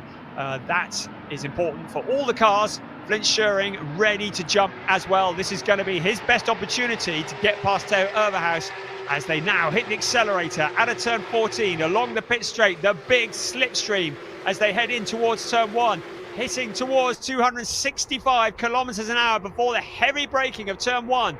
Ariel Levy with a good start. Theo Overhaus keeping him though in his sights. Challenge further back. That's Chester Kiefer to the outside of rival Sasha Norden in the championship. Everybody else fighting through. More drama. Matthias Ferreira goes spinning. Also James Wallace in there as well. Oh, this is almost certainly going to bring out another safety car. Matthias Ferreira getting together with James Wallace. Both cars stranded on the dreaded turns 1 and 2. And it looks as though Matthias Ferreira's day is going to go from bad to worse. He had traumas in the first race today. He's got traumas again. The rest of the cars filing through. 22 minutes remaining of this race. And I'm afraid it does look like a safety car, or at the very least a full course yellow might be incoming. At the moment, Ariel Levy with a 0.378 gap over second place. Well, the good bit is Ferreira's got it going, but I'm not sure that Wallace is going to be able to. But a lot of damage to the number 27 Target competition car, the Brazilian driver, and there is Wallace getting out of the car. So that is such a shame. The Proton Huber competition, number 83 car, James Wallace, and he'll be pretty fed up about that after such a strong showing in Valencia. He will be pretty fed up with all that has occurred here in Barcelona. And you can see from his body language as he looks at the car, and he will walk away. Let's have another look at what happened there. That's first, second, third. Here's the rest of the cars, and it just looked as though Ferreira carried just way too much speed into the corner. Wallace was just an innocent bystander. Nathan Sharp also taking to the gravel to avoid it. But it looks as though Ferreira had lost it long before Wallace appeared on the scene, and he was just caught up in someone else's incident in the carbon fibre zone once again. And you can point the finger maybe at poor qualifying, being in the midst of all the drama. Whatever it is, it's certainly taken him out of it, and that looks like Nathan Sharp peeling off into the pits as well. So after such a strong showing from him last time out in Valencia, it looks as though his day is also coming to a premature end. On board with Søren Spreng, who currently leads in the Pro-Am race. He is in 19th place overall. And, he has Anthony Imperato directly behind him. So the James Wallace car being removed from the gravel trap. So safety car out on track with 1/3 of the race gone. Theo Overhaus is being shown on my timing screen as the race leader. So I'm just checking to see whether... So Theo Overhaus has been shown as the race leader at the moment. So clearly there has been a swap around under the full course yellow. Now I'm not entirely sure what is occurring there. I've had no messages to say why that might be the case. Of course, under a full course yellow or a safety car, there can be no overtaking. But Theo Overhaus has jumped into the lead of this race, and it might be that the stewards have given an instruction. It's certainly nothing that I've seen as Matthias Ferreira peels off into the pits. But suddenly, Theo Overhaus has been shown as the race leader, and I've had no indication as to why that would be. But if that is the case, as seems to be, as we can see on our screen, and if the race finished now, it means that Flint Schuring would be the champion. So I'm just double checking everything here, make sure I've missed anything. If the race finished now, it would be a Flint Schuring championship. So Theo Overhaus has jumped in front of Ariel Levy while we're behind the safety car and currently leads the way. Sounds to me as though it may have been an instruction that had been given. So that has changed the dynamic of the race. Suddenly, Ariel Levy has all the work to do to get past the number 43 car in front of him. Once again, Theo Overhaus playing a significant part on the outcome of this championship. There's absolutely nothing on the timing screens to indicate why that might have happened, but with 18 minutes remaining, things remain as they are. It will be championship to Flint Turing by the slimmest of margins. Certainly not had the kind of dominant weekend that we saw him have at Valencia.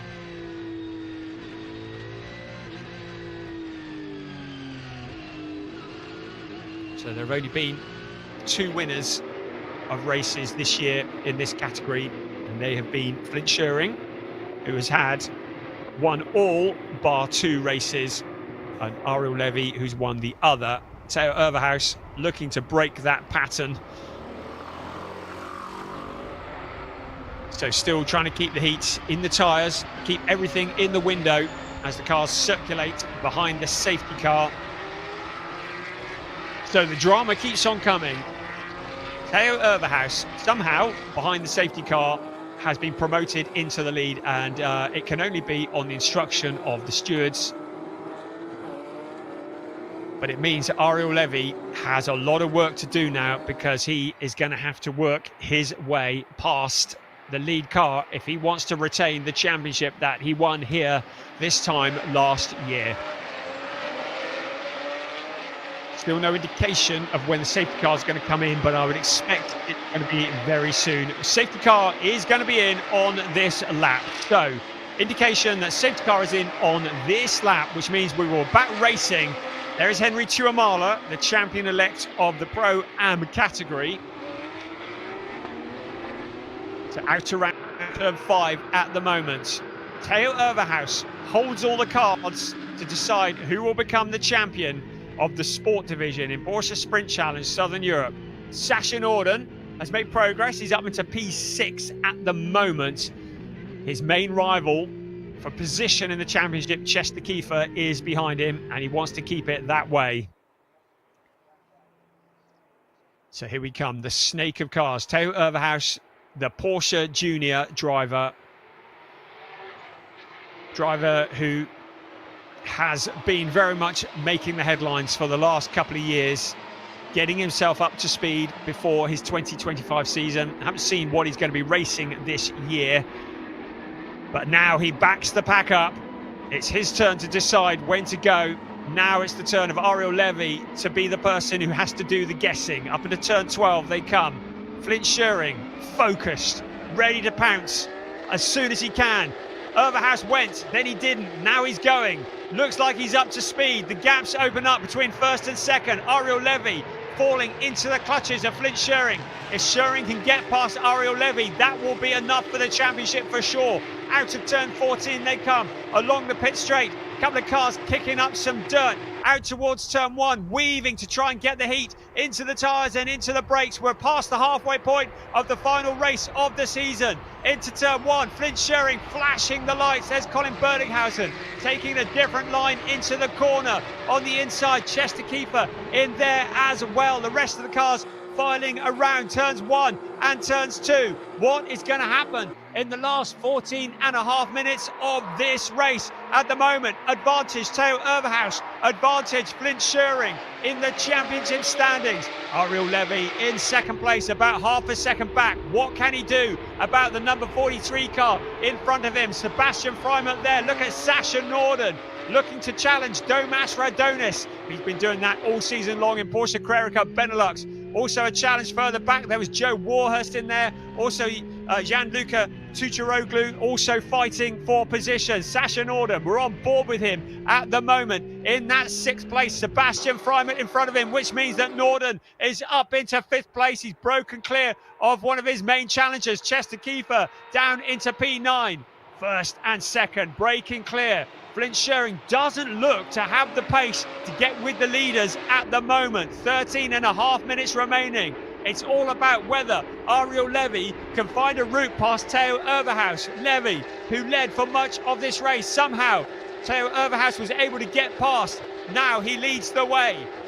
There's Chester Kiefer, Alex Ryman behind him, Gianluca Tucciaroglu there as well in the 911 car. They are fighting over 9th place. Here come the race leaders out onto the pit straight once again, flat out up into 6th gear. Then it's the heavy braking, having reached 265 kilometers an hour, reducing all the speed down to 110 kilometers an hour. 2nd gear through turn 1, 2nd gear into turn 2. Alex Ryman, Gianluca Tucciaroglu. It's Tucciaroglu challenging on the outside for 10th place. Drops back in behind around turns 1 and turns 2 they come, and in towards turn 3, a 3rd gear corner taken at 140 kilometers an hour. Then a short burst of the throttle before this, turn 4, a 2nd gear taken at about 100 kilometers an hour. Then a slight downhill section towards turn 5, a 2nd gear corner taken at about 80 kilometers an hour. Then they weave their way down to turn 6 and 7. Still, the positions remain the same at the moment. Ariel Levy now with the fastest lap of the race, as denoted by the pink FL next to his name. It means that he is closing in on Theo Overhaus, but he can catch him. He's got to get past him if he wants to win this championship. It feels as though Ariel Levy holds the secret at the moment, but Theo Overhaus stands in the way. The rest of the cars challenging. That is the 1-2-3, Henry Tuamola, also fighting to retain in the Pro-Am Championship, trying to move his way forwards on board with Søren Spreng in the 197. He is the leading Pro-Am qualifier and leading the Pro-Am race at the moment. Tuamala down in 22nd place, but that would be enough just to confirm the championship in the Pro-Am category. 11.5 minutes remaining of this race. Look how close this is. There's Milan Marchak with Colin Berninghausen pressuring him all the way for 7th place. Also there, Chester Kiefer, the man who never backs off. Now Theo Overhaus responds with the fastest lap. So Ariel Levy gonna have to turn the wick up some more, find some more pace if he wants to challenge for the lead. Can he force Theo Overhaus into a mistake? He's got 11 minutes to do it as the cars go towards the edges of track limits through turn 1 and turn 2. Just fighting for every last thousandth of a second. Theo Overhaus with the fastest lap. Jan Pablo Vega also in the 563 car. He's down in 23rd place. He's got Henry Tuamala there for company as well. So everybody pushing hard, fighting hard. Gianluca Tucciaroglu on the inside of Alex Ryman. He's been lining that one up for a while, and he pokes his nose in. They go wheel to wheel briefly. Now Ryman trying to come back, but Tucciaroglu has the position. Now he's coming under pressure from Joe Warhurst. Warhurst flashing the lights, looking to have a better race than he did last time. He's in 12th place at the moment. Now pressuring Alex Ryman, Gianluca Tucciaroglu. Now breaks clear into the top 10. Here comes the lead queue of cars. Sasha Norden has now closed up with Sebastian Freimut for 4th place. Here's Berninghausen to the inside of Milan Marchak. Colin Berninghausen muscles his way through in turn 10 and takes that position away. So Colin Berninghausen up into 8th place. Shuffling Milan Marchak down the order. Joe Warhurst now also past Alex Ryman. So Warhurst, man on a mission. On board with Søren Spreng, once again the leading driver in the Pro-Am race. He is in 19th place overall, fighting for silverware on the Pro-Am trophy. First, second, third coming across the line. The dust rising up into the air. We're into the last 9.5 minutes of the season. That is Jelte Höfner having a look to the outside of Alex Ryman. Ryman looks to be struggling a bit at the moment. He's getting mugged by a number of cars. So Ryman clearly struggling for pace here in this, the final race of the season. Sasha Norden looking eager. There's Domas Radonas there as well. Chester Kiefer just behind him. Colin Berninghausen, Gianluca Tucciaroglu. Two drivers that have fought against each other in Porsche 6 Carrera Cup Germany this year. Just behind them, Milan Marchak, one of the up-and-coming superstars. Joe Warhurst, to remind you, in only his 2nd weekend in a Porsche GT3 Cup car, and really enjoying the experience as he prepares for a season in Germany this year. And there's a car that's gone wide. Looks like Thomas Cangro to me on to the gravel. Cangro has not really enjoying the rub of the green at the moment. He's kept it going, but Cangro out onto the gravel trap. He can keep it rolling, which means we won't need a caution. Sasha Norden closing in still on Sebastian Freimuth. Our leading rookie is Chester Kiefer in 7th place. But if things remain as they are, Sasha Norden will have jumped Chester Kiefer for 3rd place in the championship. And that's exactly what he came here with the intention of doing this weekend. There is Sasha Norden in the 5th place. Had a tough time in qualifying, but has been somewhere near the top of the timing sheets in all of the free practice, and the qualifying sessions is where he struggled the most, and he's now having to make up for that in this, the final race of the season. Another driver going wide, picking up the dirt out towards turn 1 once again. Theo Overhaus with 6/10 over Ariel Levy.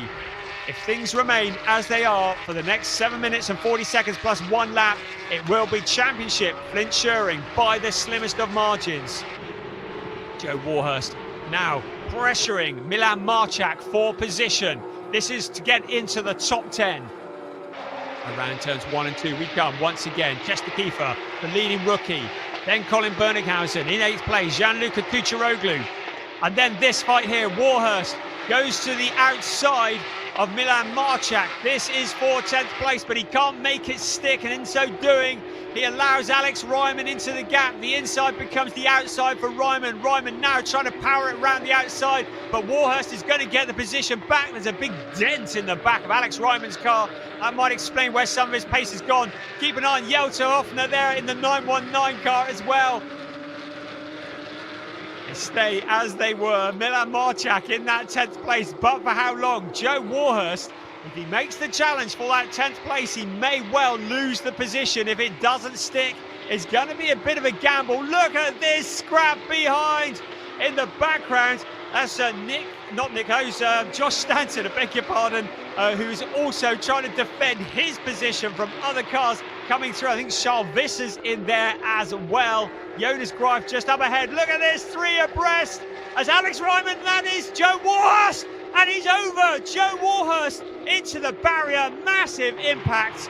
The number 59 car rolling over, so hopefully Joe's all okay. You saw him spearing off into the barrier with 6 minutes remaining of the season. So Joe Warhurst, the car upside down, I think he's back onto the 4 wheels, but we're probably going to get some kind of caution here. Still 3 abreast into turn 1. That's Robin Knudsen.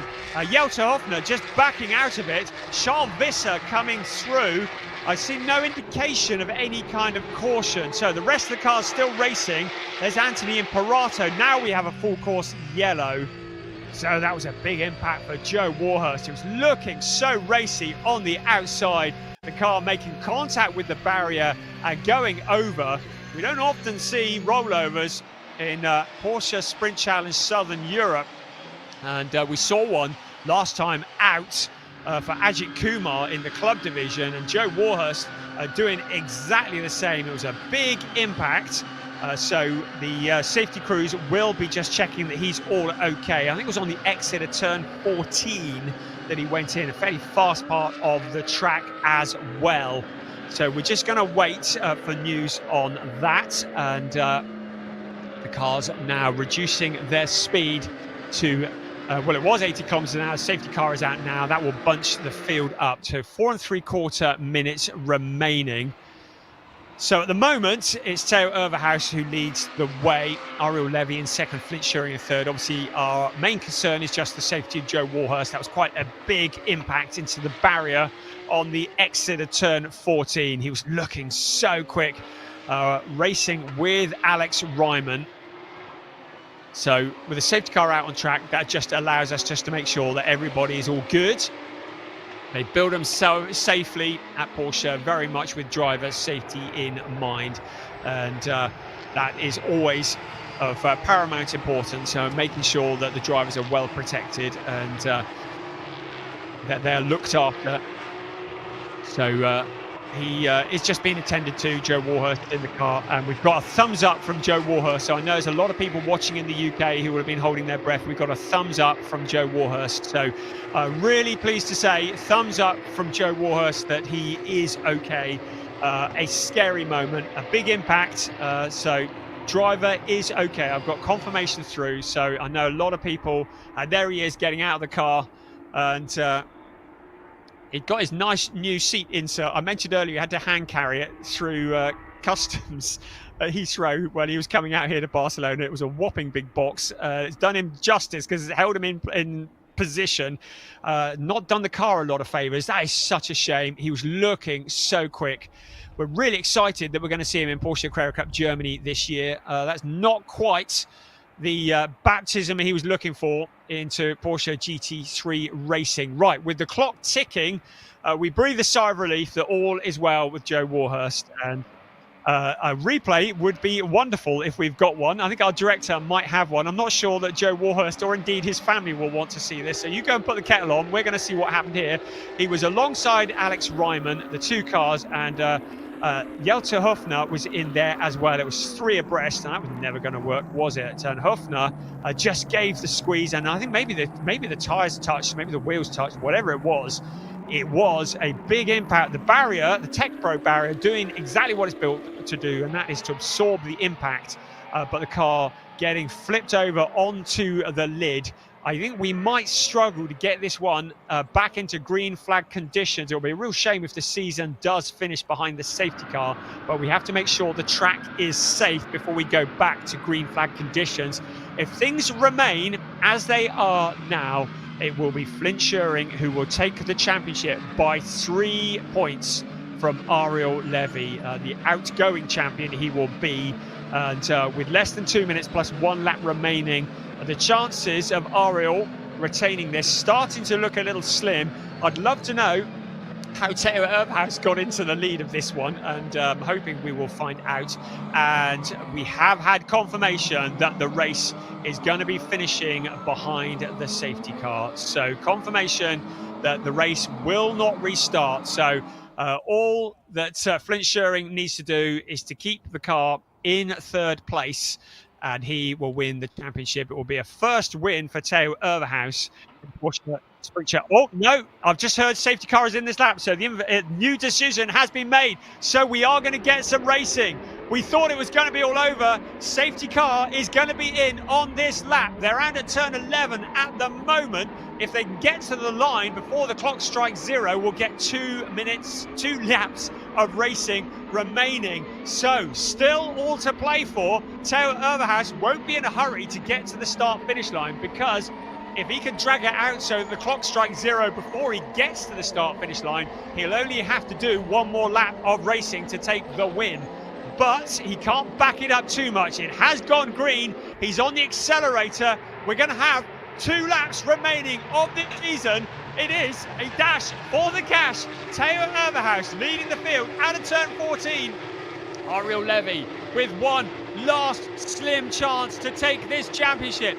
Flint Schuring being challenged by Sebastian Freimert. So Schuring challenged into turn 1. He's got Freimert on the outside of him into turn 1. Schuring needs to hold on to this 3rd position. He's got it covered off at the moment, but Freimert ducks back to the inside. Schuring having to defend for all he's worth. A lap and 3/4 of this season remaining. Still the championship very much up in the air. Theo Erbhaus holding the cards. Ariel Levy in 2nd place. Flint Schuring in 3rd place. And now Sasha Norden challenging hard, but in so doing, losing position. Domas Radonis starting to challenge on the outside. Norden coming back, and now Radonis has the inside line into the corner. On board with Sasha Norden. He was in 5th place, is about to become 6th, but he's going to fight back on Domas Radonis. Just behind him, the leader in the rookie race is Chester Keeper. Colin Berdinghausen in 8th place, Gianluca Tucharoglu in 9th, then Milan Marchak. Now in towards turn 10 they come. It's still Theo Erbhaus leading from Ariel Levy. Levy does not look to have anything that he can do to get into the lead on this race. That's Tucharoglu going wide onto the gravel. He keeps his foot buried on the power, doesn't even lose a position. Brilliant stuff there. Still positions remaining as they were as we head towards what will be the last lap of the season for what has been an extraordinary season of Porsche Sprint Challenge Southern Europe Sport Division. Out towards turn 14, and to start the very last lap, Theo Erbhaus will lead them across the line. Ariel Levy running out of ideas to get past. He can see the championship starting to slip away. His main championship rival is behind him. but Theo Overhaus will take the maximum 25 points if he can keep in the position he's in. Flint Schering a long way back, but still flashing the lights in an attempt to distract Ariel Levy in front. Sebastian Freimer there, ready to demote Flint Schering if he gets half a chance. In towards turn 1 and 2, and up towards turn 3 we come for the very last time. It's Theo Overhaus leading the way by over a second. It looks to be over for Ariel Levy, unless Theo Overhaus makes a mistake, unless something goes wrong in the number 43 car. The championship looks to be slipping away from the Israeli Ariel Levy, the driver who won it in 2024. He's staring at Overhaus in front of him, but Theo Overhaus does not make loads of mistakes. Ariel Levy in second place. He's broken clear of Flint Schering. They're up towards turn 6. That is Jonas Greif also going off into the gravel. He looks to be out of harm's way, so everything continues. Here comes Theo Overhaus hustling the car around the corner. In towards turn 7 they come. Ariel Levy there, keeping him in sight, but still with nothing that he can do. No, beg your pardon, turn 10 is on to turn 11 now. So our race leader heading up towards turn 12 for the very last time. He has a big gap over Ariel Levy. It's going to take a mistake to lose that, but it doesn't like mistake is incoming. Theo Overhaus into turn 13, round to turn 14 for the very last time. Out onto the pit straight. It's going to be a first win in Porsche Sprint Challenge Southern Europe for Theo Overhaus. Ariel Levy in second place. It's going to be a championship for Flint Schering, with third place Sebastian Freimer in fourth, ahead of Domas Radonis. Sasha Norden staying in front of Chester Kiefer, who wins in the rookie category. Colin Berninghausen in 8th place, ahead of Milan Marchak, who is second in the rookies. Gianluca Tucharoglu rounding out the top 10. Zoran Spreng is going to win in the Pro-Am race. Anthony Imperato second. Henry Tuamala in third. That just confirms Henry Tuamala's position in the championship as the Pro-Am champion. Brilliant stuff. What a final few laps that was. Theo Overhaus held all the cards and stole the dream away from Ariel Levy at the final moments. Wow, great stuff. What a way to finish the season in Porsche Sprint Challenge Southern Europe Sport Division. Theo Overhaus, what a time to take his first win. Second place to Ariel Levy, ahead of Flint Schering, Sebastian Freimer, Domas Radonis. Sasha Norden did what he intended to do, stayed ahead of Chester Kiefer. Chester Kiefer wins in the rookies, ahead of Colin Berninghausen. Milan Marchak second in the rookies, 9th overall, ahead of Gianluca Tucharoglu. Josh Stanton, solid drive to 11th, ahead of Robin Knudsen. Draker Janssen, despite the dramas earlier on, coming home in 13th place. Good job there. Zoran Spreng winning the Pro-Am race in 14th place, ahead of Alex Ryman. Anthony Imperato second in the Pro-Ams. Henry Tuamala third in the Pro-Ams is enough to secure the championship, ahead of Mace Muller, Thomas Cangro, and then Juan Pablo Vega, Luciano Martinez, Jonas Greif we saw in trouble, and then Jelter Hufner after that incident with Joe Warhurst coming home in 23rd place. Charles Visser, Joe Warhurst, Nathan Sharp, Matthias Ferreira all coming in as non-finishers, and of course Joe Warhurst exiting in spectacular style ahead of James Wallace also into the gravel trap, and Karen Gayard that we saw retiring to the garage. Amazing stuff. What a race that had a little bit of everything, including that dramatic rollover for Joe Warhurst, and pleased to say once again he's all well, no problems there. So gosh, that was exciting, wasn't it? And I'm just checking there are no messages, nothing that's going to change any headlines here. I don't think that I can see anything that might cause any problems. I think we can safely say that Flint Schering will be crowned as the champion by just 3 points. Chester Kiefer, the rookie champion, and Henry Tuamala, the Pro-Am champion. And the driver taking the top step of the podium on his guest outing here. Mind the front door. There we go. Theo Overhaus exiting the number 43 Proton Huber competition car to take the win. He had a second place earlier today. There's Flint Schuring. The news has filtered through to him that he's done all that he needs to do to win the championship. The team congratulating him at Schumacher CLRT, and there is Flint's dad with the glasses on, embracing his son. He's already seen his older son. There's Larry Tenforder, and there is Maurice Schuring, the older brother of Flint Schuring and winner of Le Mans 24-hour race GT category. They got the T-shirts printed already. That was a bit brave, wasn't it?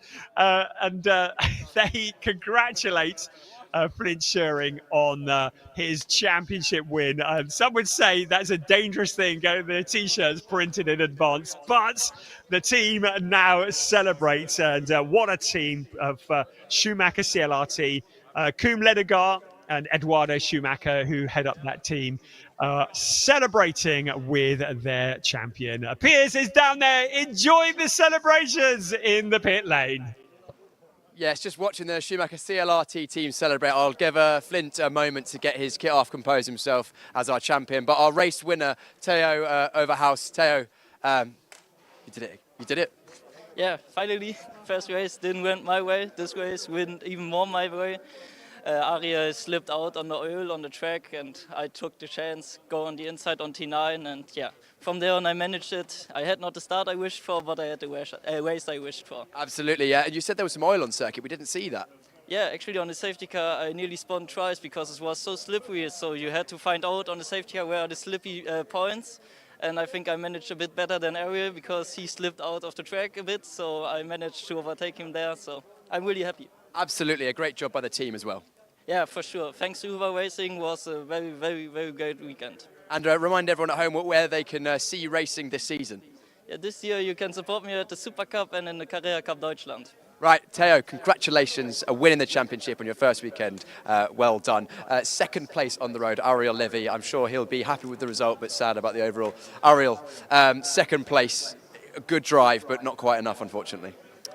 Yeah, not quite enough. There was some crash, and in the first safety car we had some water in turn 7, 9 and 12. And then when we had the restart in 7 it dried up, and in 9 it did not. So I thought it would be dry, but it was not. Yeah, so that was too big of a risk apparently, and yeah, I lost it. Unlucky, of course. It's tricky when the conditions are not ideal on circuit. We didn't actually, us at home and in the commentary box, didn't see any of the water on circuit, but heard from Theo that even under safety car conditions it was tricky out there. Well, if you look on the restart on us when we were behind the safety car, you'll see that even when we were doing 40 kilometers per hour, we almost lost the car. So we were driving probably the slowest ever, but it was still sliding, so that was scary. Ariel, a formidable competitor you are, champion last season, second this season. Of course, you pushed Flint all the way, but I know that the rivalry has been good between you for the whole season. Yeah, the rivalry was great. I think we know each other for quite some time. We have, at least from my side, a lot of respect to the other one. And also I think to have I said it before, but to have such a competitive season and rival in the winter is the best thing I can wish for. And yeah, I learned a lot this season, and let's see what we can do in the summer. The best possible preparation for the season ahead. We wish you the best of luck in your future Porsche Carrera Cup, Germany and Mobil 1 Super Cup endeavours. Thank you very much. Ariel, hopefully see you next year. And let's grab a word with third place driver and our champion, provisionally of course, Flint Schuring. Flint is right there. I'm going to just dive in and interrupt. He's getting congratulations from pretty much everyone, and it'll be great to catch a word with our champion. Can I interrupt? Sorry. Flint, champion in 2025. That must feel pretty good. Yeah, it feels great. It was a very difficult race.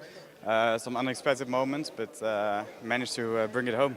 Absolutely. At one point it looked like it was slipping away. Of course, then the safety car, we heard from Theo and Ariel that we didn't know as viewers, but apparently there was quite a lot of oil and water on circuit. Yeah, in T7 to T9 there was quite some water or something on the circuit, which made it quite difficult and but also exciting. So. Yeah. But champion, let's talk about that. You know, you've had such a successful Porsche Sprint Challenge Southern Europe Championship this season, of course, taking many, many wins. Not quite this weekend, but still enough to get the championship. Yeah, like from Portimao onwards, we were very quick. A bit less this weekend, but nothing to worry about since we've been. It's been a good run so far. Absolutely, and we just heard from Ariel. He said, you know, the rivalry between you and himself has been really good this early season, and he's looking forward to the season ahead, and it's the best preparation for him, and I imagine for you also.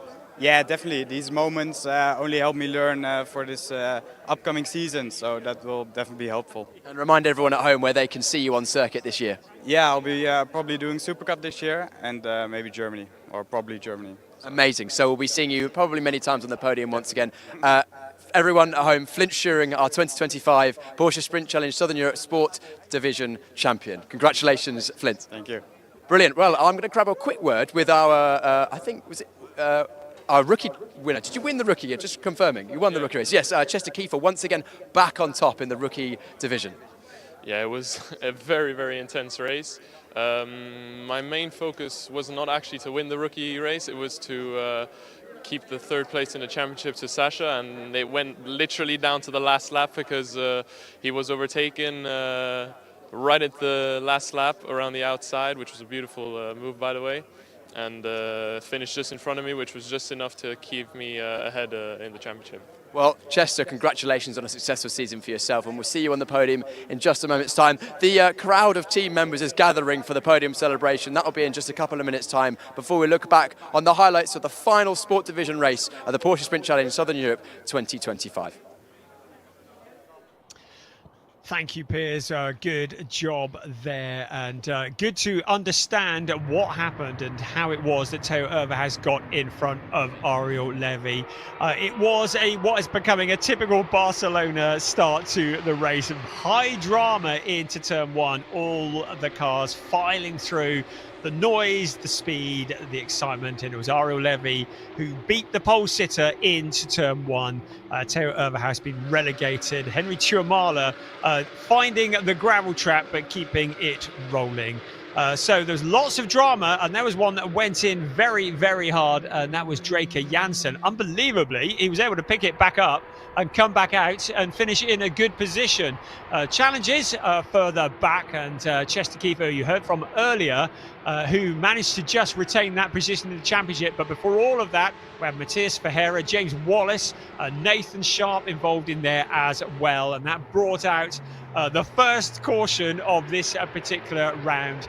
Then at the restart, Theo Overhaus stretching his legs at the front, and we heard that it was fluid on the track that meant that Ariel Levy lost position, and Theo Overhaus was able to sneak through during the race. Here he is challenging Theo Overhaus for the lead, and in the background we can see Flint Schuring just holding on to third place, which is all that he needed to do. Alex Ryman was very much going to be in the wars, and controversial moments coming up in a bit. Gianluca Tucciaroglu, Alex Ryman, first of all. Ryman losing position to Tucciaroglu. Joe Warhurst, who had been a man on a mission, coming through to challenge for position from Alex Ryman, and that's where it all started to really kick off. So Warhurst was on the outside of Alex Ryman. Ryman trying to come back at him, and then Jelte Hofner joining in as well. And it was at this point we were going to go three abreast. Just prior to that, they were fighting side by side. It all looked pretty clean. We'll have to have a listen to see what happened afterwards, because it looked to me like maybe the wheels touched on these cars, because suddenly Joe Warhurst was the meat in the sandwich, bouncing off Jelte Hofner, and then a big impact into the fence that saw the 59 car rolling over. Pleased to say Joe was all okay, which is more than we said for the car, which may need a bit of a rebuild. Draker Janssen coming back with what was remaining of his car. Clearly it was all handling very well still. Sebastian Freimer was never too far away from a podium position, but Theo Overhaus holding off the pressure from Ariel Levy on that slippery track to cross the line and take his first win in Porsche Sprint Challenge Southern Europe at the final round of the season. Second was Ariel Levy. and it was Flint Shearing in third place who secured the championship, doing all that he needed to do to win the championship by just 3 points. It's championship in the rookies to Chester Kiefer, championship in the Pro-Ams to Henry Chuamala. I believe that Piers Pryor is down on the podium, so we're going to throw down to him for the final podium ceremony of the sport division for 2025. Well, what a finale that was in the sport division, and we'll be having the podium for the overall classification first. First up, our champion overall, the number 99 from the Netherlands, Flint Shearing. Congratulations, Flint, driving for the the Schumacher CLRT team. In second, last year's champion, the 25 from Israel, Ariel Levy.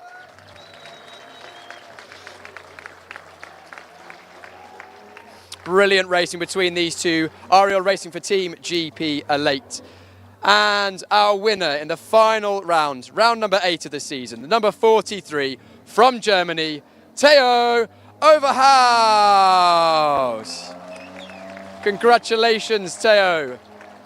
Theo was driving for a Proton Huber competition, and we will now have for Theo the German national anthem.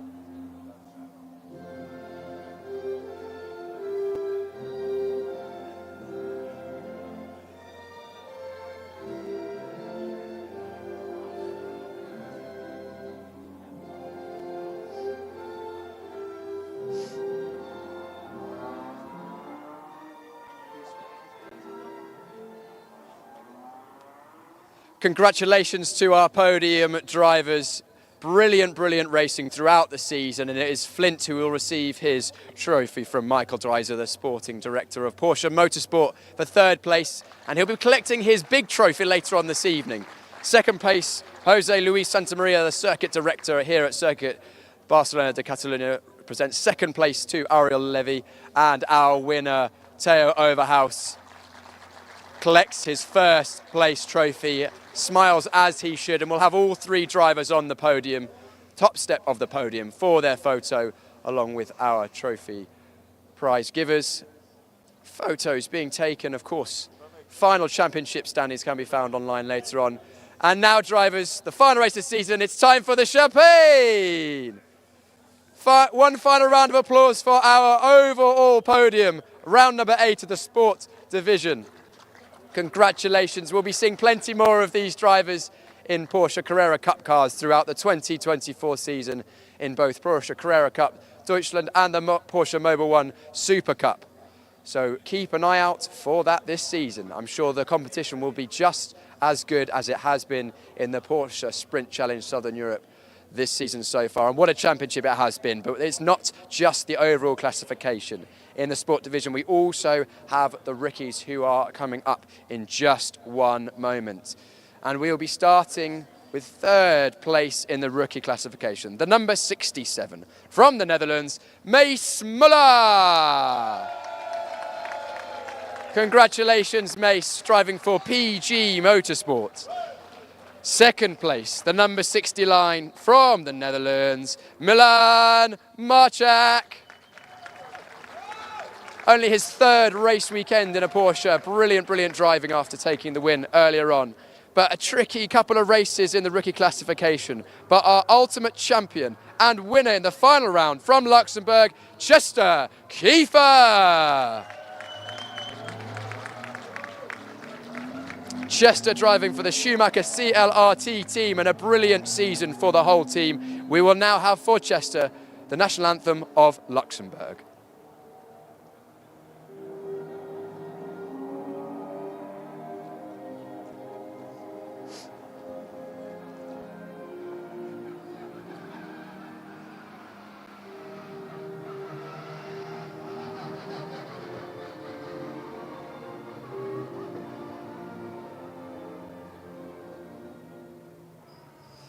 Brilliant, brilliant season from all 3 of these drivers and the rest of the rookies in the sport classification. Third place trophy by Jose Luis Santamaria goes to Mace Muller. Second place.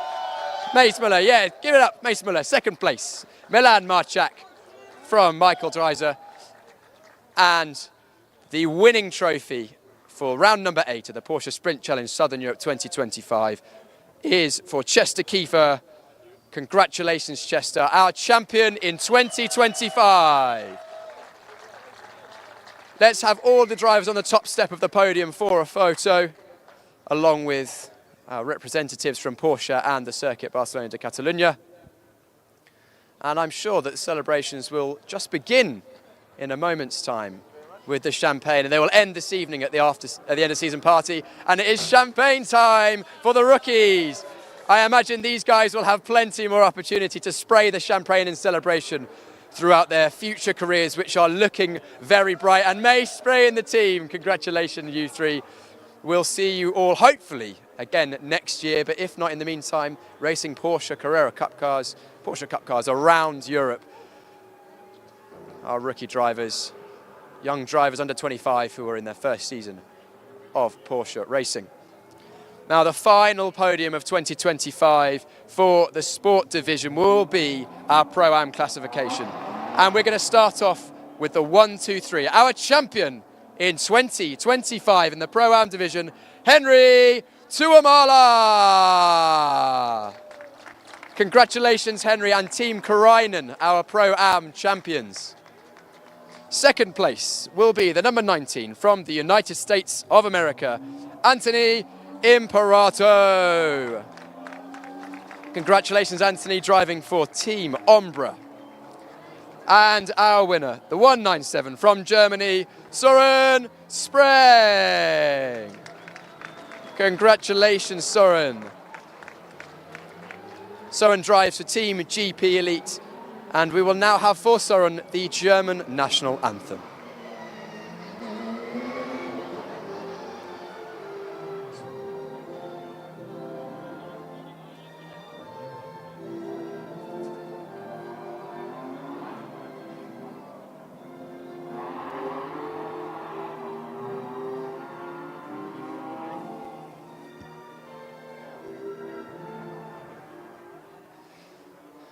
Our prizes, trophies being handed out once again by Jose Luis Santamaria as the director of the Circuit Barcelona Catalunya, and Michael Dreiser, sporting director for Porsche, sales director for Porsche Motorsports. Third place trophy to Henry Tuomala, second place Anthony Imperato, and our winning trophy, Søren Spreng. If we could have all three of you on the top step of the podium along with our trophy prize givers for a photo down by the starting line. Congratulations to the Pro-Am drivers in the round 8 of the Porsche Sprint Challenge Southern Europe 2025. You may celebrate with the champagne if you wish, or you can just drink it. I think they chose drinking. That's it for the sport division of the Porsche Sprint Challenge Southern Europe. All that's left is the club drivers, and that's up in just a few moments.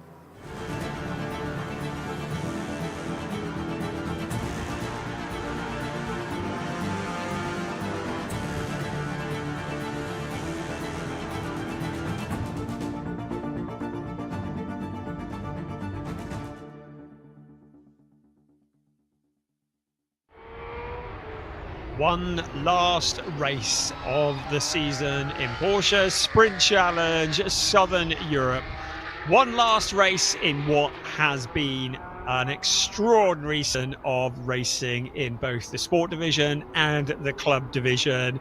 It is the 16th race that we've witnessed this year in Porsche Sprint Challenge Southern Europe, and this could be exciting because the gloves are off.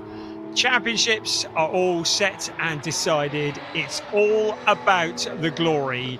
They're going to be going for the silverware. They're going to be going for the podium.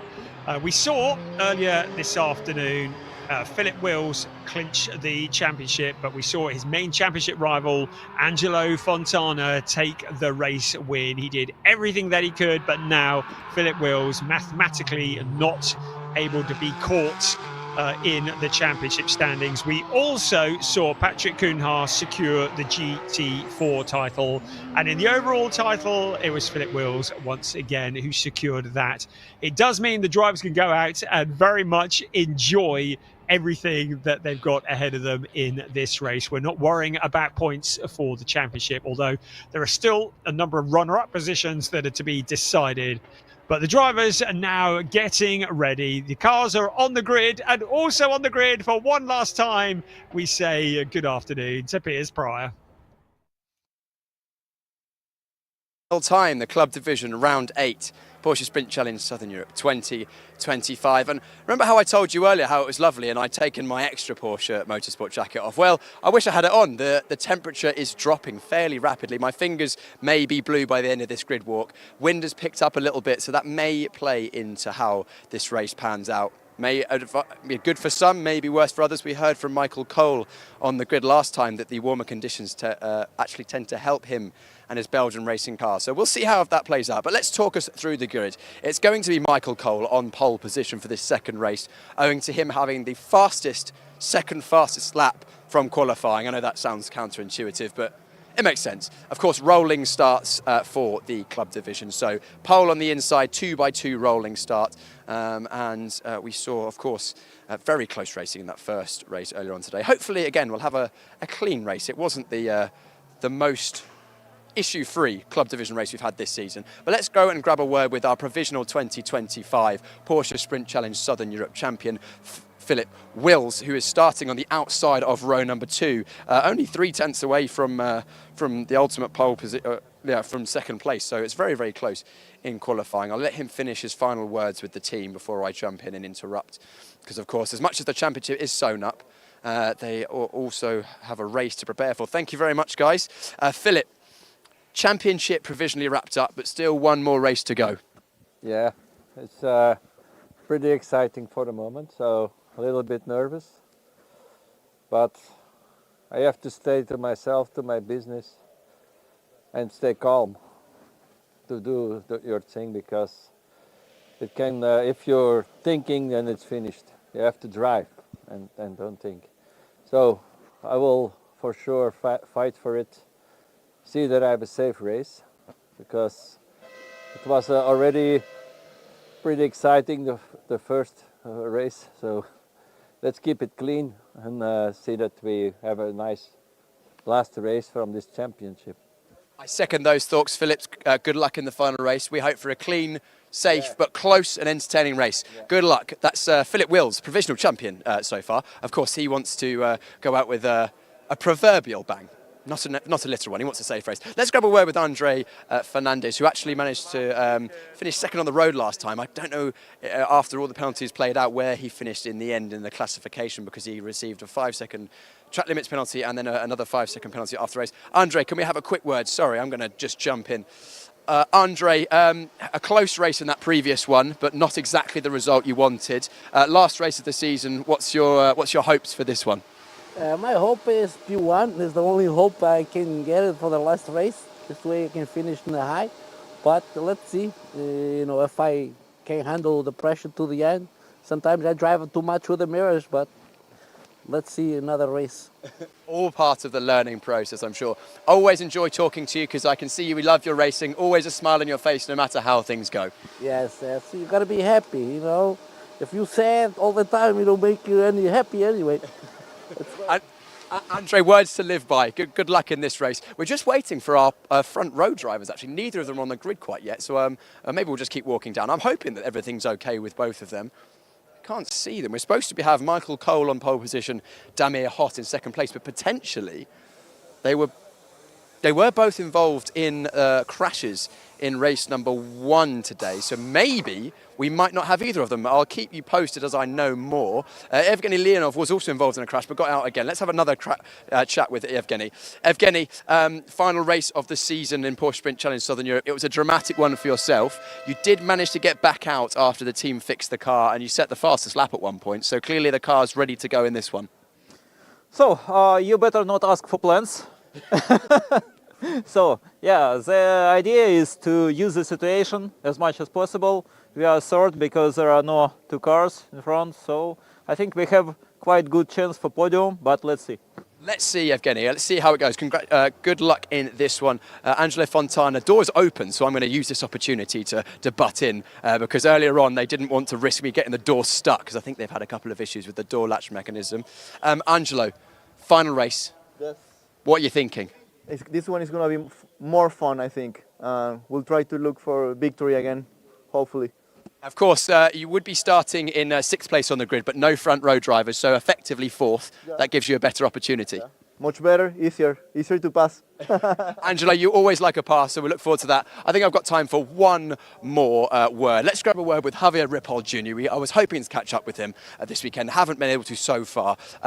Javier has had a very good week. He wasn't in Valencia because he's got a new little one around the house. But one more race to go this weekend, Javier, of this season. You know, what's your outlook? Well, at least to finish first turn, you know. They hit me really hard in turn 1 last race, and then car got destroyed. So the guys were able to bring the second car and then ready to race. So a great job by the S1 racing team. Yep, exactly. We're ready. Also, congratulations on the newsroom at home. I'm sure that everyone at home is watching you. That's for sure. They're all waiting, even him. So that's good. Brilliant. Right, that's Javier Ripoll Jr. starting in what was effectively 5th position. It would be 7th on the grid. Brian, for the final time, over to you. Thank you, Piers. We're looking forward to this. I'm looking forward to Javier Ripoll Jr. being on the grid in maybe about 16 years' time. Yes, let's get him around turn 1 this time, shall we? It does look to me as though we have lost both the cars from the front row. We've lost the hot and the cool. Damir Hot and Michael Cole, who had qualified on the front row. Cole, who had that pole position, and I don't think they've made it out, which is a real shame. It does mean that the effective pole position is handed to Andre Fernandez with Philip Wills alongside. As they all said, they're out to enjoy it, and that's why we do all of this, isn't it? I mean, yes, there are championships and things, but we're out to enjoy it. Once again, Alexander Dobic starting from the pit lane. He never took part in qualifying because of, I believe, mechanical issues. So he's given himself a fairly long afternoon, starting both races from the back. But he made very good progress in the last race and came back home in 8th place. I think just avoiding the trauma is going to be worth a few points in itself as the cars start on their formation lap, and the safety car pulls away, and that moment to get the heat into the tyres, into the brakes. It is Michael Cole and Damir Hot who will not start on the front row. It means that Andre Fernandez and Philip Wills inherit the front row of the grid. Evgeny Leonov also in the wars last time out. He's got the car back together. Angelo Fontana alongside. Keep an eye on him. Javier Ripoll Jr. in the spare car alongside Lennart Hinstra. He lines up 8th on the grid. In 9th place is Jan Jaap van Room with Tobias Vasquez Garcia for company. Lee Mole is next with Karsten Kramer for company. David Harrison, he had a good qualifying this morning actually. Corrado Costa, I haven't seen whether he's on the grid or not. He had a lot of damage in the previous race ahead of Eric Wagner and the new GT4 champion Patrick Kuhnhaar. 17th on the grid, Ernst Indebitzen with David von Rosen for company in the GT4s.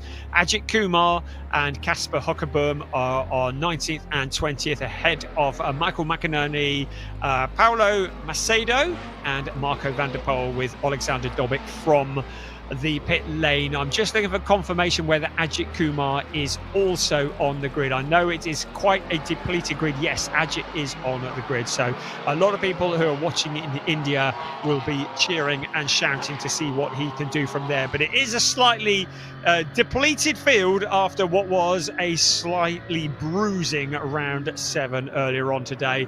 For the last time this weekend, we say Circuit de Barcelona, Catalunya, 4.657 kilometers around, 14 turns, 8 to the right, 6 to the left. That is what these drivers are going to be competing on for the next 30 minutes plus 1 lap. And if we can get this one done without any safety cars or full course yellows, it would be a true celebration of all things good.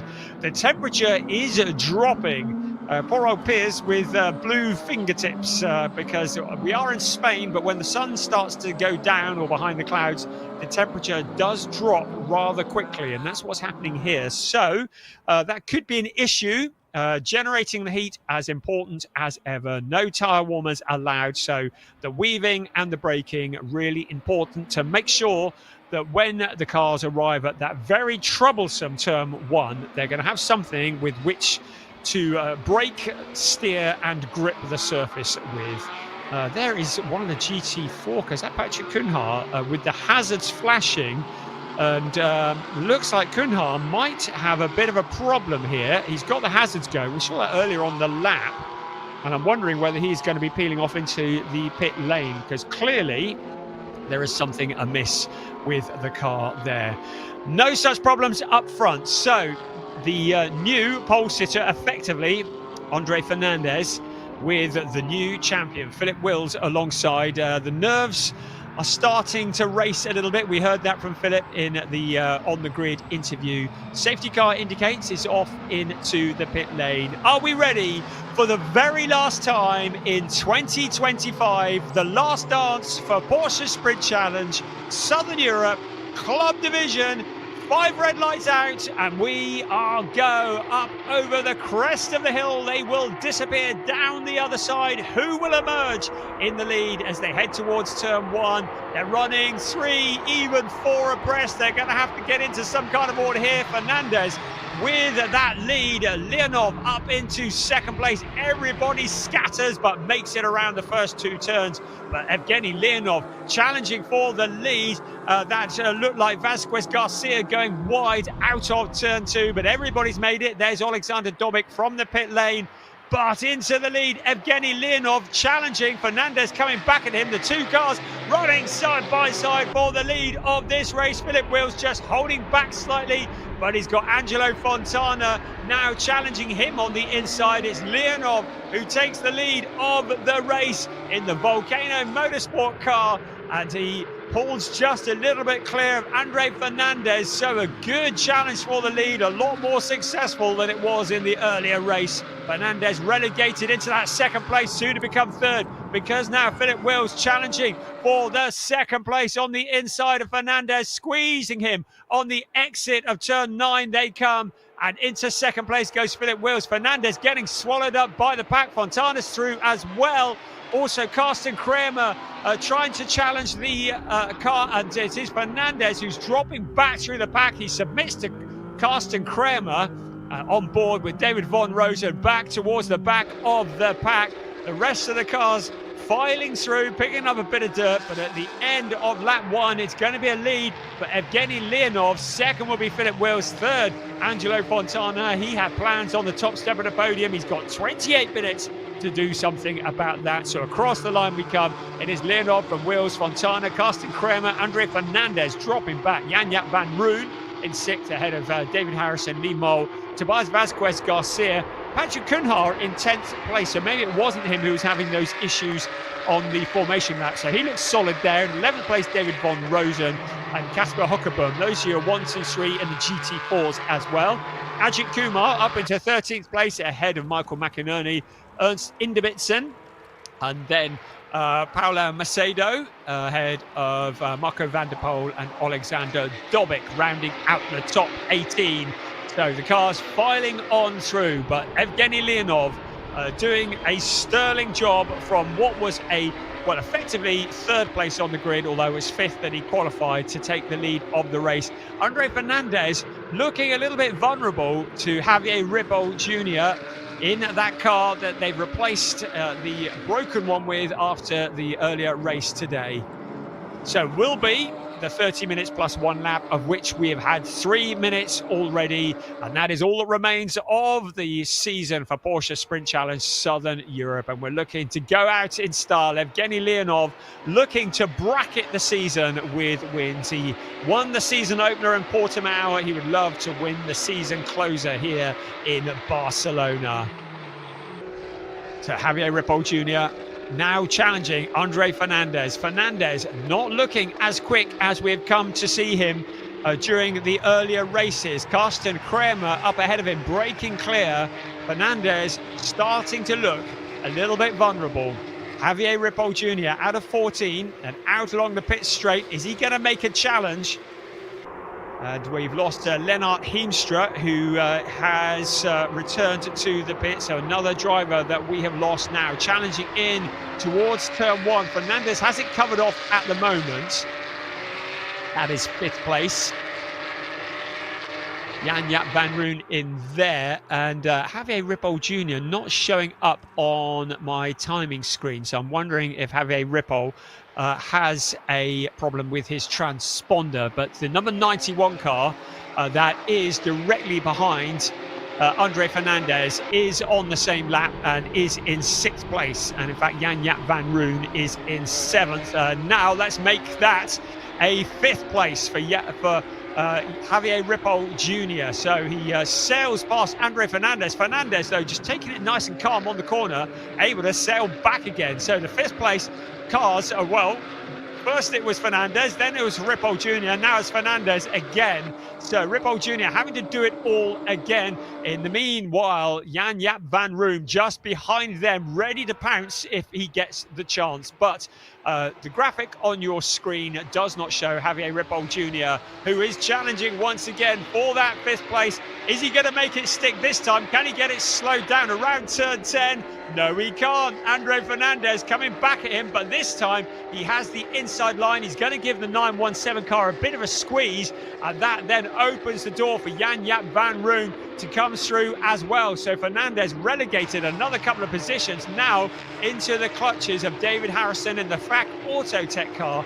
Javier Ripoll Jr. in car 91. He's not showing up on any timing screens, so I'm expecting that his transponder has gone kaput in the car that he's running. That is not the same car that he started with today.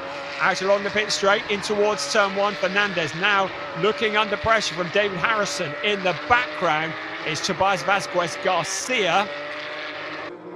And then there's Lee Mole there as well. Our race leader, Evgeny Leonov, has opened up a gap of about 1.476 on Philip Wheel. And it looks like, oh, that's Søren Spreng. I was going to say Søren Sprenger's retired. He's not even in this race. He was in the previous one. But nice to see Søren there again. Right, there is Fernandez in the 917 car in 7th place, with David Harrison in 8th place just behind him. There's Lee Mole as well. The start is under investigation by our race stewards, and there is the graphic that doesn't show us Javier Ripoll Jr., but that's, I think, an electric issue with Ripoll's car not giving out a signal when it crosses the line. Here comes our race leader, Evgeny Leonov, 1.476 to the good of Philip Wills. And there's a car going out on to, was that Harrison? No, yes, it was David Harrison, having a bit of a leery moment out of the corner. And Vasquez Garcia taking avoiding action, very sudden avoiding action, as he saw the FAC Autotech car heading in his direction, and was able to take avoiding action. So no dramas there, but that's taken Harrison off the back of Vasquez Garcia for the time being. There is Javier Ripoll Jr. once again. And along the line they come. Fastest lap going to our race leader, Evgeny Leonov. Then Philip Wills, then Angelo Fontana, then Carsten Kramer, then Javier Ripoll Jr., then Jan-Jaap van Roon. Into the tricky turns 1 and 2 once again. Very much as you were at the moment. Tobias Vasquez Garcia has broken clear of David Harrison, having made that move, and a bit of a scary moment for Harrison. Michael McInerney has found a route past Casper Hockerboom.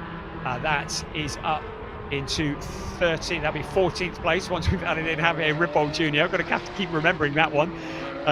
So Angelo Fontana, 3rd place. He's caught up with Philip Wills. These two drivers have been fighting each other all season long for the championship. The championship has gone the way of Philip Wills, but Angelo Fontana would dearly love to put one over his rival in the season closer to say, hey, look, this is what it could have been. Here's our race leader at the moment, Evgeny Leonov. Solid driving, got involved in that incident in the earlier race today that saw him. He did come back, but didn't score any meaningful points. But now making up for that with the 2-second gap over Philip Wills. I get the feeling that might be more than that when they cross the line next time around. Fontana resuming a battle that has been raging on all season long with Philip Wheels. Out of 14 they come. It was 2.065 last time. And he's going to race out across the line. Evgeny Leonov picking up a bit of dirt on the exit of the corner. And the gap up to 2.276. So opening up a little over 0.2 of a second over second place Philip Wheels. Angelo Fontana breathing down his neck. That is the fight for second place. They're fighting just for the silverware. Points are not an issue here for the top of the championship. Carsten Kramer in a solid 4th place at the moment. We're riding on board with David von Rosen, who's down in 12th place. In 11th place, it is Patrick Cunha. To remind you, we're missing Javier Ripoll Jr. from the graphic, so everyone behind him, knock them down a position if you want to know where they're at. Right along the pit straight, that's what it looks like at night time. This is Alexander Dobic coming back. He made great progress in the last race from the pit lane. He's up into 18th place, having found a route past Paolo Macedo, relegating him down to 19th. As Ernst Inderbitzen in the number 9 car, he's in 16th place. So David von Rosen in 12th place. His main GT4 rival well ahead of him. The car behind him is Ajit Kumar. Kumar is in the GT3 car. He's in the GT4 car. So in theory, Kumar should be able to dispatch him without too much effort. Philip Wheels having to put up a lot of effort to defend from Angelo Fontana. Fastest man on the track, still Evgeny Leonov. Still Philip Wheels in that second place. David von Rosen with Ajit Kumar in the unfamiliar silver car after that double rollover last time out of Valencia. Kumar in a different car this time. Now has a little look to the inside of David von Rosen. Doesn't do anything into turn 10.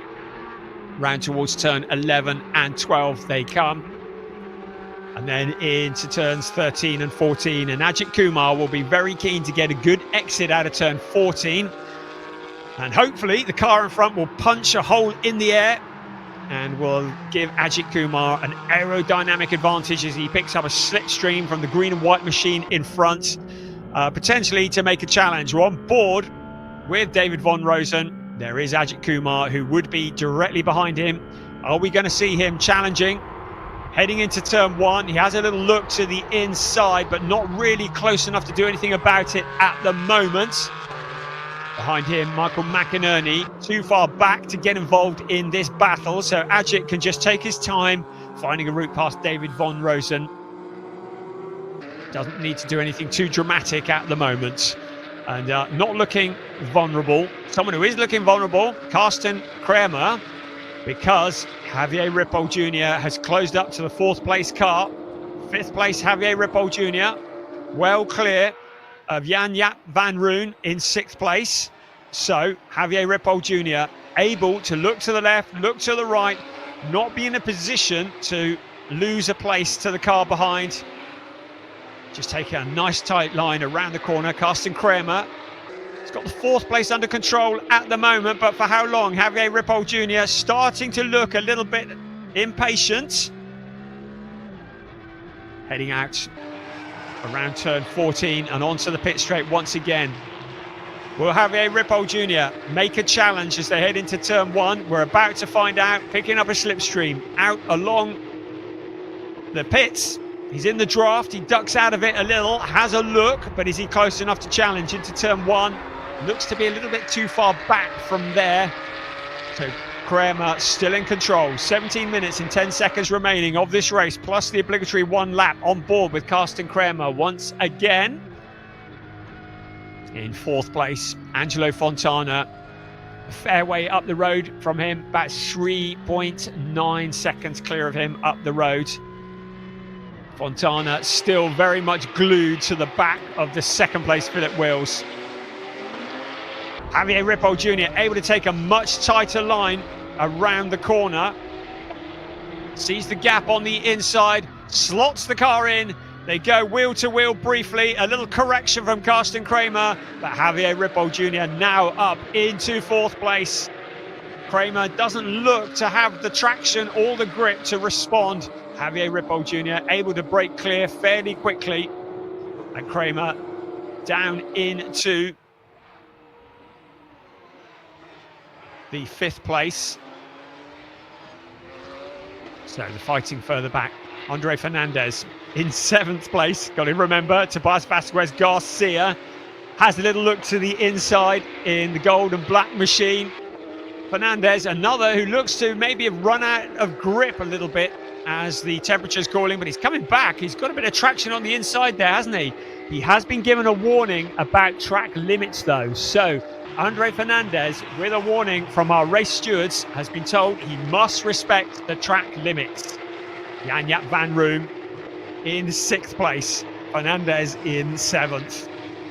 Up ahead of them, Javier Ripoll Jr. Oh, we've got him on the graphic. That's great news. So they've got something working there. Oh, he's dropped back down again. Briefly, his telemetry was working. Right, here we go. Challenge again. This is Fernandez with Vasquez Garcia. This time, making it stick, getting in there and jumping in front. So that'll be 7th place, according to my calculations, relegating Fernandez down to 8th place. We briefly had Javier Ripoll Jr.'s transponder working, but it wasn't for long, was it?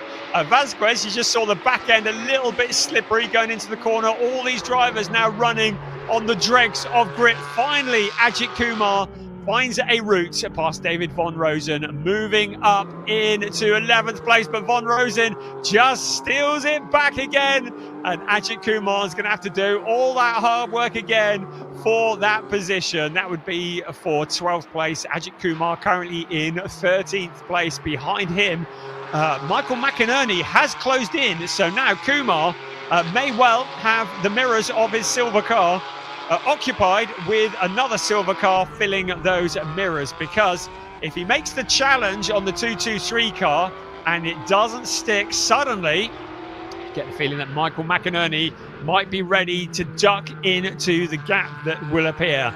At the moment, it's all safe. They've broken clear a little bit. David Von Rosen in that 11th place.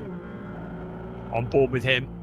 Can hear him going through the gearbox. Remember, this is a GT4 car compared to many of the cars around him being GT3s. It is a Porsche Cayman GT4 RS Club Sport. A little less horsepower than the cars around him, but he's putting it to good use. Patrick Cunha, the leader in the GT4 race, up in 12th place, just ahead of him. Around turns 1 and 2 once again. There's Javier Ripoll Jr. So Philip Wills in 2nd place. Angelo Fontana has been in 3rd place for most of this race. Still not able to get past both drivers here just for the enjoyment. Finds the gap on the inside, slots the car into it. Philip Wills decides that discretion is the better part of valor, allows Fontana to come back through, tries to get him on the switchback, but doesn't do it. And so Fontana moves up into 2nd place. While all that's been going on, Evgeny Leonov has opened up a gap of over 3 seconds as we ride on board with Alexander Dobik in 16th place. And he just picking them off one by one. Up ahead of him is Kasper Hockeboom. Again, it's a GT4 car, so he should be able to dispatch him without too much trauma. And then it'll be Michael McInerney next up the road after that. That's the view from the outside. The Hadeka car that didn't take part in quali this morning, therefore relegating him to a pit lane start. He sees the gap. Hockeboom not really putting up too much of a fighter, but that's not what's happening up in front. We can see that Michael McInerney and David Von Rosen are fighting for position, because Ajit Kumar has now got past the 223 car and has broken clear. So now it is David Von Rosen who is being challenged by another silver car. You can see how quickly Ajit Kumar has left David Von Rosen behind. But Alexander Dobik fancies getting involved in this fight, flashing the lights. Michael McInerney is the first to feel the wrath of Alexander Dobik. Going deep, David Von Rosen leaves a big gap on the inside, but he has the momentum around the corner. Michael McInerney now closed the back end, but Alexander Dobik looking the quicker of the 3 cars. So Alexander Dobik in 16th place, challenging the silver car in front of Michael McInerney. It's for the minor positions, but every position is worth something to these drivers, enjoying their racing as they head along the pit straight out towards turn 1. As the light starts to fade here in Barcelona, Alexander Dobic to the inside of Michael McInerney, but McInerney to the inside of David Von Rosen. Von Rosen ducks back to the inside, seems to have more grip. The big loser in that was Michael McInerney, and it's Alexander Dobic who sails through as well, and suddenly into the clutches of Kasper Hockeboom. Such a shame he wasn't able to get it slowed down. Now Alexander Dobic has a little look on the inside of David Von Rosen. And now the big gap on the inside. Surely he's going to come sailing past here. Izzy, the little GT4 car, has some good traction and some good handling around this part of the circuit. But when they head out onto the pit straight, when it comes down to pure horsepower, Dobic, if he's close enough, is going to have a speed advantage. So at the moment, it is David Von Rosen around turn 9 and in towards turn 10. Alexander Dobic will want to get as close as he can through turns 11, 12, 13, 14 and get a good launch out of 14, and then potentially just out-drag the 223 car in towards turn 1. Or is he going to do it before then? Again, David Von Rosen, the little nimble Porsche Cayman, just showing great traction, but now he takes the wider line around turn 10 and 11. How much longer can he hold off the number 33 car of Alexander Dobic into turn 11 and 12? Dobic doesn't fancy waiting to the pit straight, but David Von Rosen is really going to try and make him wait.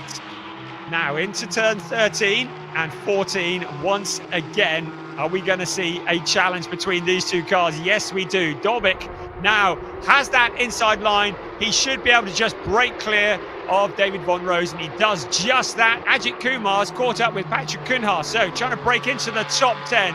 Ajit Kumar and Patrick Kuhnhaar running together. In fact, that'll be 11th because, of course, Javier Ripoll Jr. is not showing on our chart, so this will be for 11th place. But Ajit Kumar just fighting to get his way past the GT4 car. Again, difference in horsepower. He should be able to get this job done. He does exactly that. And shuts the door on Patrick Kuhnhaar, relegating him down to 12th place. And there's a car pointing in the wrong direction.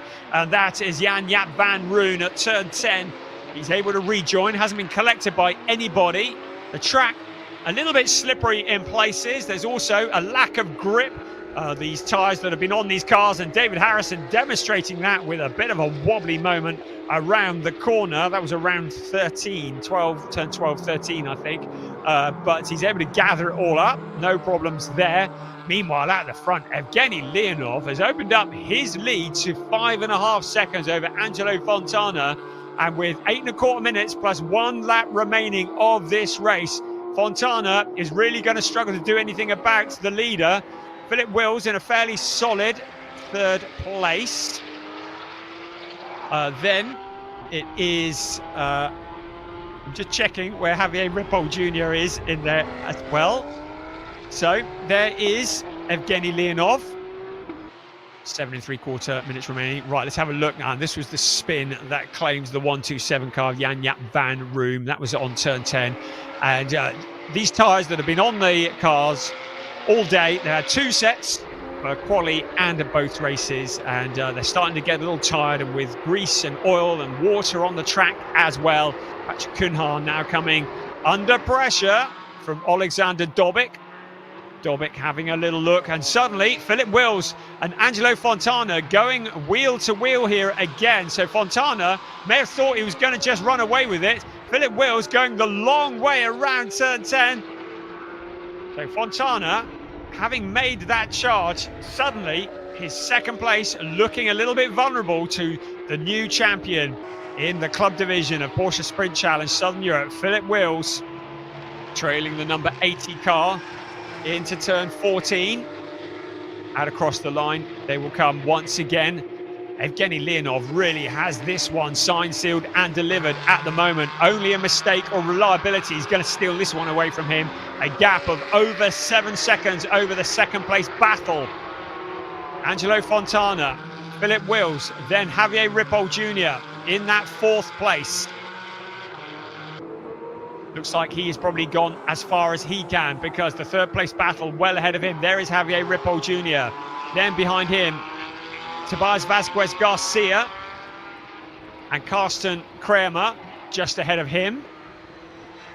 So, Angelo Fontana, second place.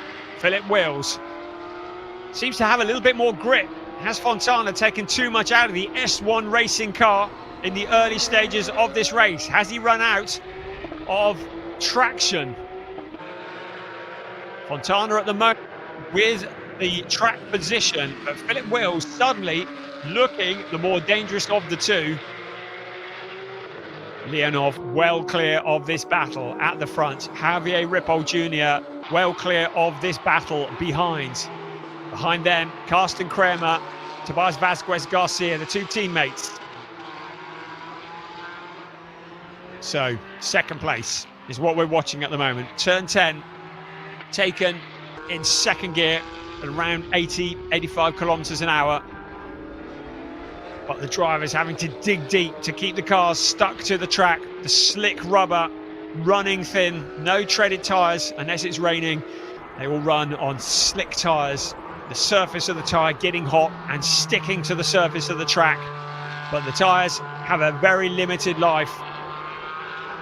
Here comes our race leader, 7.5 seconds clear of Angelo Fontana. Doesn't need to push it, doesn't need to put a strain on things, but also important to keep the concentration up. Sometimes when you're running on your own at the front and you back out of it, you can lose concentration and make a mistake. A warning flag for driving standards has been shown to Ajit Kumar, and he has been passed by Alexander Dobic. So Dobic continuing his march forwards. Kumar relegated down into 12th place. And the stewards just giving him a warning about driving standards, keeping it on the track, making sure that he's leaving enough space for the cars around him that he's racing. On board with Alexander Dobic.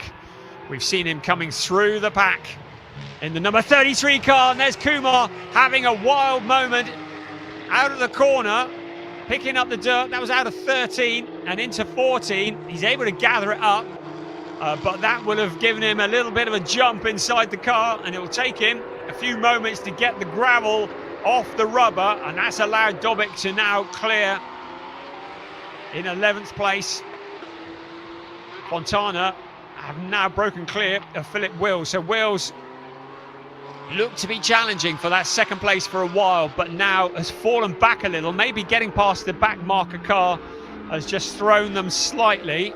The GT4 car very kindly getting out of the way, but has meant that the two cars have separated a little bit. We're into the last 3.5 minutes plus one lap of this race. Can Philip Wills do anything about that second place that Angelo Fontana has? It looks like nobody has got anything but Evgeny Leonov. Only a mistake or a mechanical problem now can rob him of a win, because he's nearly 8.5 seconds clear of the second place. Third, Angelo Fontana. Fourth, Philip Wills. Fifth, Javier Ripoll Jr. Fourth, Javier Ripoll Jr. Fifth, Carsten Kramer. Sixth, Tobias Vasquez Garcia. Seventh, Andre Fernandez. So looking towards turn 1 and up the pit straight once again. It's like Lee Mole, who has been challenging David Harrison for some time now, and that is for 10th place. So Lee Mole and David Harrison. Good clean racing from both of them. As a driver we haven't seen much of for a while, Andre Fernandez. Not really had the pace that he's enjoyed. Jan-Jaap van Roon just behind him, so he's still holding on to that 7th place.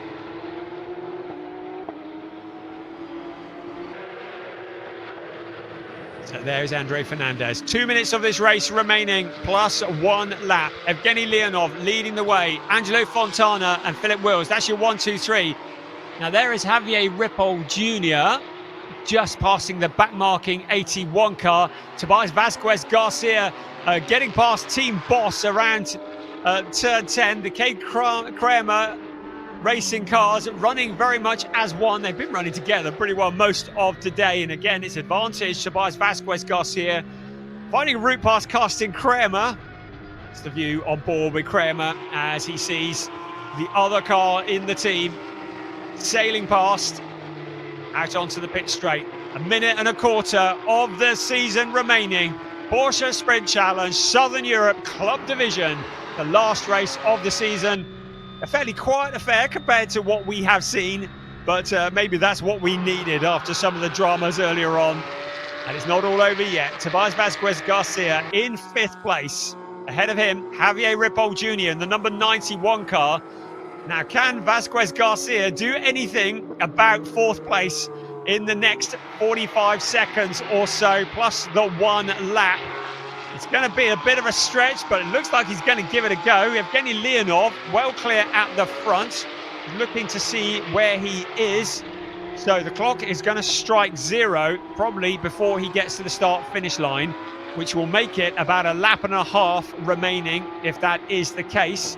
He's currently out towards turn 10. If he can get back to the line before the clock strikes 0, then we will get a couple more racing laps. There's Javier Ripoll Jr. in the number 91 car. Is he going to feel the pressure of Tobias Vasquez Garcia in the closing moments of this season? There is Javier Ripoll Jr.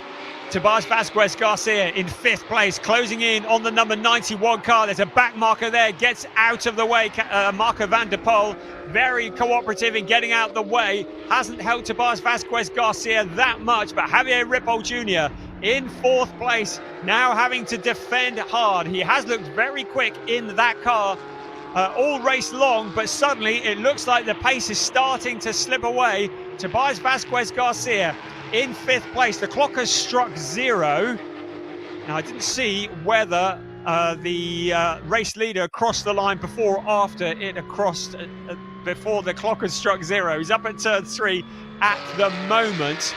We've had another warning for track limits for Andre Fernandez, but Javier Ripoll Jr. with Tobias Vasquez Garcia putting the pressure on. I think we might be into the last lap of the race. I could do with some confirmation on that, but at the moment, I think the clock may have struck 0 before Evgeny Leonov crossed the line, but I've got no indication that it is the last lap. But there is Javier Ripoll Jr.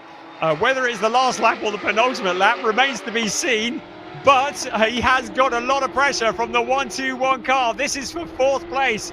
Javier Ripoll Jr. in that 4th place. Tobias Vasquez Garcia in 5th place, and he's found a route past his teammate Carsten Kramer. Right, here's Evgeny Leonov once again in the number 16 car. He's up at turn 12 and around to turn 13 at the moment, and then it'll be around to turn 14 and he'll head out onto the pit straight towards the start finish line. The driver at the lead of this race. Into turn 14 he comes now, and then out onto the pit straight he comes. Somebody's had a bit of a moment in front. There's a lot of dust in the air, and it's the checkered flag that does come out. It's a win for Evgeny Leonov, the last race of the season. Somebody's had a moment there, pulled off to the side. 2nd place is going to go to Angelo Fontana ahead of Philip Wills. Now, will it be Javier Ripoll Jr.? Yes, it will. All that hard work, and it's a 4th place for Javier Ripoll Jr. ahead of Tobias Vasquez Garcia, then Carsten Kramer next ahead of Andre Fernandez. But we've got, looks like a GT4 car that is parked up at the side of the track.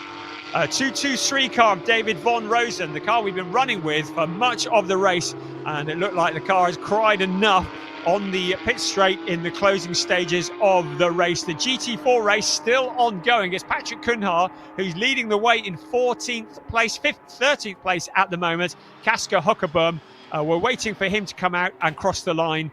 But we've got that car there on the pit straight. It's out of harm's way at the moment, so we'll just wait for the remaining cars to come round. I can see that Ajit Kumar's in 13 at the moment, so we'll wait for him to cross the line as well. The rest of the cars coming through. So Javier Ripoll Jr. in that 4th place ahead of Tobias Vasquez Garcia, Carsten Kramer, Andre Fernandez, Jan van Room, David Harrison in a 9th place ahead of Lee Mole. That's a good solid drive there. Then Alexander Dobic at a 12th place for Ajit Kumar. It is Patrick Cunha who wins in the GT4 race once again ahead of Kasper Huckerboom in car number 8. Michael McInerney will be next across the line in just a few moments. We're just waiting for him. Right, Michael McInerney Try saying that after a drink. In 15th place, Ernst Ingebrigtsen in 16th place crosses the line. Then it's going to be Marco van der Poel who will cross the line next. But Evgeny Leonov with a 9.9 second gap at the end of that race. A truly dominant finish to the race for him. And certainly bracketing the season with a win at the beginning and a win at the end. You can see David von Rosen didn't make it to the end. In fact, Marco van der Poel a lap down, also Paulo Macedo as well. So Ernst Ingebrigtsen, the last driver on the same lap. It brings to an end what has been a sensational season of Porsche Sprint Challenge Southern Europe 2025. We're going to have a little look, see what happened to David von Rosen, I think, on board. Let's have a listen. Don't know whether... Oh, got out onto the gravel. Oh, and he made contact with the wall, so it wasn't mechanical. Out onto the gravel at turn 14 and rearranged the camera as well. Pleased to say that he's all okay, but that would have been a scary moment for him as we look. Oh, they've got the board up already. There we go. But solid job from Evgeny Leonov. It has brought to an end what has been a sensational third season of Porsche Sprint Challenge Southern Europe. A season, a championship that has gone from strength to strength. And we started 3 years ago, then last year, and then this year, and hopefully this is going to be an ongoing championship as Philip Wills gets absolutely covered in the champagne from his team. The celebrations, everybody was a bit nervous to celebrate too early on, but Philip Wills, the champion in the club division, climbs aboard his car to receive the applause and the champagne, and now he can come down. And I should think he'll be buzzing. And there is Christoph Huber once again giving him a big hug, and the rest of the Proton Huber team congratulating him. Christoph Huber always looks like it's the first time he's ever won the championship. You wouldn't believe, I haven't counted how many championships he's won with his cars over the years. It has been many, but he celebrates all of them like it's the first. That is a true team boss. As Philip Wills removes the hands device and the helmet. And there is Piers down in the pit lane, and that looks like Evgeny Leonov is with him. So Piers, over to you. Yeah, I've managed to avoid the champagne spraying of Philip Wills. We'll get to Philip in a moment, but let's talk about race round number 8 and the Evgeny Leonov brilliant drive and took the win. Thank you so much. So first of all, it was a difficult weekend, and guys from my team, they did brilliant job. They restored the car after the accident that we had in the first race. Also, we had some track limits in quali. That's why we started at 5th position, 3rd position. But finally, I'm here. So I can say that the race was super difficult because competitors were fighting a lot behind me. And woo! And so I was able to make a distance, and then, you know, brain switched off and working like a robot, braking, turning, accelerating. That's it. And it worked for you. Congratulations, Evgeny. Maybe we'll see you again next year. I'm back. Evgeny, you can come for the championship next year. Why not? We'll grab a word with second place Angelo Fontana, another podium in the championship. You look satisfied. Yeah, I'm happy. 2 podiums this weekend, 1st, 2nd, not bad. Not bad at all. I'd say that's a good day's work. Just remind everyone what you're going to be racing this season, so where they can see you. Well, I'm doing some long endurance races, 6 hours here in Barcelona, maybe 12 hours in Spa. See what happens. Angelo, you've been a great addition to the championship this season. Hopefully we'll see you back next year. Sure. I hope to be back. Angelo, 2nd place and 3rd place in what was round A, and our champion in the club division. You saw the celebrations just a moment ago. Here is our champion, Philip Wills, the car covered in champagne. Brilliant driver from him all season. Consistency has been the reason why he's been champion this season. The number 912, he's had 2nd, 1st, 4th, 2nd, 1st, of course, this morning, and then another podium. Philip, we danced around the subject of the championship after race 7. Yes. You've done the celebration, you're covered in champagne, you absolutely stink of alcohol, but that's good, it's good. Yeah, it's great. I'm so happy that we made this. It was the goal that we tried to win this championship. So we worked hard for it. We had a very good team, a very good coach, Clem van Perez, very good coach.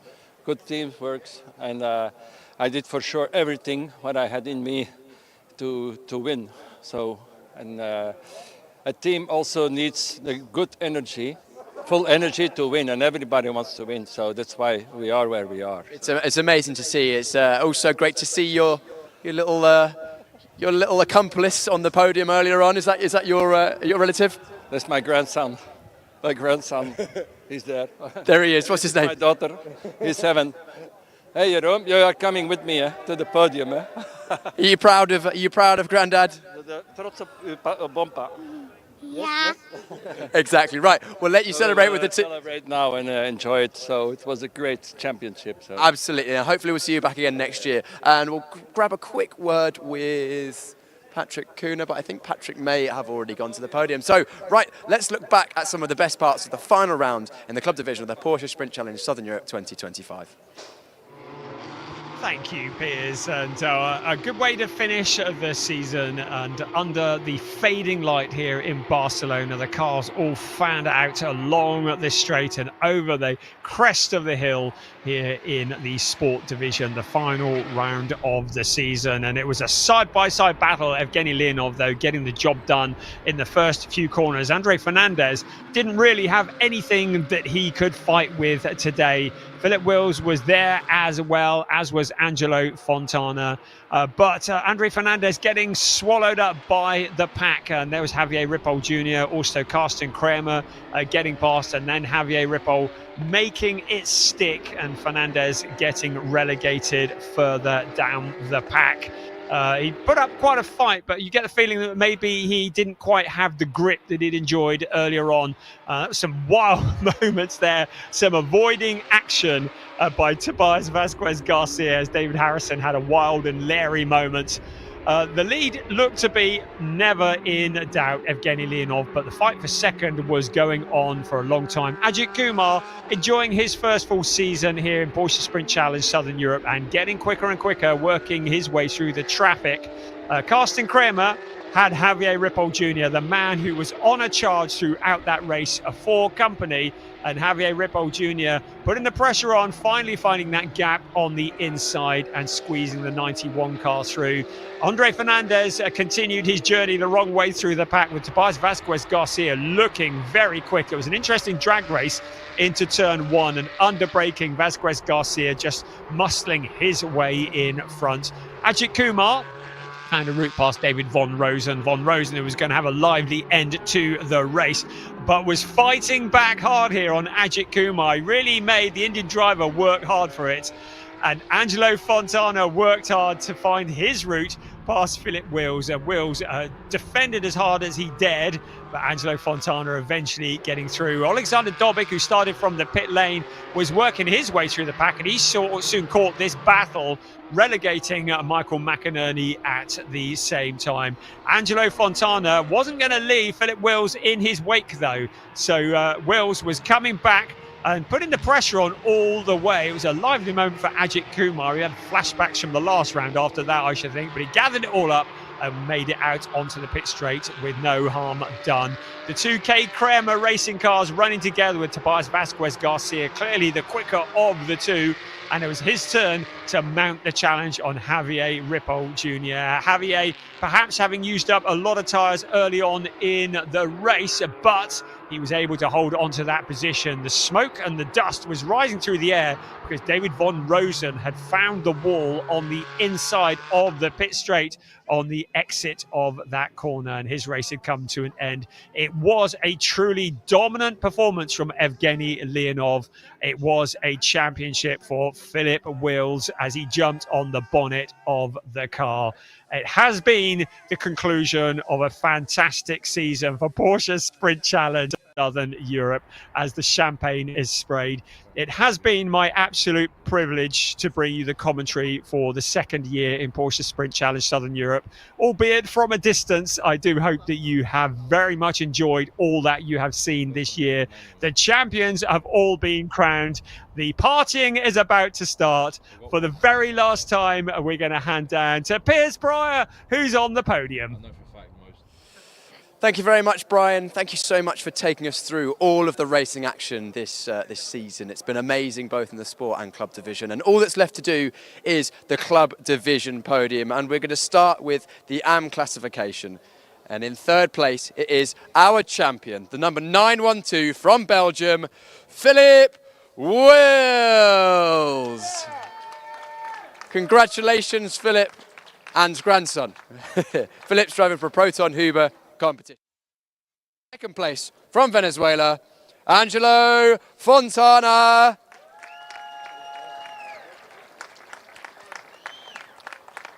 And our eventual winner, the number 16, Evgeny Leonov. Evgeny driving for Volcano Motorsport. The trophies are handed out by Michael Dryden, Director of Sales at Porsche Motorsport, and Jose Luis Santamaria, the Managing Director of Circuit Barcelona, Catalunya. Congratulations to all three drivers. Trophies being handed out now. Third place, Philip Wills, our champion in 2025. Second place, Angelo Fontana, driving for Est1 Racing. And our eventual winner, Evgeny Leonov. Congratulations, all three, raising the trophies aloft. If you could come together on the top step of the podium. Top step of the podium together for a photo opportunity. Angelo, do you want to take your trophy with you? Yeah, you'll need that. Congratulations to our final podium of the season, round 8, and the AM classification of the club division in the Porsche Sprint Challenge Southern Europe 2025. Brilliant racing, well done. Hopefully you all have a successful campaign and join us once again in 2025. And now, time to celebrate once again with the champagne. Congratulations to our podium drivers. And I managed to stay mostly dry, but I'm sure that's only the beginning of the celebrations. They will continue later on at the Porsche Sprint Challenge Southern Europe end of season celebration held in Barcelona. Congratulations, Philip, on your championship. And the final podium in 2025 is up in just a moment's time. It will be the GT4 classification. The GT4 drivers, of course, driving Porsche Cayman GT4 cars. It's been great to have them on the grid once again this season. And we'll start off with third place. The number 6 from the Netherlands, Marco van der Poel. Marco driving for Team GP Elite. Second place from the Netherlands, Caspar Hogeboom. Also driving for Team GP Elite. And our winner and champion from Portugal, Patrick Cunha. Congratulations, Patrick, driving for Veloso Motorsport. And in Patrick's honour, we will have the Portuguese national anthem.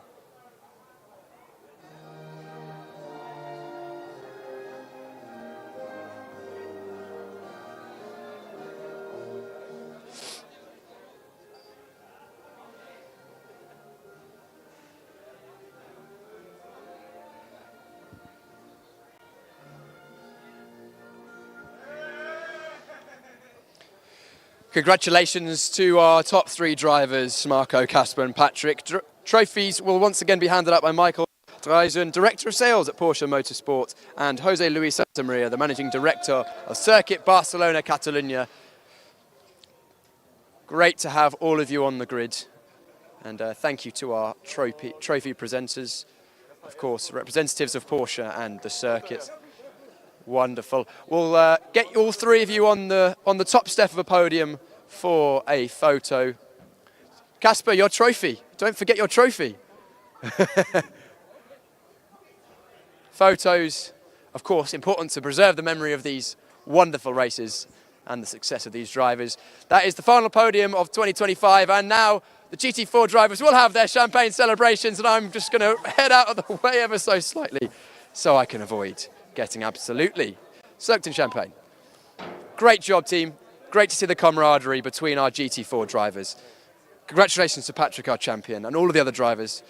What a wonderful season it has been. Thank you so much to Brian Oliver for taking us through all of the racing. A wonderful commentator and great to call the shots. We've also had an amazing crop of drivers and teams this season, so thank you to everyone who's taken part and provided the entertainment on circuit. We've also got the organisation team from Pro Speed. They've managed to put together a wonderful championship once again.